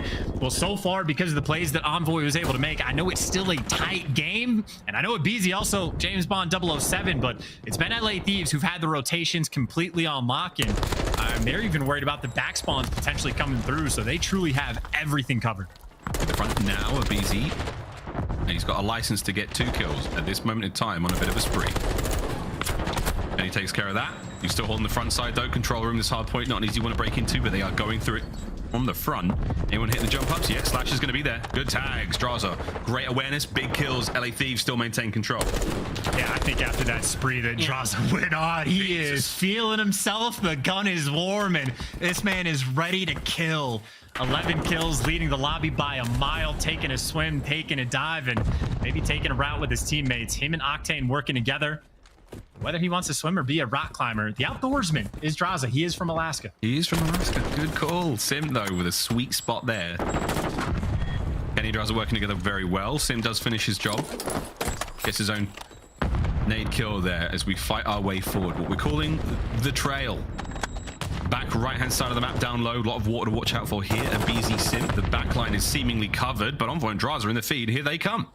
And keep in mind, if we learned anything from Hotel, LA Thieves might have been playing off the back foot, but it was a close game because their breaks are on point. Another break coming through. Envoy on the flank, but this time it looks like it might get held down. Octane last man standing, but he rips off the head. Stays alive at least for an extra second. So maybe not a clean break, but you still strip away a decent bit of time. And I mean, at least able to set up somewhat of a trap towards the back of the map. Atlanta FaZe, no openings to try to make this push. And honestly, more time that ends up getting stripped away. So I think LA Thieves will take it, still have a decent lead, still get perfectly set up for this new hill. And the opportunity, if they have a strong one here, it might be too big of a lead to overcome. You see how hard it was for FaZe to sort of try to get out of that one, whereas the LA Thieves just trying to keep them off the time or flip them out. That wasn't the goal. The stickiest of spawns on the right-hand side of the map there. Over to the generator we now go. Oh, good lord. Yeah. That's that, man. Yep. He's got an M4 as well. Yep, he's frying. That's a 4 for Envoy. Yeah, and he looks so good. They switched Drazah to the cam, right? Because they were like, it has to be Drazah frying. That's what it's been so far this entire game. But as good as Drazah started out, I mean, he had 11 kills when Envoy had like 7. So Envoy, the man that has cranked things up. But 30 seconds have gone by before the players in the hill even needed to think about a gunfight. So the hold incredibly strong for the moment. And honestly, I mean, not a single second of contest time has finally come through. And as soon as it does, Kenny there for the freebie.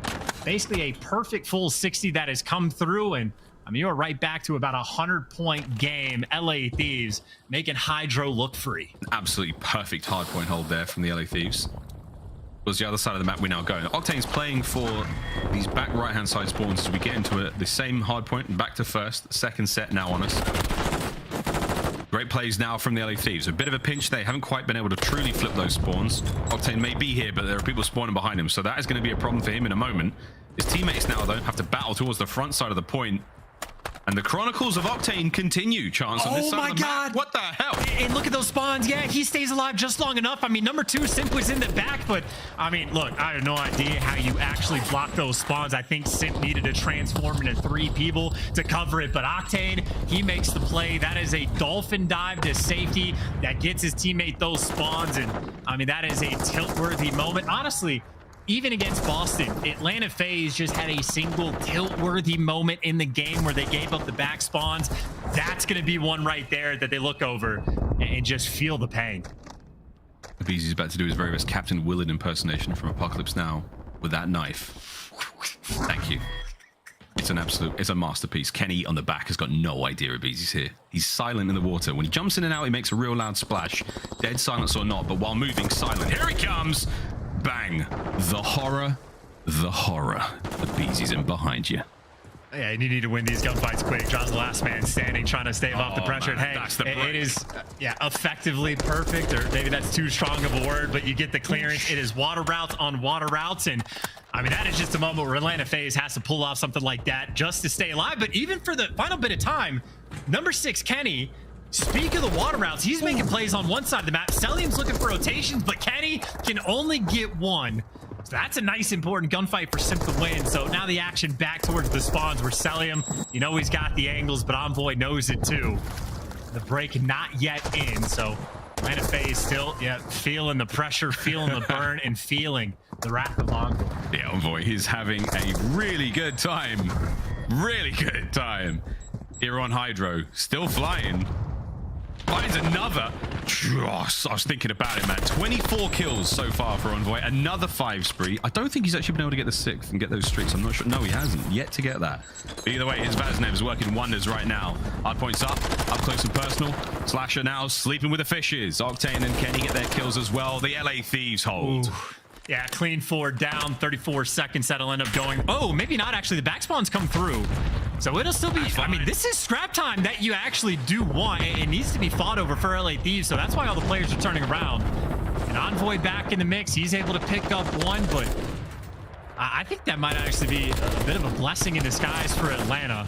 Not that it's fun to deal with, but if they don't get those back spawns, LA would have been up to about 230 points, and I think maybe just a small window of opportunity for FaZe to continue the fight.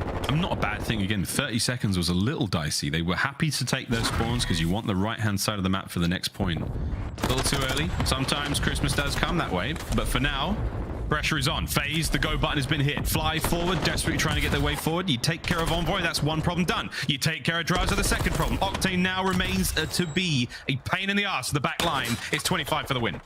And the trophy that Atlanta FaZe last year could never get is now getting even more revenge, taking aBeZy down and slowing down the push. And you're to the point where you might need to flood through the front, but there's no access through this point. Envoy was trying to lock it down, but the flood pays off.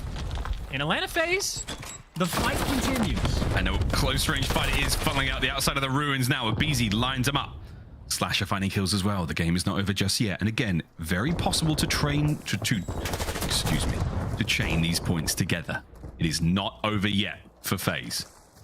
It's just so much time, though. I mean, Envoy, I'm assuming, is thinking about the idea of taking a swim. Maybe work on his form just a little bit, or maybe he's going to be taking the long route, but one break is all LA need.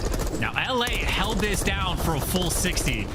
If FaZe do that, there's still hope. There's plenty of hope. I mean, you'd hope aBeZy could get a bit more on the board. 9 and 20 is not ideal. Envoy clearing out the back. Hello. Finds himself Simp. Slashes here as well as Envoy quietly adding to what is a ridiculous amount of kills in this game. 30 and 18. The break is on. That is the game. Unless Cellium can smash his way through front. One more play to kill. Last minute contest? I think not. Game 5. And honestly, just a master class of HyDra right there from Envoy. Quite literally from the opening break, he goes on like a 3 spree, flips the spawns for new, and just sets LA Thieves up to a game where they were more or less in control of the pace the entire time. You had moments of Envoy going on sprees, and I know he's definitely a player that loves the smell of napalm in the morning, but that was the only thing he couldn't do is actually get those streaks. But boy, did he try. 30 kills, I think, might be the second or third highest kill total in hardpoint so far this year. He does it on HyDra. He does that being the route man, and he does that being the damage dealer. MVP of that map without question. Someday this game's going to win. It's actually the next one. It's game 5. Unbelievable. Great stuff there from Zarko, and a wonderful pickup there from Chance.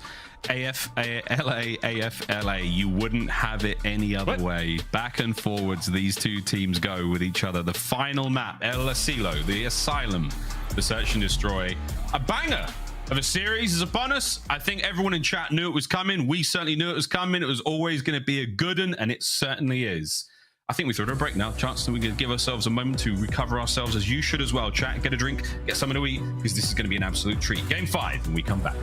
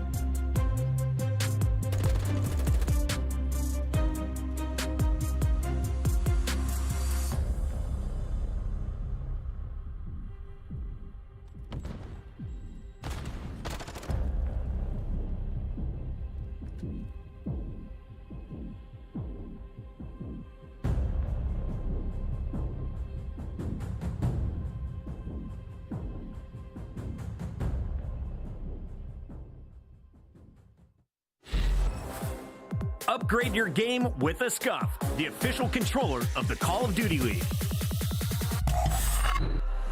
Ladies and gentlemen, welcome back. Atlanta FaZe, Los Angeles Thieves, and our run up to Major 1, and it's a game 5. To aBeZy we now go, and this is sure to be an absolute treat. Search and Destroy is going to be the mode. It's first to 6, and this is bound to be an absolute banger. Looking forward to getting into this one. And again, the rivalry that these two teams will have throughout the entire season, the games they will play against each other. Cannot wait. Cannot wait, Chance. It's going to be great. It'll be a good time. And I'd say this is a fun game 5, not just because it's your birthday, not just because the first one went to around 11, not just because of the grudge match, but even just more like of the detail for Atlanta FaZe, like what we're going to get out of him this year after the roster change. Of it was like the mode that we probably saw the heaviest decline from Cold War to the Vanguard season. And I say decline. They were still good, but if there's any reason why it's like they weren't quite as dominant, Search and Destroy is definitely something this is a team they're going to be focused on. I think, literally every single time Atlanta has played S&D, talked about slasher pick every style versus aBeZy First Bloods, the options that you get. You've already seen Cellium with the sniper, and obviously 3-0 in the opening duels, dropped 13 on map number 2. I mean, he's still putting in work, but I think that's sort of one of the main like focus points for this Atlanta FaZe squad. It's the Search and Destroy. And this is exactly where you need it to be in its finest form. Silo is a tough one. A bomb site on the inside, the B bomb site over by that red AC building on the right hand side of the map. A is a tricky site to deal with. You can wall bang the entirety of the outside wall. Stuns are through, where you should see the bomb get planted. But this is a party. TAC 56 there for Envoy. We'll see how that goes. And right now these players, well, I mean, look, it is the tiny tears that are, quote, trapped on site, but oh, not fun to deal with that. Somehow didn't hit Kenny. And now you're making the moves on site. This is where you're trying to pitch these players in, and yeah, that'll do it. Envoy and Kenny there. Still 2 versus 3 though, and the bomb's planted. Slasher can't see it from here. Octane's ripping his face off and selling for the 1v3. Can't even get the angle to the bomb. 3v4 retake. LA Thieves on point. And that is an important round to get, because, I mean, you get blooded, you get the bomb down in a situation like that, and it's the tears on site that you got to deal with. That is not an easy thing to make happen. That is perfectly executed by LA. That was great. The attack as well from Envoy, banging his way through as much of the wall as he possibly could, ripping heads. It is an adjustment we've seen a few players make, very popular in challenges right now, the TAC 56. The M4 obviously getting a lot of love and a lot of scrutiny from players and fans alike. But here we go, round 2. LA Thieves on offense. First one, I think Octane did briefly pull out the tack on HyDra as well. Octane will definitely mix up his weapon of choice. I believe he was the kill leader with snipes throughout all of Vanguard. Shout out to Tim. Said he got 46 of them. So yeah, Octane can snipe for sure. Yep, that's a lot. Rattling across the map, that LAB.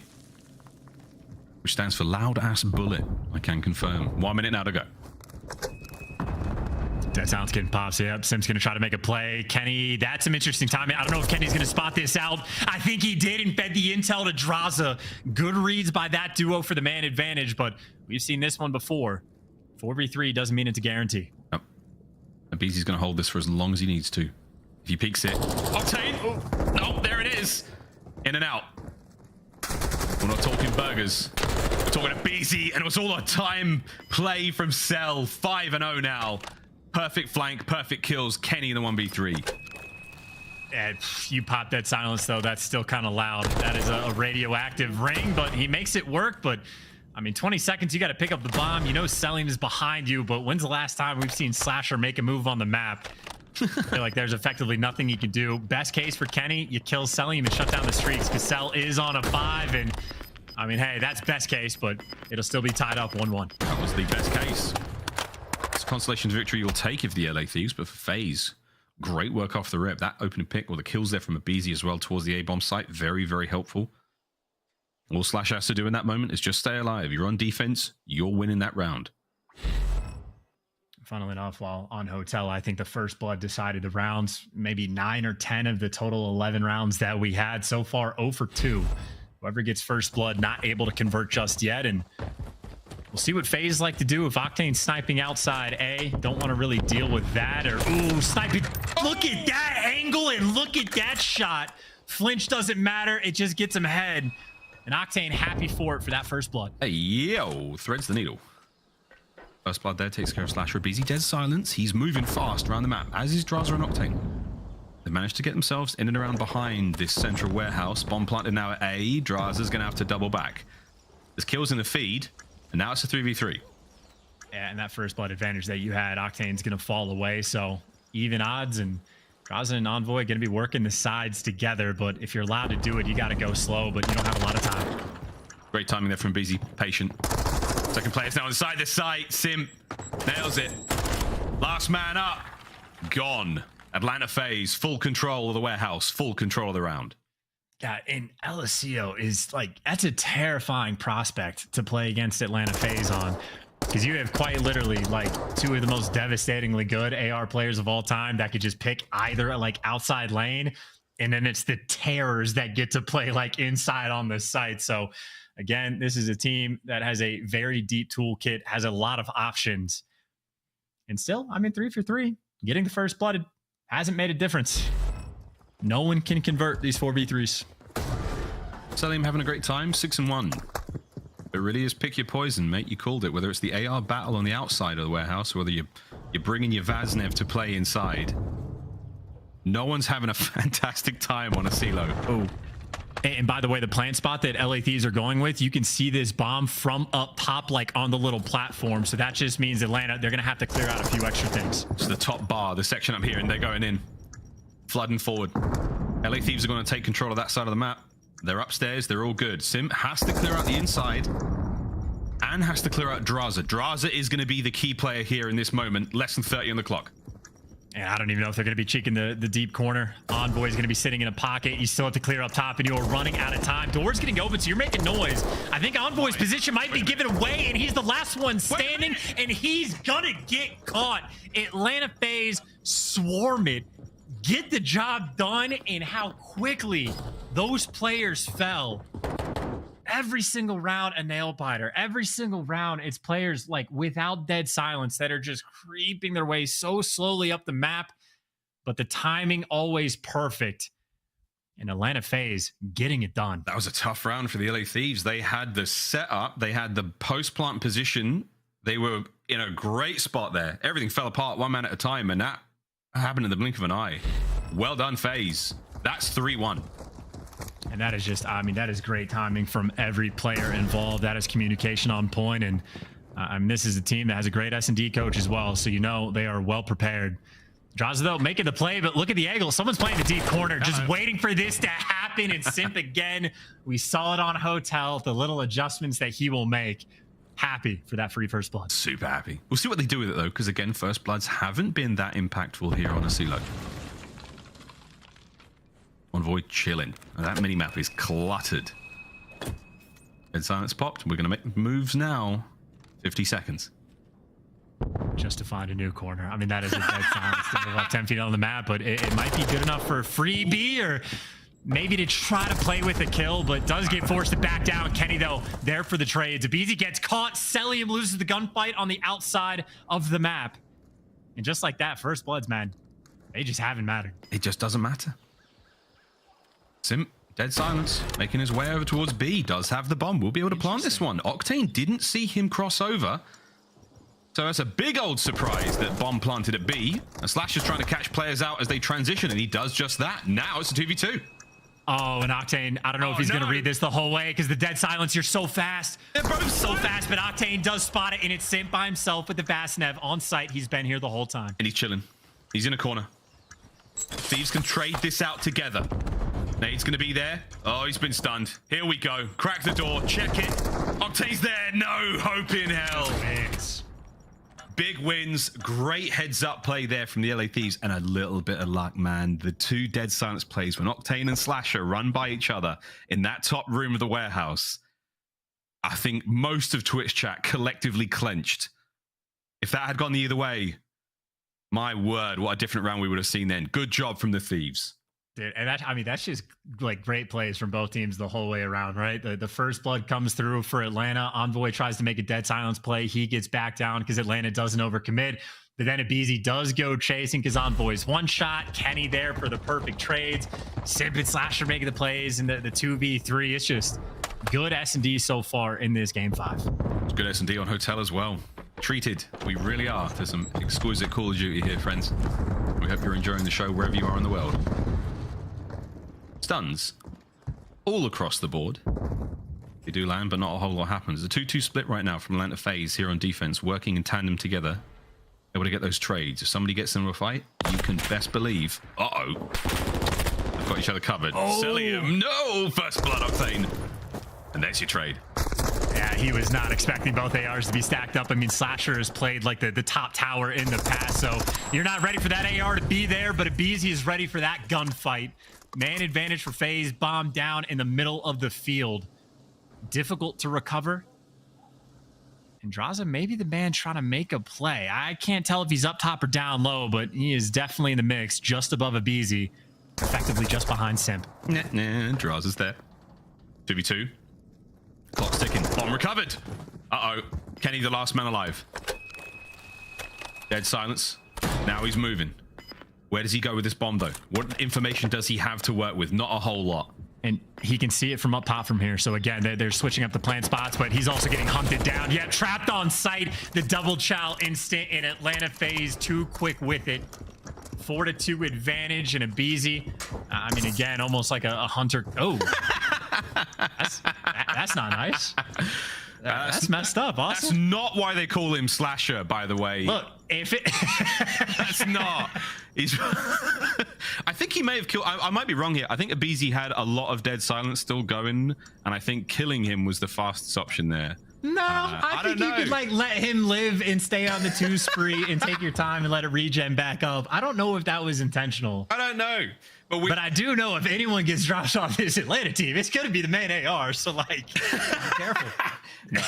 Slasher cracked a very mischievous smile after hitting that knife. But either way, it's a good round. We'll have a look. I think we get to look that one back. I'm not sure what's going on here, but that was very funny. Good round either way, though, from FaZe. Great recovery. Yeah, whoops. Brilliant. 4-2 here in game 5. 5-3 is Slasher, new man on the team, and been putting in some serious work so far in the search and destroys. But Envoy finally gets his second kill on board, but that is the first blood that is just traded out. So instant 3v3. And these are very delicate angles these ARs are going to be working with, and delicate timing as well, as Octane barely dips down low. Slasher, you've got the option of craft beer or craft beer from this bar. I'll take 2. Octane's trying to get at least 1 right now, 3v3. And this is definitely going to be an A hit on the attack, so Octane will be out of the play for quite some time. Kenny and Drazah, a little bit more pressure on him. Now, Drazah does have an interesting angle down low to see if these players ever try to come through the double doors. Potentially he could see in a pool hall if they open it up, but where I'm thinking A hit. Maybe Simp is thinking B, and Octane, who I thought was out of the play, is at least getting this information. And now you're running out of time. Simp, he's strafed out of his chair. Damn. He's gunned Drazah out of his chair. 3v2. Kenny nades. Oh, I love this. Dips out the room. The numbers aren't there, though. And sadly, a team fire. Octane, though. Oh, good God.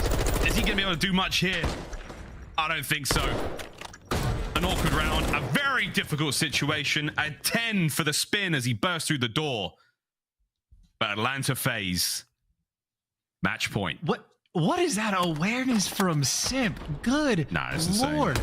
That's a moment where, like, I mean, I certainly would be. I think even a decent number of pro players would be, like, panicking just a little bit of, like, oh, I got spotted. I'm tagged up. Like, I'm in a bad spot. And then he just hard reads Drazah playing, like, the hallway corner and just obliterates him. Sends him to hell, and hell might be this final round. Atlanta FaZe one more away. Getting their first win of the year. And getting revenge. A tiny smidge of revenge. Nothing quite adds up to a championship grand final or back-to-back grand finals for that. Wow, it's noisy in there. Explosives. Someone who isn't going to be noisy right now is Simp, though. Dead silence popped, making the moves. Will he check these corners? Oh dear, I like it. Upstairs indeed. On plant now for the LA Thieves on A. Simp has about a second left. Now he has to stop.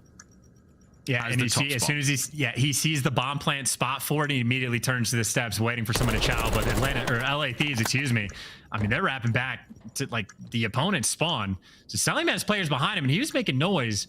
Drazah's got Deddy popped, and he is wrapped around this entire map. Oh my God! And Cellium can still hear him. It's the ghosts of a Silo. And Simp, he's making a lot of noise as well. 20 seconds. Gotta get going. Here comes the final gunfight. Oh my good God! Envoy gets one. 2v2, 10 seconds. Is anyone able to get near it? Is anyone able to get on it? No, I don't think so. Simp, last man left alive. He might catch a kill, but the round will go to the Thieves. Oh, baby. Dude, I think Drazah's dead silence, the instant it ran out, Cellium heard it and just snapped on air. Because I think Drazah was, like, just outside around the door. Cellium scares me. Absolutely. I mean, that's like some next level gameplay. He was seeing things, hearing things, reacting on pure instinct. A boy's playing Call of Duty level that most of us can only dream about. Like, you could play with active, like, I could 1v1 Cellium and have active camo and I'd still get destroyed. Oh, maybe. 5-3, Atlanta FaZe still sitting on match point here in game 5. How will the Thieves hit this one? 2 players through the hill side of the map, right round the back. And aBeZy, he's going to see this. Yeah, nah, he's hard reading this as well.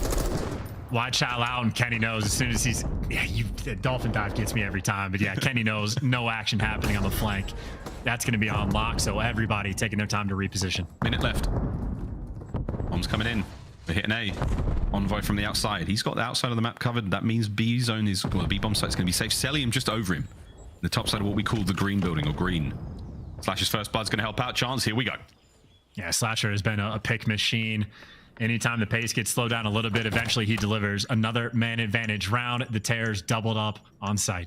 Shoulder to shoulder now. Breach and clear. Kenny and Drazah on the outside of the site. It's going to have to be great. Here we go.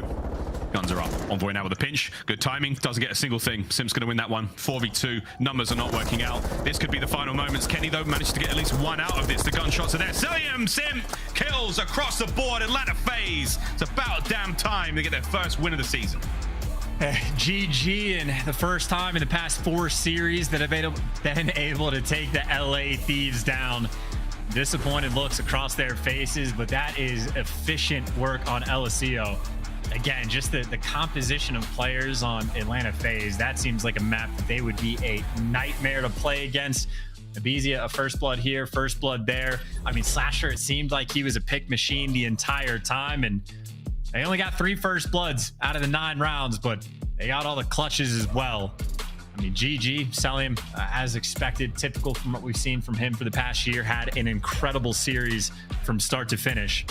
And they got that S&D win that they so desperately needed. Brilliant work from Atlanta FaZe and the LA Thieves in that nail-biter of a series. Great work in that control. We're looking back across the highlights here from the El Asilo Search and Destroy here in the Game 5. And honestly, man, I mean, it could have gone either way many times. Not a tremendous amount separating these two teams early on in the MW season. MW2, sorry, you know how it goes, friends. But it is going to be a lot of fun watching these teams go at each other. Oh, nice crouch. Wow, didn't know that went that way. Good stuff from Octane, though. Again, snipes abound. We are going to see plenty of brilliant series like this all throughout the year, and I cannot wait. Yeah, this has to be best series of the year. So, I mean, again, it's day 3. It's not like this. Is it day 3 or is it day 2? It's day 3, mate. Day 3. It's Sunday. Good Lord. Okay, yeah, well, day 3. I know it's early on, but I think that is definitely one of the better series we may see all year. Every single map on point. Great plays the whole way around. Players take a turn. Slasher killing teammates. You know, you had a little bit of everything this one. Oh, you certainly did. Good stuff, though, and congratulations again to Atlanta FaZe. First dub on the board. LA Thieves, they'll be sore after that one, but LSClo, it could have gone either way. Many rounds. But just looking across that series, wow. Round 11 there on Hotel. The final round on Fortress. Very close to Hotel Hardpoint to start things off. HyDra, though, clearly needs a little bit of work there from Atlanta FaZe. Just dip a toe, lads. Dive in the water. That's really what it's all about. The LA Thieves, not afraid of a good swim. Great series, though. An absolute treat to behold. And I mean, I don't know about you, Chance. I had a fantastic time. Lots to pick apart there. Let's not forget, though, that insane final round of Fortress. And you know who's going to love that one? It's the Desk. Don't you, Desk? Absolutely crazy, Desk. Happy birthday, Miles. Happy birthday to love you guys. All right, that's all you get right now. Miles, happy birthday, Chance. You crushed it as always. And Atlanta FaZe giving us the series we were hoping for in the rematch against the LA Thieves. We didn't get the round 11 twice, but we did get it in our first search and destroy, and we went to that game 5. So let's break it all down, starting with the first hard point. And I want to start with you. What did you see in the respawn between these two teams? I mean, the respawns were absolutely spectacular. I mean, looking at this series, I think the only map that was really a struggle was that game 4 HyDra. FaZe just not getting the hang of it. We were watching and looking at these rotations. They're giving up so many rotations, not even looking where the players are coming from. But aside from that, what I saw in that control, it was beautiful how they held on in that round to, you know, stop it despite being down in lives. And then also the very first round that we saw out of aBeZy, picking up those 3 kills and then getting the spawn trap on them to lock them down, not give them any ticks of progression. Those are little things that will ensure you that defense later on to secure the map. Ali, when we look at the search and destroys, we were in that game too, and it looked like it was totally Atlanta FaZe's game. Then all of a sudden, Kenny getting a little bit weird towards the end, steals it in a round 11, but we had a 2v3. Let's take a look at one of the crucial moments in this one. I can just say, if you guys were watching throughout this series, in this round 11, Octane gets in the crediest spot that I have seen so far this weekend, standing up behind Jordan. I just remember looking at Nameless and being like, this is incredible. This is going to win them around. We don't know how he ended up dying, but this was a huge clutch out of Envoy. He played this perfectly, and it was just an exciting game of COD through and through. The first 3 maps of this series, I feel like I can speak for everybody here at the desk, production, and at home, that we were on the edge of our seats, just heart pumping. I will say, though, that game 4 and 5 was a little lackluster from either side. Yeah, a little sloppy. A little sloppier, but we had some great moments along the way. My favorite moment, though, was probably in that control that Nameless was touching on. It's our Scump play of the game. Let's take a look at it one more time. Remember, it's 2-2. It's round 5. Walk me through it, Nameless. Yeah, I mean, well, it was the very end here. They were down in lives, and what was crazy is Octane was actually deep in their spawn, trying to spawn kill them, and they just waited. They didn't even turn back to get that kill on him. You see Simp goes forward just to play for those spawn kills. Somebody eventually goes and cleans up Octane, but just a strong defensive hold, and what was set up by the Thieves, like Kenny pushed up to their spawn. He had them pinned back in their spawn while Drazah was getting kills arches, so they had to regain control of their art, and from then on out, you just see they get the power positions and pick up those kills. That is no easy feat. For a second there, I really thought Thieves were going to run away with it with that momentum. After that matchup, we saw the game 4, and that was the hard point round 2. I saw aBeZy finish with just 9 kills, around 22 deaths. So I feel like looking over their footage, they're going to clearly see something statistically. There was an anomaly. What else can we clean up? Let's talk, though, with one of the oldest members here on the team. We have the college graduate, Austin Litticoat. Austin, how are you, my friend? It's been a while since I talked to you. You're wearing FaZe again. Last time I remember seeing you wear FaZe, you were sitting next to Mr. Censor. He had no sleeves on his jersey. It was AW, and you took home that Columbus championship. How does it feel to rejoin Atlanta now? I mean, it feels great, right? Like, I feel like every player in the league wants to be in this spot, so I'm blessed to be here, and I'm happy to be playing with these guys, and obviously happy we got the dub today. Talk to me a little bit about the search and destroys. Clearly, you were able to clutch up in that game 5, but game 2 was a little bit sketchy. It got messy towards the end. Yeah, I mean, I think our S&D is actually pretty good right now. It's just a little bit of the situationals that's kind of messing us up. And I think with the switch of no smokes kind of threw us off. We haven't got as many reps as we'd like to. Okay. But that game 2, in my opinion, we won it. We just threw away some clutch scenarios that we shouldn't. Like 9 out of 10 times we're closing that out. So it's just like tightening up on those things and we'll be all right. Good to know, Slasher. And again, congratulations on this win. I got to know what it's been like for you to kind of be plugged into this leadership role for the Atlanta FaZe, and if that transition's been easy for you. I mean, yeah, I think it's been pretty easy. I mean, these guys have made me feel like at home with this team. They told me to come on board and just be myself. So I've just been kind of like plugging in and like voicing my opinions when I need to. And I feel like we're gelling really well right now. Our practice is going pretty good, like one of the best practice teams I've ever been on. So it's just about translating that to matches and finding our groove. And I think today we're getting there.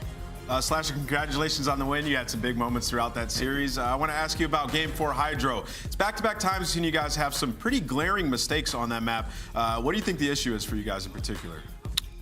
Well, this time I think we actually played it kind of poor, and they were playing pretty well. I think the Boston matchup, we were actually in control the entire game.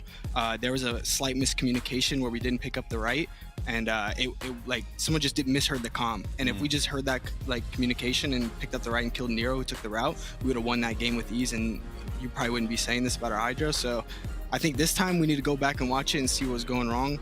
But overall, I think we're a pretty good hardpoint team right now, so I'm not too worried about it. Slasher, last question is not necessarily for you, but probably about the teammates. What was going on the comms today? Was there some extra energy being put into this matchup? Because this is kind of the third meeting of Atlanta and LA Thieves on the big stage.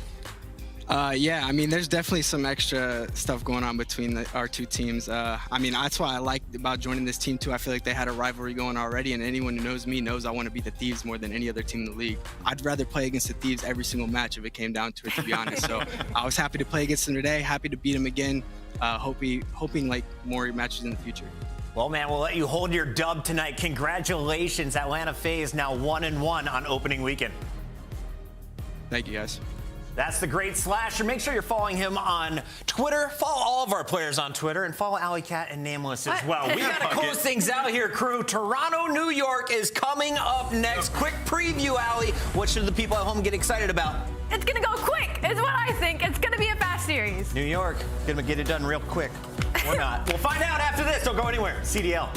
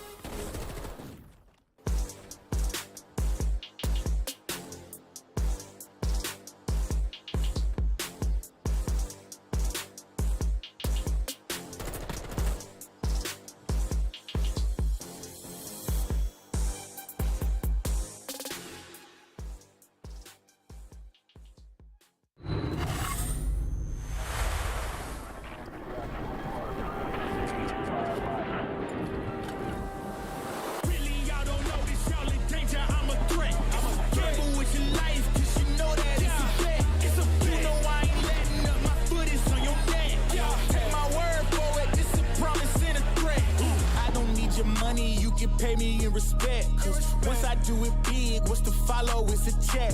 I need 100 bags, nothing more, nothing less. And the ops feel away, cause I'm next, I'm a threat. Oh yeah, really, y'all don't know this, y'all in danger, I'm a threat. It's a gamble with your life, cause you know that it's a bet. Gotta run up the next, point to the sky with the one up, I'm blessed. I'm young, rich, and black, so you know I'm a threat.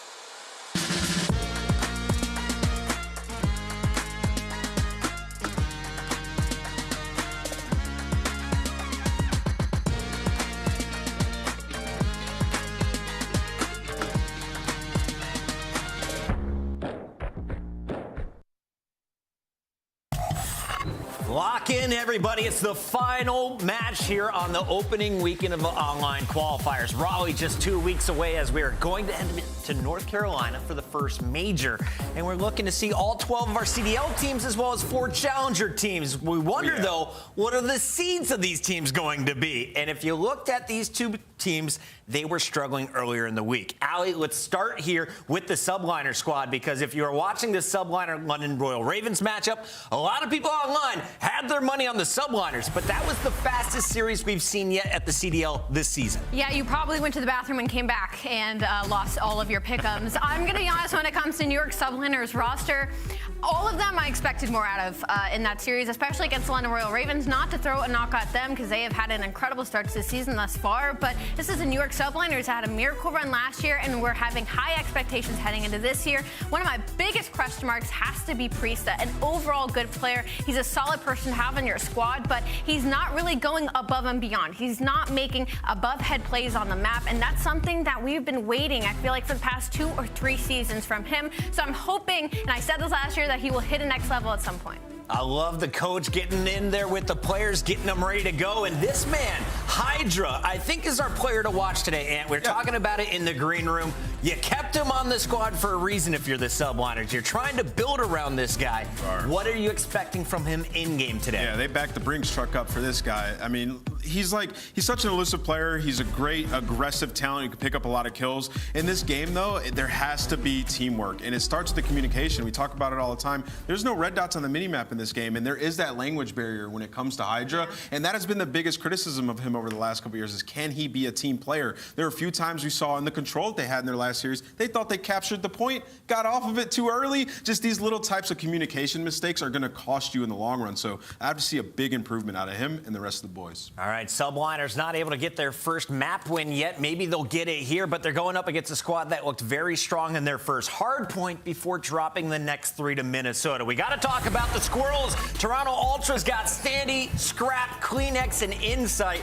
And Scrappy, he was a freak yesterday, aBeZy. Yeah, no.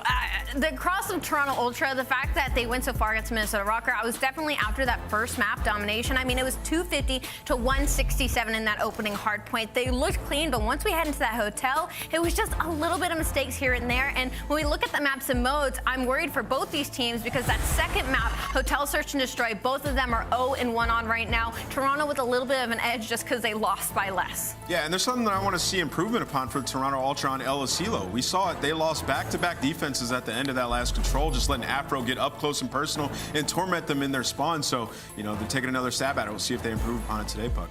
We've got all 8 players on the screen. Chat, put a 1 in there if you got Toronto Ultra in this one. Put a 2 if you're calling the New York City Subliners. Before we go, you're going 1? Toronto Ultra? I'm going Toronto Ultra. Going to Toronto Ultra?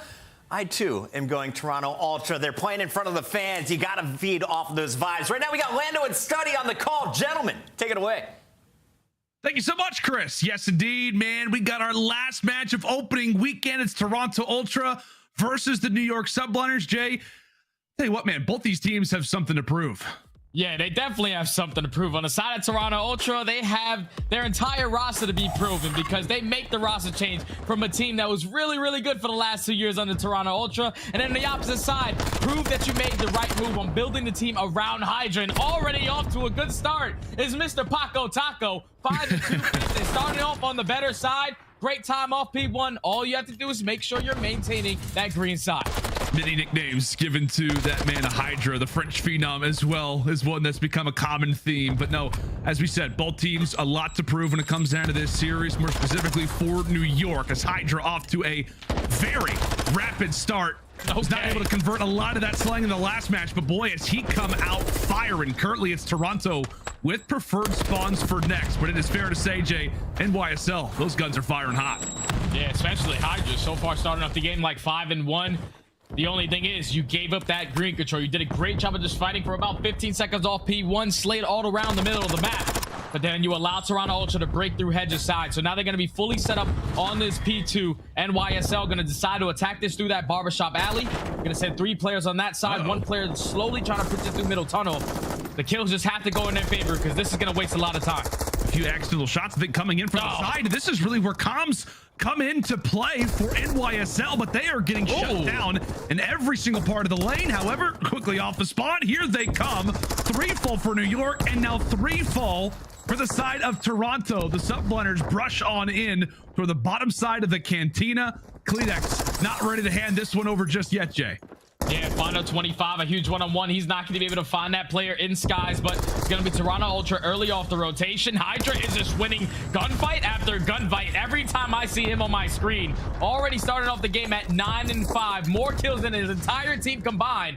But the only thing is they do not have rotation. So once again, New York had to try to execute the break on another bunny hill in 10. As Standy's going to be the first cutoff man for Toronto Ultra. He's not able to find that first kill, and already New York had the trade advantage. KiSMET in forward hand, not a common sight, but he's absolutely going to be called upon as 3. Make it all 4 for NYSL. Running strong with HyDra, leading the way for the team. This guy is an engagement magnet. Eventually falls, and Toronto can be happy at the fact that they survived what was a very aggressive NYSL wave. Yeah, if you're Toronto, as long as you stayed efficient in the trades, you will be able to get some good time. But NYSL, they're able to find an opening, but Scrappy is able to find 2. Shut down that pressure towards 10. 25 uncontested seconds are going in favor of the Ultra. And look at the rotation. Once again, Toronto Ultra are just ahead of the game, but the kills are in favor of New York. Yeah, that's the biggest thing, though. I mean, it feels like in the last series, NYSL really struggled to, have their kills really count. And I guess that's really what you want to see in this series. It's great, right, that we're seeing streaks happen from somebody like HyDra, but it's really a matter of what do those kills actually mean in the long run. At least for right now, it has converted them to a rotation at barbershop. KiSMET trying to lead the way right now for the squad. He and Insight together are actually able to successfully break this, and it's off the back of a nice double coming in from Scrappy. The great rookie trying to have himself an official first starting W. Back and forth we go, and currently it is New York dominating inside a barbershop. And New York do a great job of just finding those kills in towards the hill. Last player up, which is going to be Scrappy, was the guy that was trying to attack this from gate side, but Priestahh finds himself on a force spree. The Death touched on it. They want this guy to step up to a whole different level. Didn't really have the best performance yesterday, but overall New York did not as an entire team. So they're starting off a lot better today, at least in the slaying department. We just have to get some better holds and make sure we're on top of these rotations, especially on a map like Mercado Las Almas. Oh, I give it like an 8 out of 10, Jay. It was really good. Okay. It's way better than mine. It was way better than mine. There's no doubting about that. But Scrappy trying to put in the work again, as we mentioned, did not have the series that he wanted to in terms of the results. Already kind of the early favorite for Rookie of the Year. Toronto Ultra have got to be thrilled to have this guy on the roster, but he's going to have to be ready. It's like we said, NYSL, dude, it just feels like every time we're on their perspective, we got players dolphin diving, they're sprinting on to these hard points, and it feels like every time that we see them, they are all together. 4 quickly in toward this 10 alley, as the trades are currently working out in their favor. A small advantage, but one nonetheless. I don't know about you, Lando, but there's just so much going on the damn map. Every time we switch a perspective, there's kill after kill, someone flying off a top rope, but finally NYSL execute another break in towards middle courtyard to give themselves a nice, comfortable 20 to 30 second lead.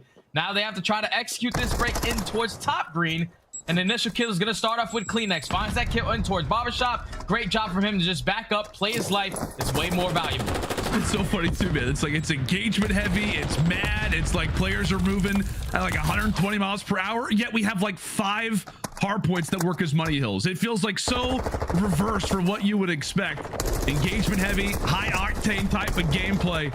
His Insight just tries to survive the wave. Currently, Toronto doing a great job at locking down some early seconds. They've identified exactly where New York, their main point of entry, is going to come from. A rather unfortunate team kill comes in from the Ultra, but another lead change. Let's step aside, actually, and go to the comms now with the Ultra. Name past you guys, right? Top time. Name past you. I'm good. Keep on air low pitch. Dead, one more. Weak. One shot. I know blitz. I'm just on mid, by the way. Oh my god, that guy's off. One new. Yeah, time? Yeah, go. I'm literally set mid heady. I'm going P4. Dead. How you going? I'm helping you P4. Already. Gate. Chunk gate. Mid. P4 truck. Stay alive, P4 truck. Stay alive. They're already gonna be. I spawned pallets.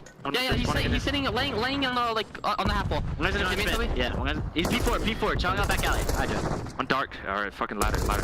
He's laying down ladder. Back alley. He's pushed top house now. Dead. How just top house? One's hill, one's people watching over him hill. Yep. Let's go. Shut it. I saw him mid. Close right on me. Good luck, Scrap. Laying down close. I needed him. I stuck him. Sit down. Mid heady.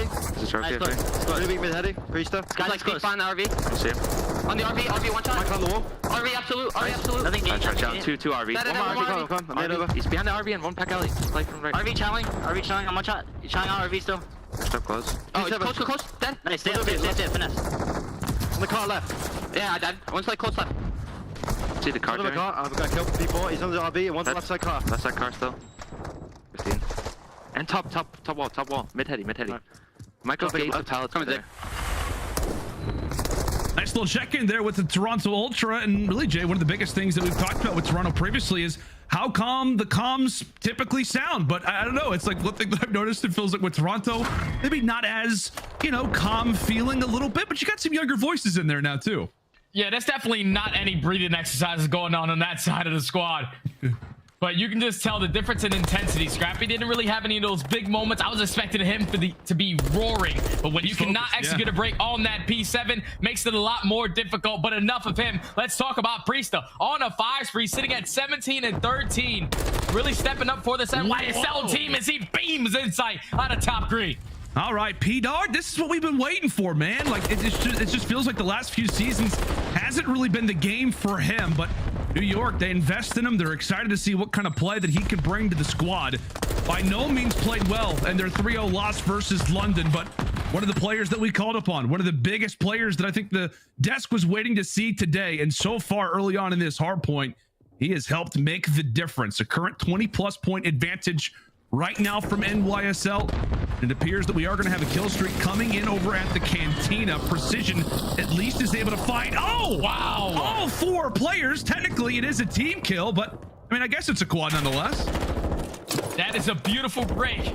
All on the back of the airstrike coming in from Priestahh. Gets 3 people inside of the building. That's some very strong bullets that are going through that entire green building that executes now for NYSL to find that break.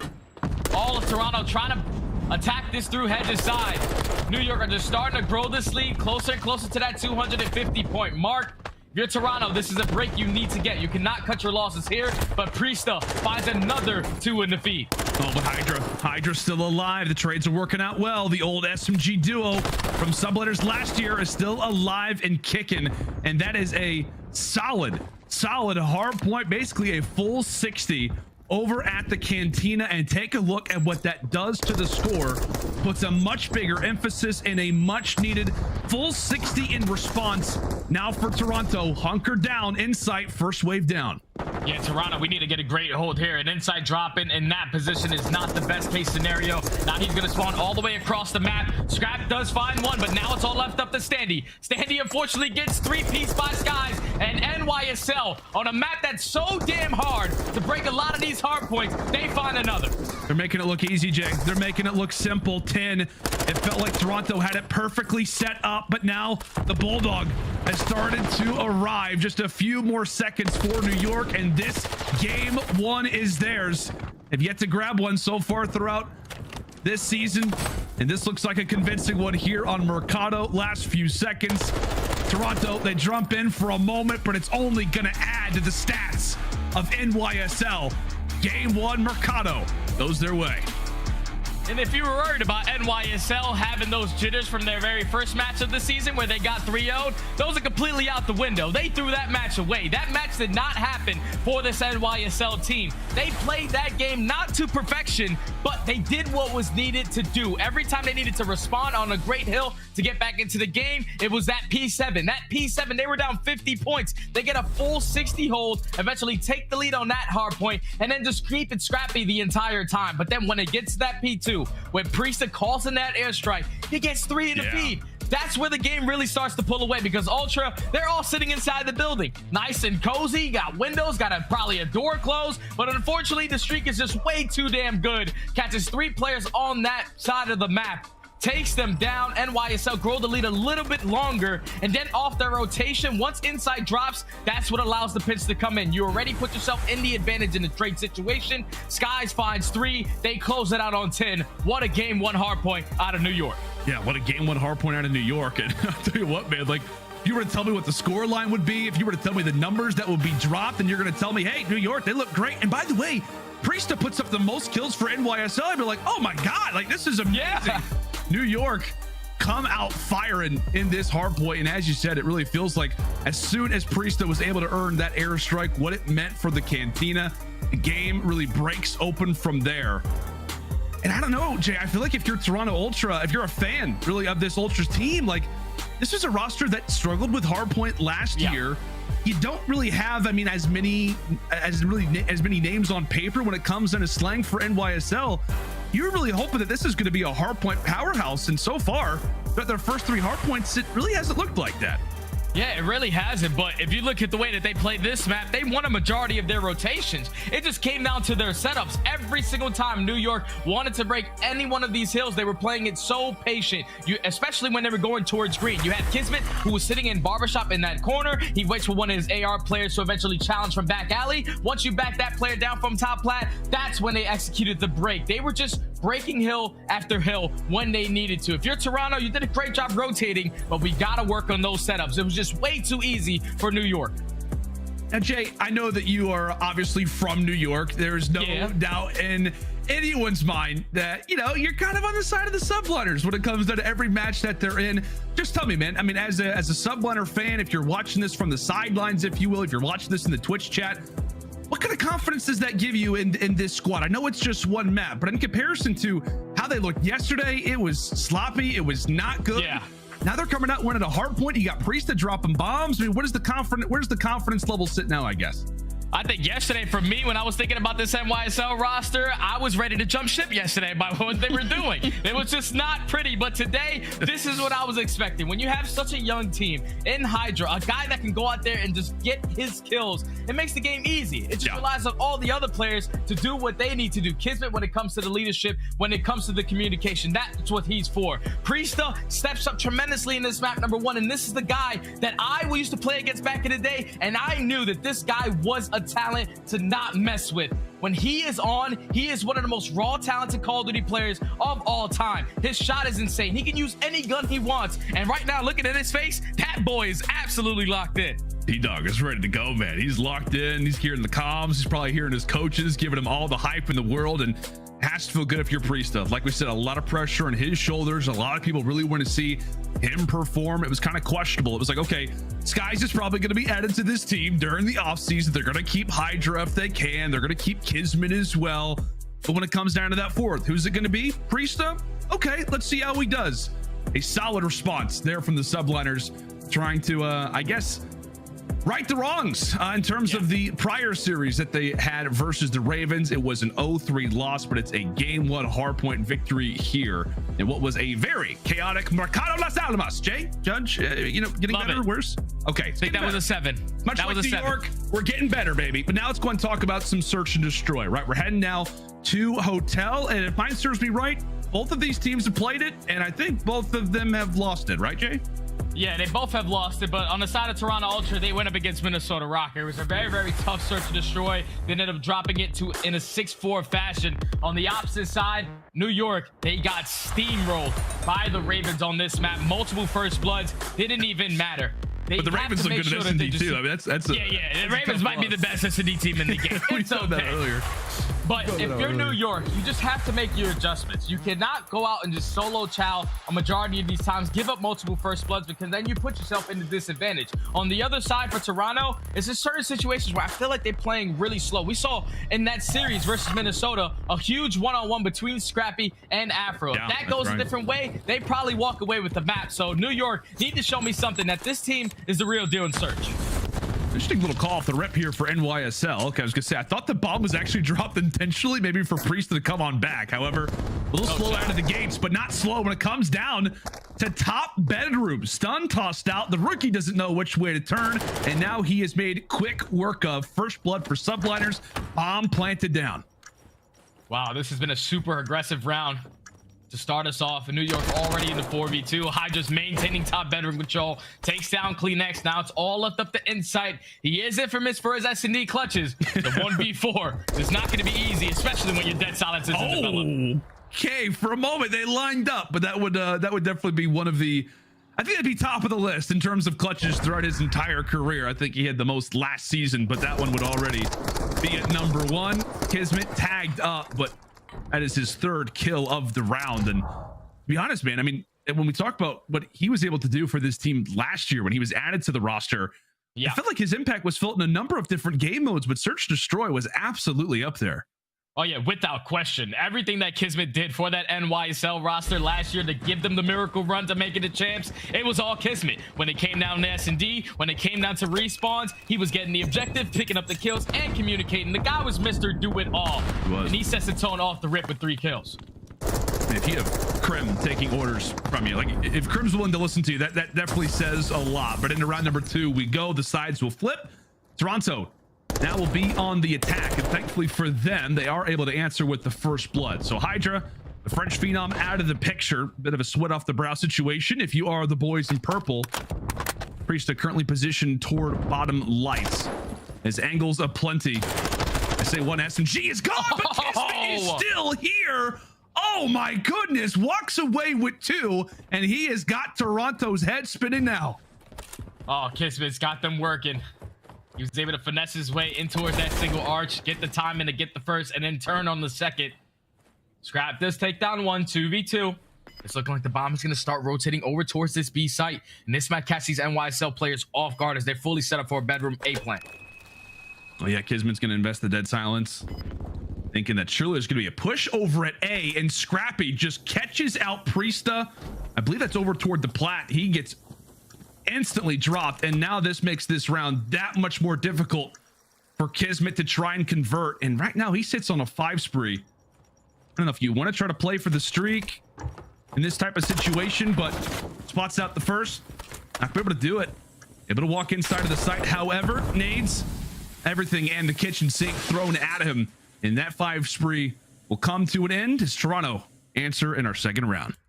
Yeah, that was good plays from Toronto once they found themselves in that 3v2 situation. KiSMET does get out with his life, but when he starts to wrap back towards his team, Scrappy is able to find one, turn it to a 2v2, then pop that dead silence to get all the way across the back towards that B bomb. KiSMET, I thought he played it great. He did everything that he could. He tried to check every single angle, but when both of the players are pushed out towards the back of your spawn, the bomb is planted 4 back doors. Not an easy clutch. Also does not earn that kill streak. So Toronto tied up at 1. And a great one of the final kills coming in from Scrappy makes that 2v1 end up being possible, and he gets peppered once more to the top bedroom. In round number 1, he was stunned off the rip. NYSL, man, they are just playing with a new level of pace.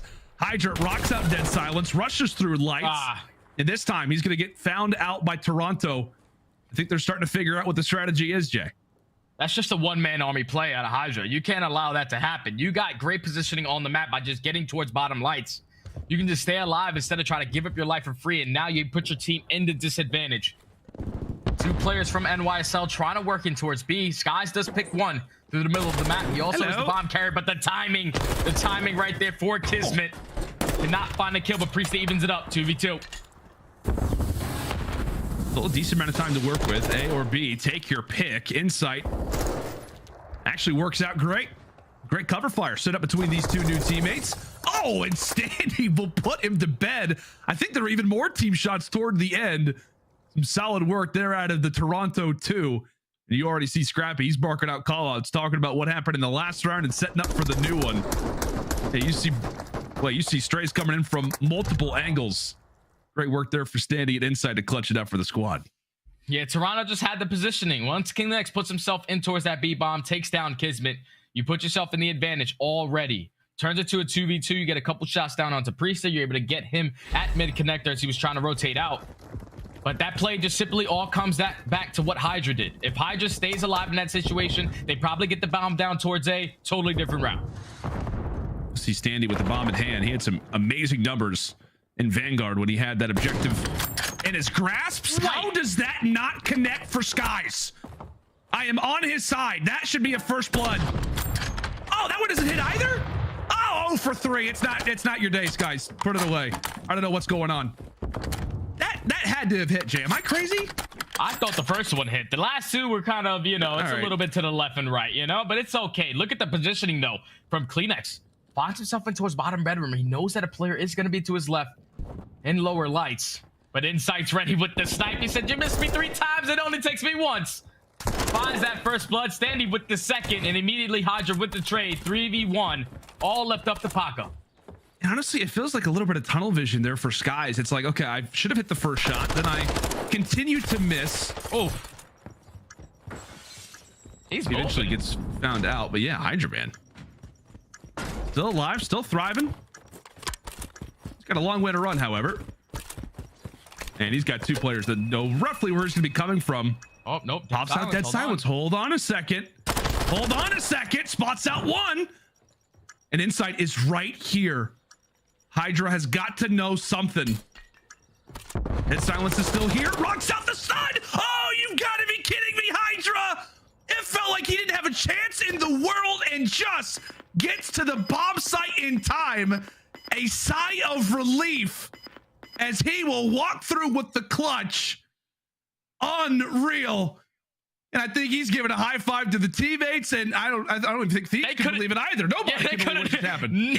None of those players on that screen could believe it just now. A 1v3 from HyDra. Obviously, Toronto, we made a lot of mistakes there. In the 3v1, we all have to be sitting basically next to each other, so we put ourselves in a trade situation. Once that player gives up his life in towards the middle of the map for free, it becomes a way easier round for HyDra to try to do it, but it plays right into what he wants to happen. Beautiful pop of the dead silence, gets that first kill, and then plays it so patiently, also uses the stun to get that information. What a clutch out of HyDra. He emptied the pockets at the perfect time. I thought that round was over. I was talking about something else. Yeah. And then HyDra just comes through with an unbelievable 1v3. We'll say hello to the top 5. This guy's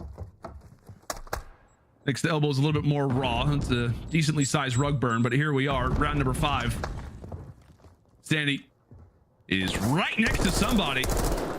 Nearly tags up Skyz as he'll get out of dodge for the moment. You can see where the arrows from NYSL are pushed up. They are all over P1 as KiSMET looks to get aggressive. Yeah, KiSMET, he got the timing. He's about to earn his dead silence, but it's not going to be enough as Insight with the repositioning read the play beautifully. Finds that first blood, so now 30 seconds to work with. NYSL have to commit towards either one of these sites. It's looking like it's going to come in towards B. One player in KiSMET is at least able to spot one, but the action is all about to go down right now. Stuns tossed out. KiSMET looks to get a different vantage point. So here they come. New York. Oh, KiSMET, he thought he was trying to leave. He was trying to get out. And here we go. They'll find a few picks in a row. All on to Insight and Standy now. Lovely little pick. They were able to work together so well last time. Nice little engagement as well again for Insight. Skyz, it all comes down to him.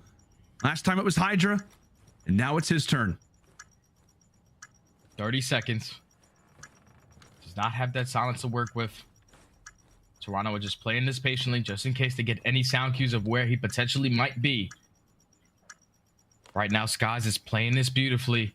All you have to do right now is just get this guy off bomb and play your life. Here comes the first. Standy able to win it. And again, it's clutch after clutch. Insight and Standy working together beautifully as they will punch in the digits and thankfully are able to rebound after what was a very difficult pill to swallow in that 1v3 from HyDra just a round to go. Yeah, definitely in a bounce back round that was needed for Toronto Ultra. Even though they were in the man disadvantage, they do a great job of just eliminating HyDra from the back of their base, forcing it to a 2v2. And then as soon as that bomb gets planted, Insight from side door finds that kill onto Priestahh. Just waste the clock out. They double chow in towards cat room. Standy's able to win the gunfight to close out the round. Toronto Ultra currently up 3-2. Just can't allow any of these clutches to happen anymore. Like, that was unacceptable. I know, it'd be 4-1, for God's sake. Yeah. Regardless, they find themselves still with a slight advantage back on the attack, and it could be an early push over toward that B site. As we know, A, way more common, and nobody, and I mean nobody for New York, was looking in that direction of which KiSMET began to strike. So enamored by that A site, and it could come back to bite them. Yeah, New York 4-stack over towards that A site, and they didn't get any information. Why is no one deciding to wrap Pal? HyDra just gets shot in his back for free. And KiSMET is not slowing down. Finds another kill onto Priestahh. Skyz does take down one with the snipe onto Insight. Gets his revenge. But look at that bomb. All the way wrapping back towards A. Catches the NYSL players off guard. 3v2. 45 seconds to work with now. And this is a Toronto special, man. This is what they've been known to do even since Cold War, right? Just a constant rotation between either the zones in control or the sites in S&D. NYSL heads on a swivel, and somehow KiSMET manages to escape. Nice little dolphin dive. He's been doing it all game long, but he still has a bomb to defuse. He and Skyz is going to have to work together. Back to back we go. It's been a game so far of clutches. Can they find another 1v3? Time not on his side. And this is going to be a round for the Ultra. Just another perfect attacking round. Coming out of the Ultra. You work all the way through B. Obviously, NYSL, they 4-stack towards that A site. So when you get that first blood with the guy not even looking at you, it makes your job a whole lot easier. But Toronto Ultra silent the noise from that 1v3 clutch from HyDra and now put themselves in a comfortable 4-2 lead. What's impressed you the most, I guess, so far about Toronto? Because again, you know, they struggled, right? Versus Minnesota. It was a close game on Hotel S&D. What do you feel like has been the biggest difference? Is it something Toronto's doing right or something that New York's doing wrong? I think it's their patience. I think Toronto Ultra, they're playing with the information that they're receiving. So right there, as soon as they know they're giving up a position, they have someone that's going to watch that position just in case that timing is off. So they just fill in the gaps really well, playing their numbers advantage besides that 1v3 correctly. And so far, I've been playing some phenomenal S&D. It's the one, but yet very bold mistake that you happen to make in the search and destroy. Well, I'll forget about it, though. I'm sure, you know, once the game is concluded. No, in all seriousness, we're going to be looking at that one for a while. Sorry, Ultra fans. Here we go. Trades are in. NYSL quickly with numbers here in this round number 7. As they have got full control over at that A site. There's been a lot of noise across the map, but oh, Insight. He could be one to strike. Skyz. Oh, he dolphin dives. It's almost as if he knew exactly where Insight was. But so far, it has been the Insight and Standy show. Here they go again. Another episode, 2v3. The only thing that can come back and bite NYSL is the positioning of the bomb plant.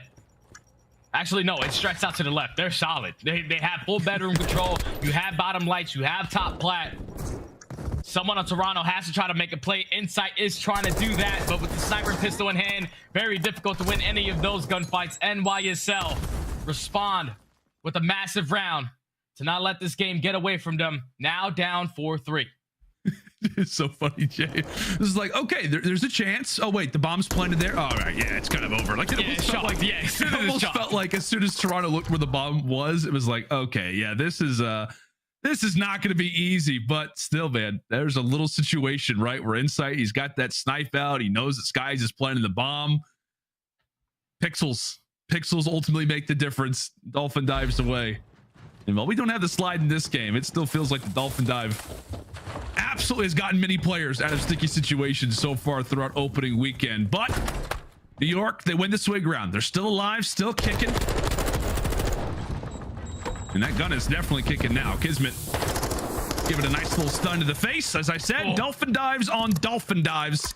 It's CleanX who comes out on top of the opening engagement. Only player in ear's distance at this site is HyDra, and I don't know how CleanX does that. Now if you're New York, you don't want to overcommit. You don't want to over-challenge. Just keep the positionings that you have. As Toronto Ultra able to catch 2 players overextending. What went from a 3v4 is now a 3v1. Toronto Ultra, once again, led by that first blood. Hit that late rotation, catch a couple players trying to be a little bit over-aggressive. And make the round look easy. Game point for the Ultra. Yeah, man, just a bit overzealous. Toronto, they show the cards. NYSL, you know, peeks around the corner, says, what do you got there? Right as they do that, the Ultra slaps him on the wrist. A great little play coming in from Toronto. As we said, an organization that has just been incredible. One of the best franchises that we have seen in this very mode throughout CDL history. And they're looking great. Currently in this Hotel S&D. Inside, is he going to try to go for the spot? Yes, he is. Oh, I like this spot. I think I saw Standy do this like in like one of the first few days of the game being out. So a passing of strategy. We saw Standy have some very interesting little moments. I think it was on like Tuscan S&D last year. They're bringing it out again. Yeah. Whoever put that TV on the wall, that's a great wall mount. It's pretty sturdy, huh? Yeah, Inside is not budging at all. CleanX finds that first blood onto HyDra. But all the action from the rest of his teammates is going to go down towards B. Inside in his position, if I'm him, all you want to do is at least get 1 kill if you do end up dropping. But all of NYSL, they're waiting for their dead silence to pop before the play happens. Skyz and KiSMET, it's activated. Here comes the attack. Oh, it works out perfectly. It works out flawlessly. Ends up finding the 2-for-1 trade as New York confused. They just saw Insight fly in from the rafters. 20 seconds to go. Best of luck to KiSMET. Able to find the first, but the white flag is out, and that will be the search and destroy. The little plays at the end. Toronto well seasoned in this game mode. There's been a lot of questions on how is this team going to look. It's a different roster. It's a different type of team. But right there, that was vintage Ultra in terms of search destroy performance.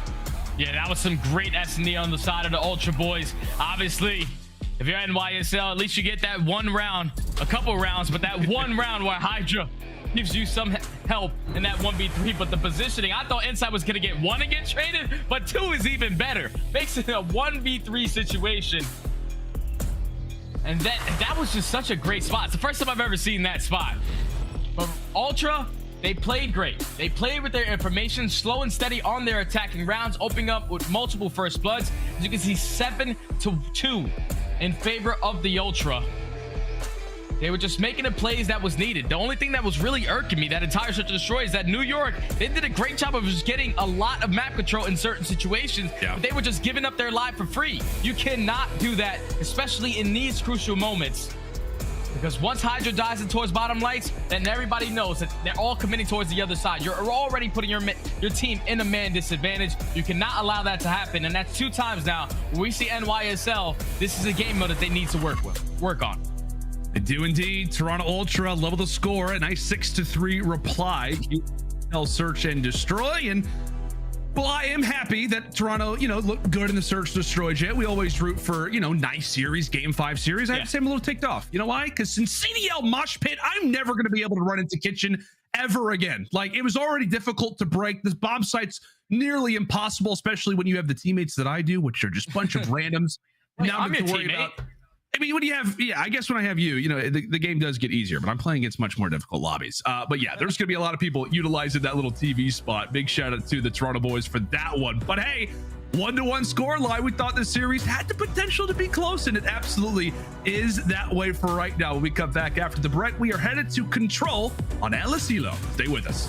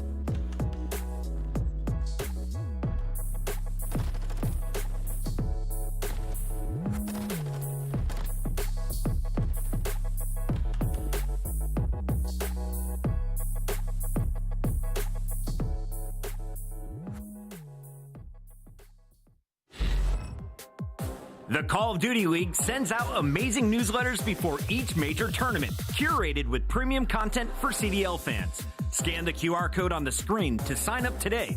You'll not only get the latest CDL updates straight to your inbox, you'll also be entered to win a free 2023 team pack. Welcome back, COD fans, to our last match of opening weekend. Toronto Ultra taking on the New York Subliners. It is currently a 1-1 score line, but before we get into this next game mode at aBeZy control, we got to take a look back at one of the more interesting rounds of this search and destroy. I wouldn't say it's necessarily the greatest considering the play that we saw, but it is a very good one. Our scuff play of the game coming in from inside. Jay, what is this guy standing on? He's got great balance. I'm telling you, yeah, he definitely's got great balance. That TV is bolted into the wall. And I was saying, if Insight was to get one and then eventually get traded out, that's enough for him to do. But when you find two, that's even better. That's the cherry on top of everything. What a play, what a positioning out of Insight to close out this search and destroy with a massive two-piece in that final round of the search and destroy. That now gives Toronto Ultra some momentum. They're gonna need it because yesterday, when they played against that Minnesota Røkkr roster on this aBeZy control, they basically threw it away. In the final 15 seconds before Minnesota Røkkr had any point captured, it took them on 11 seconds. They were able to stop that clock and overextend time by a minute, capture that 8 point. And then it came down to simply this B point. About another 15 seconds. Scrap gets a two-piece. The only player up on the point is Cammy. They allow that guy to stay alive so long that his teammates eventually get back into the play, and then Minnesota were able to walk away with it. So if you ask me, Toronto Ultra basically choked that map yesterday. So hopefully make the adjustments going into today. And then in the opposite side for New York, they just played. I understand it was a totally different map, but they played 2 steps ahead instead of focusing on the task at hand. They were a millisecond from capturing B, a millisecond from capturing A, 17-8 on a defensive round and threw it away. So you have to make sure you're playing close, playing your numbers correctly, and playing with some damn teamwork. And make sure that your comms are prepared for this guy as well if you're Toronto. I mean, my goodness. HyDra instantly finds the lane through middle, rounds the corner, and just like that, NYSL have complete control, well, for a moment, over at that B zone. A few members off of spawn are going to be there a tad late, but this is what we can come to find common on aBeZy, Jay. Some far out spawns for both sides, and it can be especially punishing for the defensive end. Yeah, but Toronto Ultra, at least they found a couple kills. They basically forget about Skyz. They have no idea that he is in this position. So while all of his teammates are trying to attack through mid, it's only 35 seconds on the clock. We eventually have to get on one of these points. Skyz gets a big kill on eliminating CleanX from that green area. Now this is going to allow NYSL to sprint forward towards that B point. And you can see, really, I mean, it's basically all of Toronto established inside of the middle building. Have to be aware of those windows, those doorways, but it's Scrappy who puts in the work. That's going to be 2. Skyz with a very, very solid shot. Has got to be aware of the point. They're trying to transfer. He's got a few of his teammates now going over toward that A zone, but the streak will live on, but for a short moment. 5-0 is ultimately the count, and because of the separation that New York had, there is now only one player near that objective. It's going to be HyDra. Only 5 seconds on the clock, and Jay, they've got to do something. This round is about to be over, and they have no ticks to speak of. KiSMET is able to get on the point for now. Unfortunately, he gets traded. That's a very difficult round for NYSL because you start off with great map control. You get a couple kills, especially towards that field side. You could have just instantly hopped on B, especially with the positioning that Skyz had. But when you allow Toronto Ultra to come off spawn, work through the middle, get a couple kills, and basically trap your teammates in your spawn, that's what makes it a little bit more difficult. Already, Toronto Ultra making the adjustments, dominate that very first defensive round. And it kind of felt a little bit like the same situation for Subliners, like a little bit of the emphasis in terms of like, sometimes you're in the right spot, but you just need somebody to come and say, you know what, Skyz, get out of that position. Or you know what, HyDra, start to move over here. It felt like they were on opposite sides of the map, and when they wanted to hit the right strategy, not everybody was there for the fight. It is all purple to start, including a team kill, but it is a worthy exchange at the least.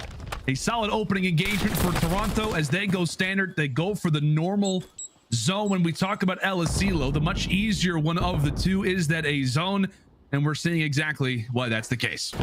Already 2 ticks One tick away. They only have one person on it currently, and KiSMET's actually going to challenge this. KiSMET finds all three, shuts down that pressure on that A point. What a play out of the Bulldog. You see his teammates all the way pushed up, basically outside of green. So two players are going to try to overextend through that side, but they have the entire map cut off. Gunnies up, irons up. All we have to do is just pick up our kills. Toronto Ultra are trapped in their spawn. Irons up, and now Toronto have to run it back. Yes, that was intentional. I tell you what, man, like we talked about how it's punishing for defense. It is also very punishing for offense. There is a lot of open space here on aLLeY, and KiSMET is going on a spree again. 4 in a row, and it's about his 90th Dolphin dive that he's hit so far of the series. Some great work coming in from him. It was Toronto seeing some early success, but NYSL has picked up the pace. 5 in a row right now from the Bulldog, but he's got more work to do. 3 members still strong for Ultra. Unfortunately, he does get taken down, so now Ultra have a little bit more control of the map. They should be able to close out this A point and extend time by a minute. And look at the map control right now. Ultra do have control of green. So now if you are NYSL, this is a very crucial moment in the game. You need to make sure you're getting kills. It's a massive one from KiSMET. Now he takes that map. That left side of the map pushes up towards green. It's now going to force all of Ultra to overextend and try to attack this through bottom mid. This is huge. These picks are everything. That's a big double coming in from HyDra and Skyz, the Val Pals, as we like to call them now. But if Toronto ends up finding those picks, which they actually end up finding a few, he was going to put New York in a world of pain. But here we go. KleanX able to drop a few. The SMG been put to good usage. Eventually falls, but he's earned Toronto. He's given his teammates a much better vantage point to work from. Biggest kill right now on the map is taking down HyDra. Once you take him down, you know where everybody else is coming from. They're all spawning back left towards that AC building. Great shot from Skyz to take down Scrap, but Toronto Ultra, they win the trade battle. The second tick is about to be in. They get the last player in. Priestahh, the closest player to the point, is going to be HyDra. Can he get there in time? I do not think so, but a nade comes over the top. And that's going to be it. That's going to be it. The nade is nice, but you are so far off of spawn that it makes life incredibly difficult. And not only is that going to be Toronto up 2-0, but when we're talking about the tick advantage throughout the remainder of this game, it is 6-0. The definition of being in a hole right now is where Subliners find themselves. It's going to take a lot to dig themselves out now, Jay. Yeah, New York down 6 segments. Basically going to have to win 2 offensive rounds if they want to try to win this CeeLo control. As the boys from Toronto are not making any mistakes, they find the right time to strike. KleanX opens up with that massive 2-piece with the Vaznev. Oh, goodness. And talking about the Vaznev, great shots coming in from Standy. Fortunately, the trade is going to be there for HyDra. And this looks like NYSL, once again, are going to put that early pressure on towards B. HyDra has currently a lot of map control. It just feels like that's what's been the name of the game so far for HyDra. Instantly finds like 3 or 4 kills off the rip. Gives his teammates that much more to work with. It's going to be a fun teammate to have, but now back to business we go. Toronto, they clean house. It was a solid effort off the start, and now Toronto are going to make them pay. A streak equaled out with an equally and probably more influential spree, as they've got New York pinned. KleanX in a solid spot. Position no. New York have a lot of waves to clear. Trades back and forth we go as Standy ruling throughout the bottom pool house. Oh, this is so tough. If you're NYSL to try to get out of your spawn, 30 seconds left until they end up getting 3-0 in another control. Another 2-piece. As long as Toronto Ultra are staying alive and winning these trade battles, they should be okay. NYSL have to try to find an opening, and Priestahh finding that kill onto Scrap should open up that 8 point. They will be able to stop this clock. They look to be in a good position. Got players really at both zones, so Standy's gonna have to clear one at B. Meanwhile, there's also a lot of damage being done at A, and if Skyz can stay alive, even better. Muy bueno there from Caesar Skyz. His time's gonna be paused. A lot of ticks, a lot of segments already grabbed from the Subliners, and they're finding the picks exactly when they need to. An extra minute now added onto the clock, and 1 more segment to go. What looked like for a moment utter chaos, NYSL turns into 5 ticks and what could be a 6th. Minute still to go. We have a big gunfight going in towards green. KiSMET trying to stay alive as multiple players from NYSL trying to take him out of this position. Priestahh does eventually take him down with the nade, so that's step 1 done. Now it's on KiSMET, the player that's going to potentially set up this pinch. Does he decide to play for that spawn kill? Yes, he is. Great shots with the Vaznev, able to take him down long distance. And now NYSL have a lot of map control. You just have to eliminate these last 2 players that are going to be on the point. They get down 1, they take down the second. The stack is going to be in, and NYSL, just when I thought it was over, respond with a dominant attacking round for themselves. And they needed that. They needed that as well. Like, obviously, they're down 2-0, so you got to do something. But yeah, it looked convincing when it needed to be. Toronto, they wiped them away. They had them in the back of the base, and slowly but surely, you saw NYSL kind of doing a similar strategy to what we saw Toronto do last time, right? Putting a body on A, putting a body on B. And Skyz really in that moment, right? Whenever he's the sole man on that B zone, stays alive, keeps things coordinated. But like Subliners, while they play just as aggressive, were at least able to make their kills count that much more. And here we go.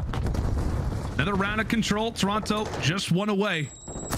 Either they do it by kills or they do it by the segments.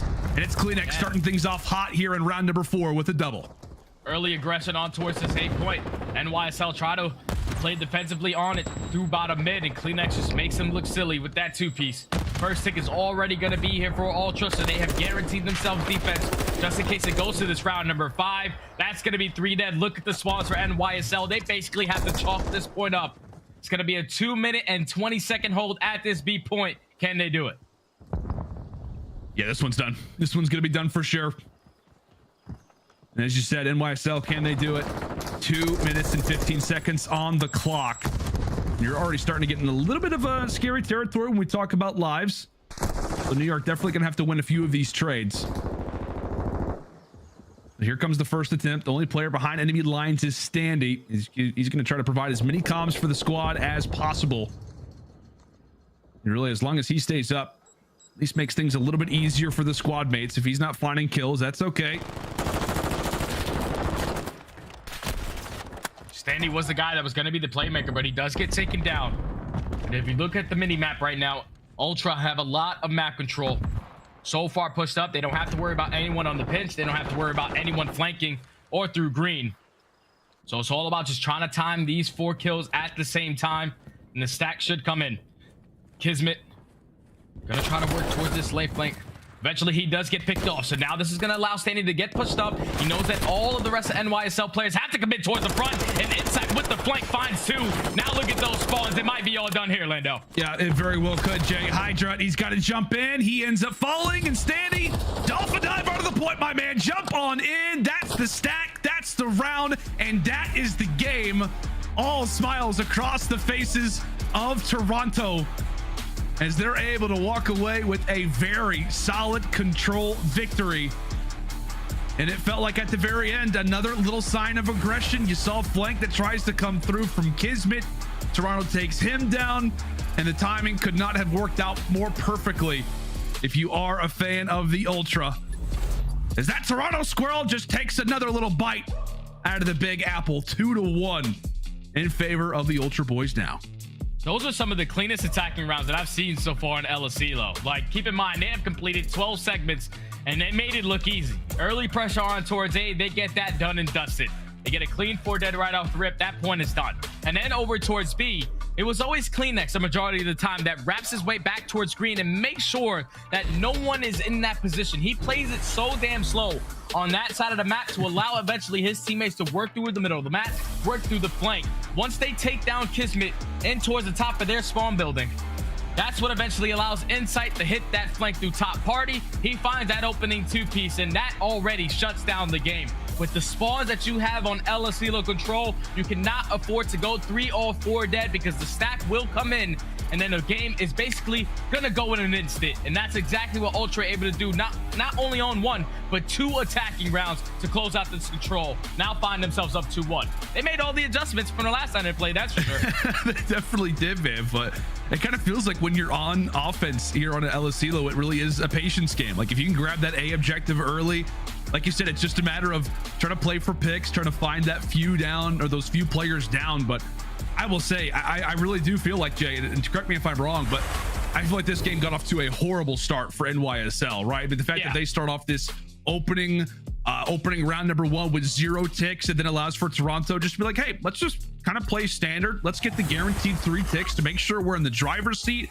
And it really felt from that point on that they could kind of just hang out, relax, play things patiently, and just try to wait for the aggression of NYSL to ultimately end up in their own demise. And a few different situations that feel like it equaled out to that. Just takes us 4 rounds to get this aLLeY out of the way.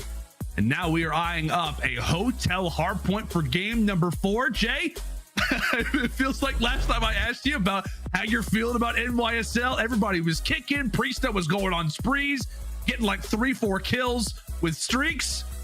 How you feeling now 2 games later? I don't know. Those last 2 games, I'm telling you, I was ready to jump ship after their very first series. I might be doing it again. They threw me a Bodie the first time for me to get back on the ship for map 1. But I might just be all the way out in the deep ocean, man, because the last 2 maps just haven't been good. NYSL making a lot of mistakes, at least in their search and destroy, just multiple times when they're getting first blooded. You can't start a man down, and especially in such crucial S&D rounds. And then even in that control, you said it perfectly. In that round number run, basically sets the tone. They get a couple kills right off the rip. They take a lot of map control towards that B point, but they don't hop it. So by the time they get towards A, there's only like 20 seconds left. They have to capture this point, but they eventually do not do that either. So NYSL just making mistake after mistake these last 2 maps. Have to try to answer in this hotel hardpoint. If it's anything like map number 1, New York would definitely get some breaks. But if you're Toronto Ultra, you rotated flawlessly on Mercado. Now we're going into hotel, where you guys did shut them down in the search and destroy, but your rotations were on point. We just have to make sure our setups are strong enough, and they will be able to close out this series. New York Subliners in danger of starting off opening weekend 0-2. I mean, a roster that was, you know, again, constantly involved in drama last season. They move on from, you know, the Crim6 and the Clayster saga. They've invested in HyDra, put a lot of attention onto him, made him their golden boy. And so far for NYSL, again, you've seen some bright spots, but I mean, hey, we are, what, like 6 maps, whatever it is, so far into their season, and they've won just 1 of them. However, it was a hard point, and we're going to have ourselves another HP here. I don't know, Jay, we talked a lot about, you know, one of the primary culprits behind what could be NYSL's lack of success. Maybe it could be the in-game comms. I mean, if you're in the if you're in this roster right now, you're trying to give the boys a little bit of a hype speech. Is there a point of emphasis that you're saying? Are you just getting the guys energized, or are you pointing out something to look out for when it comes down to hotel? I think we just simply got to get some energy. You saw all the player cams for the players. It looked like no one was saying anything after that control. And that's where it really got scary for me when this team was formed. Who was going to be the guy to step up in these crucial moments? Who was going to be the leader to try to rally the troops back, to keep them focused on not losing this series? And it looked like no one stepped up. So NYSL just have to fight. They got to fight and try to force game 5. They do indeed, my friend. We go into hotel hardpoint game number 4. Toronto with the more preferred positioning for P1. However, NYSL with the overall better side, but you wouldn't know that based off of what I just said. Toronto grabbed the first 7 seconds. NYSL wipe everybody away from the objective, and this is some solid slaying.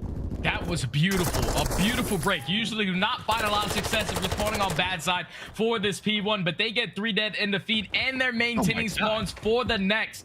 Beautiful start to this game. KiSMET already at 4-0. All of Toronto Ultra have to try to overextend through bedroom. And KiSMET's in a great position to at least cut them off for now. As the final couple of seconds will go to Ultra, but it's going to be NYSL fully set up off the rotation. He even gets a kill with the trophy. Now he's got an airstrike.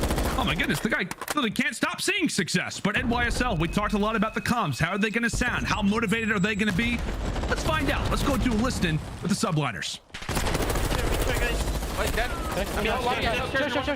Chairs, wait. I'm laying down. Watch your cross. Chairs, 1 shot inside. How many chairs? Absolute Chairs in the corner. Wait for the pin. Wait, what's up? Shut up. Wait for the pin. Chairs. Right side, weak for you. Chairs. Let's get chairs. He's lobby desk. He's waiting for me. I'm hitting him. He's Tip to right. Go right. Hit the right. P4. He's hitting lobby. Lobby, clear that. He's gonna chop. I have him. Nice, good fucking shot. I No, there's one there. No, there. Left. Good Oh shit, my Papa. God. Good shit. Yeah, Might be left right there. One storage. No, inside. Okay, two. You guys storage and then new. Storage and then new. Let's go left. Go. Yeah. Go I'll video. bump out of time. You know? I'm selling couches. I hear you.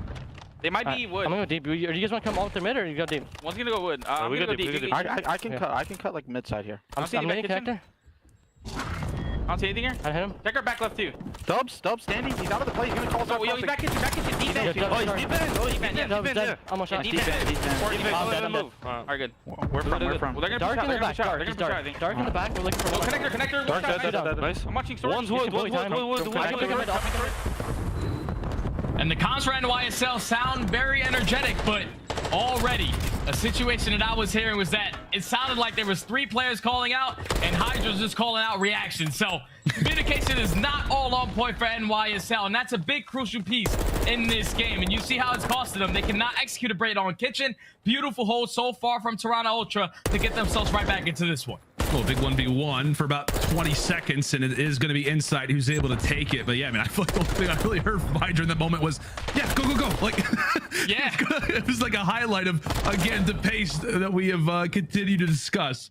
We talk about the Subliners. Well, we are 3 hills in, and it was a solid beginning for New York, but that is just really how that kitchen hardpoint will turn out for you. A full 60 machine. As Toronto do a great job of bringing themselves back into this game early on, but now it's time for HyDra to slay. A man of few words, but of much talent. That's without a doubt. Insight as well on the other side sits in a 5 spree. 2 players for either side working on streaks. The problem for HyDra, however, is that his teammates just lost the hill. Yeah, his teammates all just dropped right behind him, no matter if he's holding down this bedroom control. But Skyz and Priestahh combined for 2. Able to at least relieve that pressure forward now. At least you would think so, but Scrap and Insight, they combined for 3. Priestahh does find the final 2 piece to give NYSL this final 20. Make it 3. Great shots from P-Dog. Finds himself on a 4 spree. They're going to be able to maintain this lead, but they do not have that rotation. Toronto Ultra going to be fully set up for next. Love to see that there at a Priestahh. He's starting to wake up, and that's what happened on the opening Mercado. It was the HyDra show, and it was Priestahh. Both of these guys were able to deliver, and now they're going to call upon both of them to try to break over here at the diner. Great work from HyDra. Skyz as well, able to be there. That's going to be 2. Insight and Scrappy, however, have an excellent crossfire. It's 2 for one side, and it's about to be all 4 for the other. Toronto Ultra, they have taken down some teammates, but they dropped everybody from NYSL. Another lead change very well could be inbound. 30 seconds remaining on this diner hard point. We gotta make sure we at least trade efficiently if you're NYSL, and KiSMET and Priestahh combined just for that. So now with 20 seconds left, you're gonna force Toronto Ultra off that rotation towards back plat. We'll be fully set up here initially, but NYSL just growing that lead even more. Every time they execute a break, get this final 20 seconds. Ultra need to stop the bleeding right here and now. Very contest heavy, a very aggressive start to this hotel hardpoint, but things begin to slow down. We talk about the parking lot. Scrappy holding one of the bigger lanes when we talk about this side of the map. Does eventually fall, but at least takes 1 with them, and that is an overall positive, especially if you have the spawns. Take a look at player, I think that's number 8 in HyDra, sneaking around, and he's going to be sniffed out. Great job there from Toronto. Again, when the game starts to slow down, it feels like it could start to go their direction, but here comes the nades, here comes the stuns, tacticals, utility, everything in the back pockets have been tossed. It seems like that is not going to break this Toronto setup. Yeah, my guy KleanX has been sitting in this corner the entire time. He's like, don't worry, guys, I don't need to do anything until the final 15 seconds. Get some greatly uncontested time. Ultra respond with a great hold. So far, that's 2 60 holds. 1 on kitchen, 1 on platform. To now give themselves a 25-point lead. Not going into this P1. If you are Toronto Ultra, you do not have the favorite spawns for that P2 setup. But you just want to soak as much as you possibly can off of P1. But Priestahh, my God. What a 2-piece. That was excellent work. They're from Priestahh and KiSMET. What, you got the Bulldog and you got P-Dog. What happens when you got both of them? I don't know. A whole lot of barking. That's all I know. Sandy and Scrappy at least able to put in a few. Again, last time around, it was really Toronto who got some good early seconds, but it was New York that started to walk away. with the overall point advantage, but back and forth we go. It is kill after kill after kill. Really just a pinstripe in terms of purple and yellow for the moment. Biggest emphasis, however, is that New York still hold on to those spawns for next. Toronto, as they wipe away those final few players, they're going to send all three, really the entire squadron now for the push. Oh, this is a great break from Ultra to get this final couple of seconds off the P1. Two of their teammates rotated through Diner, pinched out the back, and potentially are going to flip NYSL. You see where they're spawning all the way at bedroom, so it's going to be a 2-on-2 battle. Ultra with early control. Priestahh is trying to do everything he can to stay alive towards the back, try to maintain these spawns for his team, but Ultra are not worried about that at all. They're just getting as many seconds as possible. That's going to be 3. Last player up is going to be in the back. Do they read these spawns though? We'll have to see. Scrappy see someone right in the corner from the right. He may be aware of it. Somebody's at least able to get out. That's going to be Priestahh. And this has just been clean work so far from Toronto. The spawns are closed, but it does not matter. And they're still going to spawn there. They're still spawning toward the top side of the map. It's going to be a race as KiSMET is set to head toward the kitchen as everybody is dolphin diving away, trying to escape the line of sight that Scrappy was holding. And while they will escape for the moment, it is not a hard point that you leave motivated by any stretch of the imagination. NYSL thought this was going to be their lead, but in fact, it is going to be Toronto's, as that's another 2 picks trying to break into the kitchen. And that's early off the rotation as well. You cannot die off rotation. Now it relies on both of your teammates to win their gunfights. But Priestahh and KiSMET, they do just that. 3 dead, make it all 4. What a hold from those 2 players on NYSL to maintain control of this kitchen. Hard point, 45 seconds and counting. If you're Ultra, you just have to set up at least 1 good push. But your main objective here is to flip these spawns. You want to take control of the back. That's why you see Insight taking that long route through bottom bedroom. They are trading officially towards the back, and now the spawns do flip. So they could potentially not get the break here, but they did the big picture job. Oh, but they might be able to win it. They actually might be able to win it here. Priestahh has to contest, at least does just enough, but still, for NYSL, you got to push for every single point. And with that break, it puts Toronto in such a better headspace as they look to be in prime position now. New York, this has got to be a perfect hold now here at the desk. Gotta go strong. You just have to win a couple gunfights off that rotation. They do just that. Oh my God, what a shot from Insight. Ultra have the man advantage. You also have 1 player sneaking around through back spa. So it's gonna be on Standy, the playmaker. Can he get it done? The new addition to the roster. Can he help give Toronto their first W? He's able to put through 1, but that's arguably the most important kill of this hard point. Ends things out on a 5 spree, but boy, was his life helpful. And that will be the game. Toronto Ultra will close out the final 3 maps. It's the new addition in Sandy who helps go big for the squad at the end. They get the break, and this series belongs to them. Their first W here in the MW2 season, and they will hand another loss the way of New York. Toronto Ultra, the complete opposite of their very first series. Instead of taking that opening hard point, we will take the next 3 maps. Toronto Ultra displayed this hard point really, really well. Whenever they needed to have a response to where NYSL had a strong setup, the first go around, it was that P1 where NYSL got a good chunk of time. They chained a good chunk of time of that as well towards that P2. Ultra, they gave it up. They rotated towards kitchen, got a full 60 to get themselves back in the game. But the turning point had to be that second rotation at P1. NYSL did a great job of just contesting that all the way down to the very end while maintaining spawns. But with about 25 to 30 seconds left, Toronto Ultra had 2 players sprint up through that diner area, work towards that flank, while their teammates also got those kills towards the middle of the map. They're putting a lot of pressure. They blocked that back spawn, which eventually spawns all of NYSL towards bedroom, already in the man disadvantage. NYSL just needed to play a little bit more safe. They needed to play a little bit more safe on some of these money hills, and they did not do that. Ultra, they capitalized on it. They made sure they won their gunfights off the rotation every single time and close out this hard point. Now take the series 3-1. Great performance from them. Yeah, I mean, I just feel like the entire second side was just all them, right? Our first few hard points, as you called, the P1, and then obviously they just keep slaying, right? They keep slaying despite New York being in the backside of the spawn. And really, it's a welcoming sight, right? To see this guy in Insight put in some work. A lot of people, right, thought he had a solid season in Vanguard, but without question, one of the best ARs in all of Cold War. Welcoming to see him and Scrappy in a multitude of different situations, whether it was at the restaurant or if it was at the lobby. Those two guys really helped set up a nice little crossfire across the map. And then, as we talked about it as well, over at the what was, I think it was the kitchen, they also break as well. Just a number of different great little moments there for Toronto. It looked good for New York early, Jay, but that was really about it. Well controlled from Toronto all the way across. You sleep well tonight if you're a Toronto fan.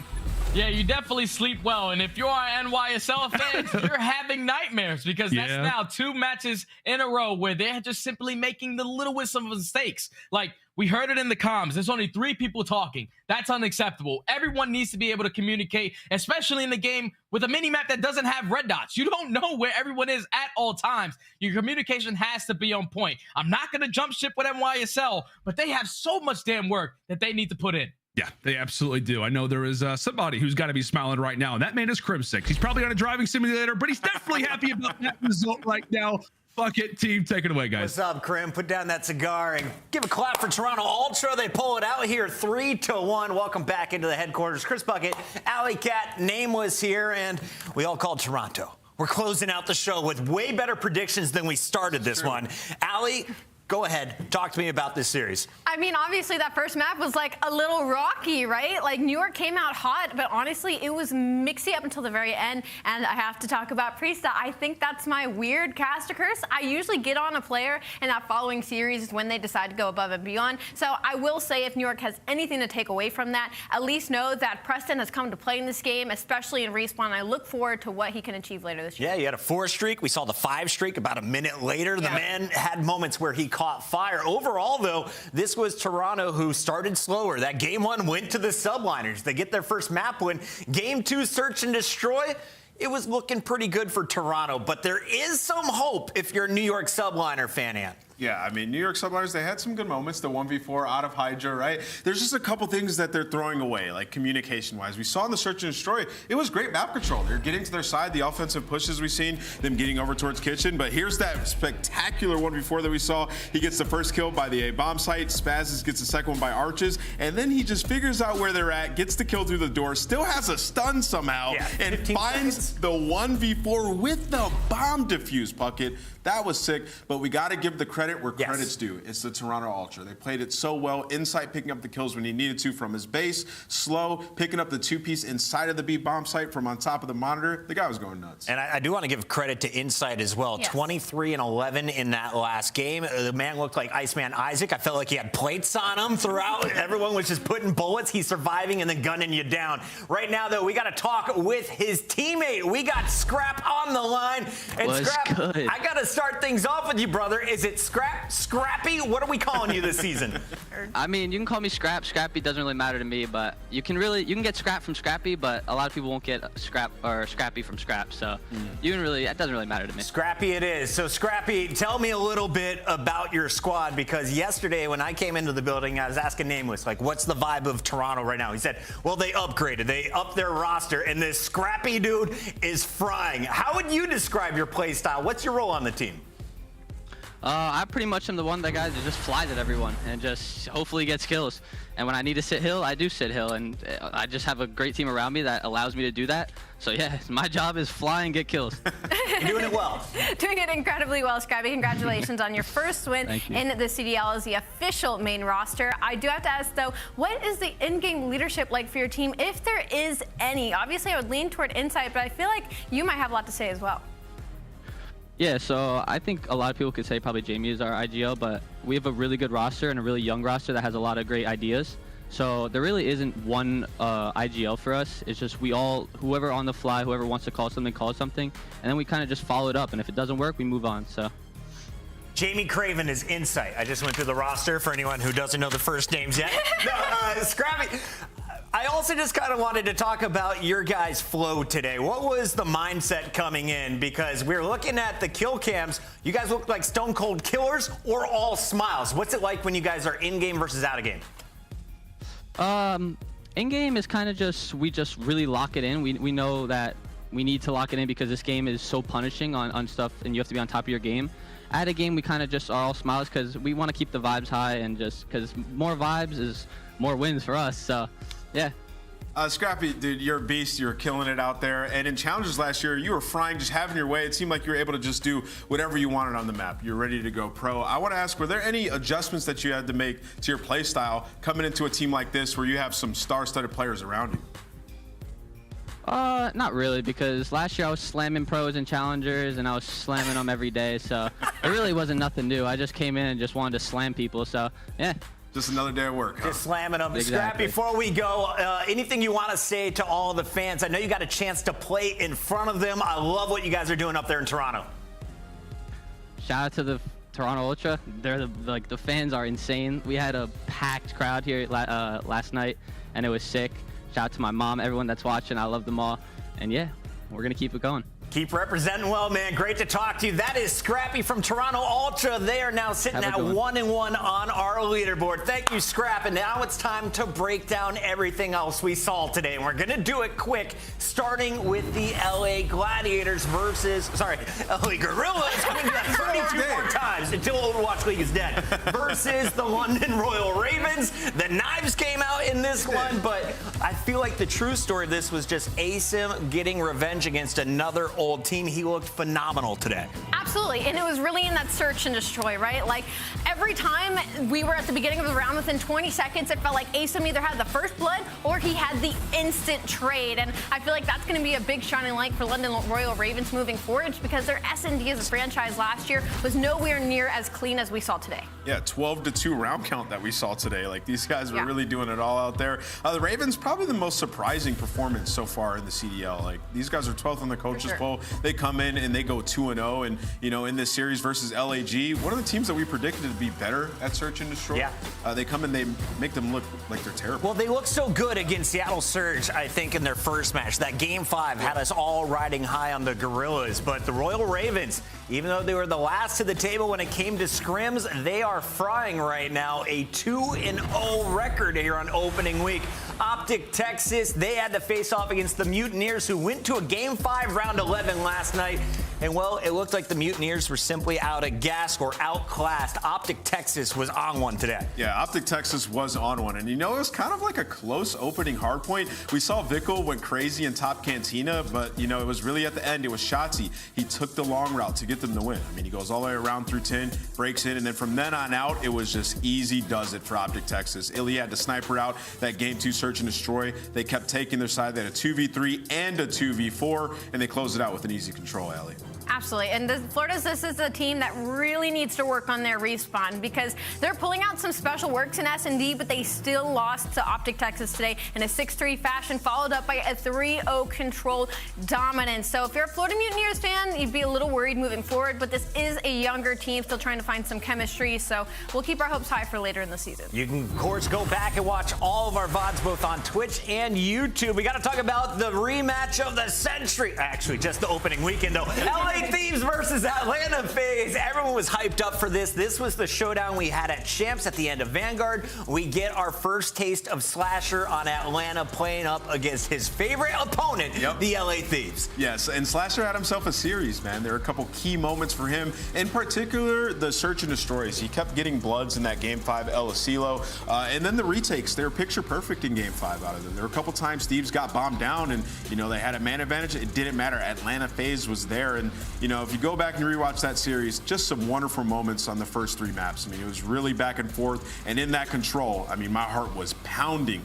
when LA Thieves was almost about to win that offense. Yeah, right there with you. I mean, I was up and screaming at that point, but I will say for both of these teams, on the LA side of things is an echo of that they still need to work on S&D just like last year. And on the flip side of Atlanta FaZe, they need to find some consistency in respawn, because in that first respawn, they were out-rotating LA Thieves the entire time, and that was something we were waiting to happen in that first series against Boston Breach, but then you go to map 4 and HyDra, no rotations whatsoever across the board. So just some consistency in respawn. I'm loving the rivalries we got here. We have Atlanta FaZe and LA Thieves. We've got Minnesota and everybody. We've got so many more games to get to as well. But first, let's update you on the standings with where we're at after our first 3 days of opening week.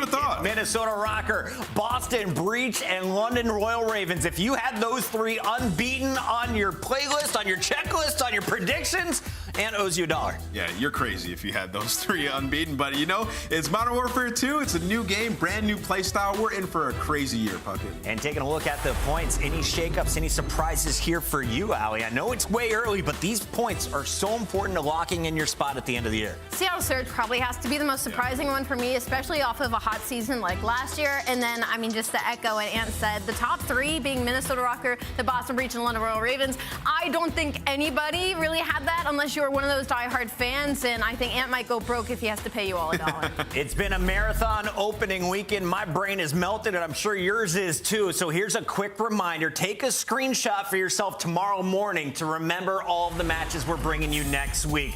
We go to 4 matches again. It all kicks off with Seattle Surge taking on the London Royal Ravens. Mutineers are back in action against the unbeaten Røkkr. The Guerrillas take on the Subliners, who are looking for their second map win. And Ultra face off against Atlanta FaZe to close out opening night of week 2. aLLeY, out of those 4 games, give me the prediction. Which one of those series do you think is going to go to that game 5? Seattle Surge versus the London Royal Ravens. I think they're pretty close right now, even though Seattle Surge is 0-2. They've been keeping their series fairly close. So I think that'll be an interesting one to watch for sure. I like that pick. Remember, all of the matches are going to kick off Friday at 3 p.m. Eastern. Before we close out tonight, and for anyone who missed the opening week, they're late to the Call of Duty game back here on Twitch.tv. What is the series they need to go back and watch, and what are your takeaways? You need to go back and watch the ATL versus LA series. Yeah. FaZe versus Thieves was an absolute banger. It's going to be a battle all season long. I can't wait for more.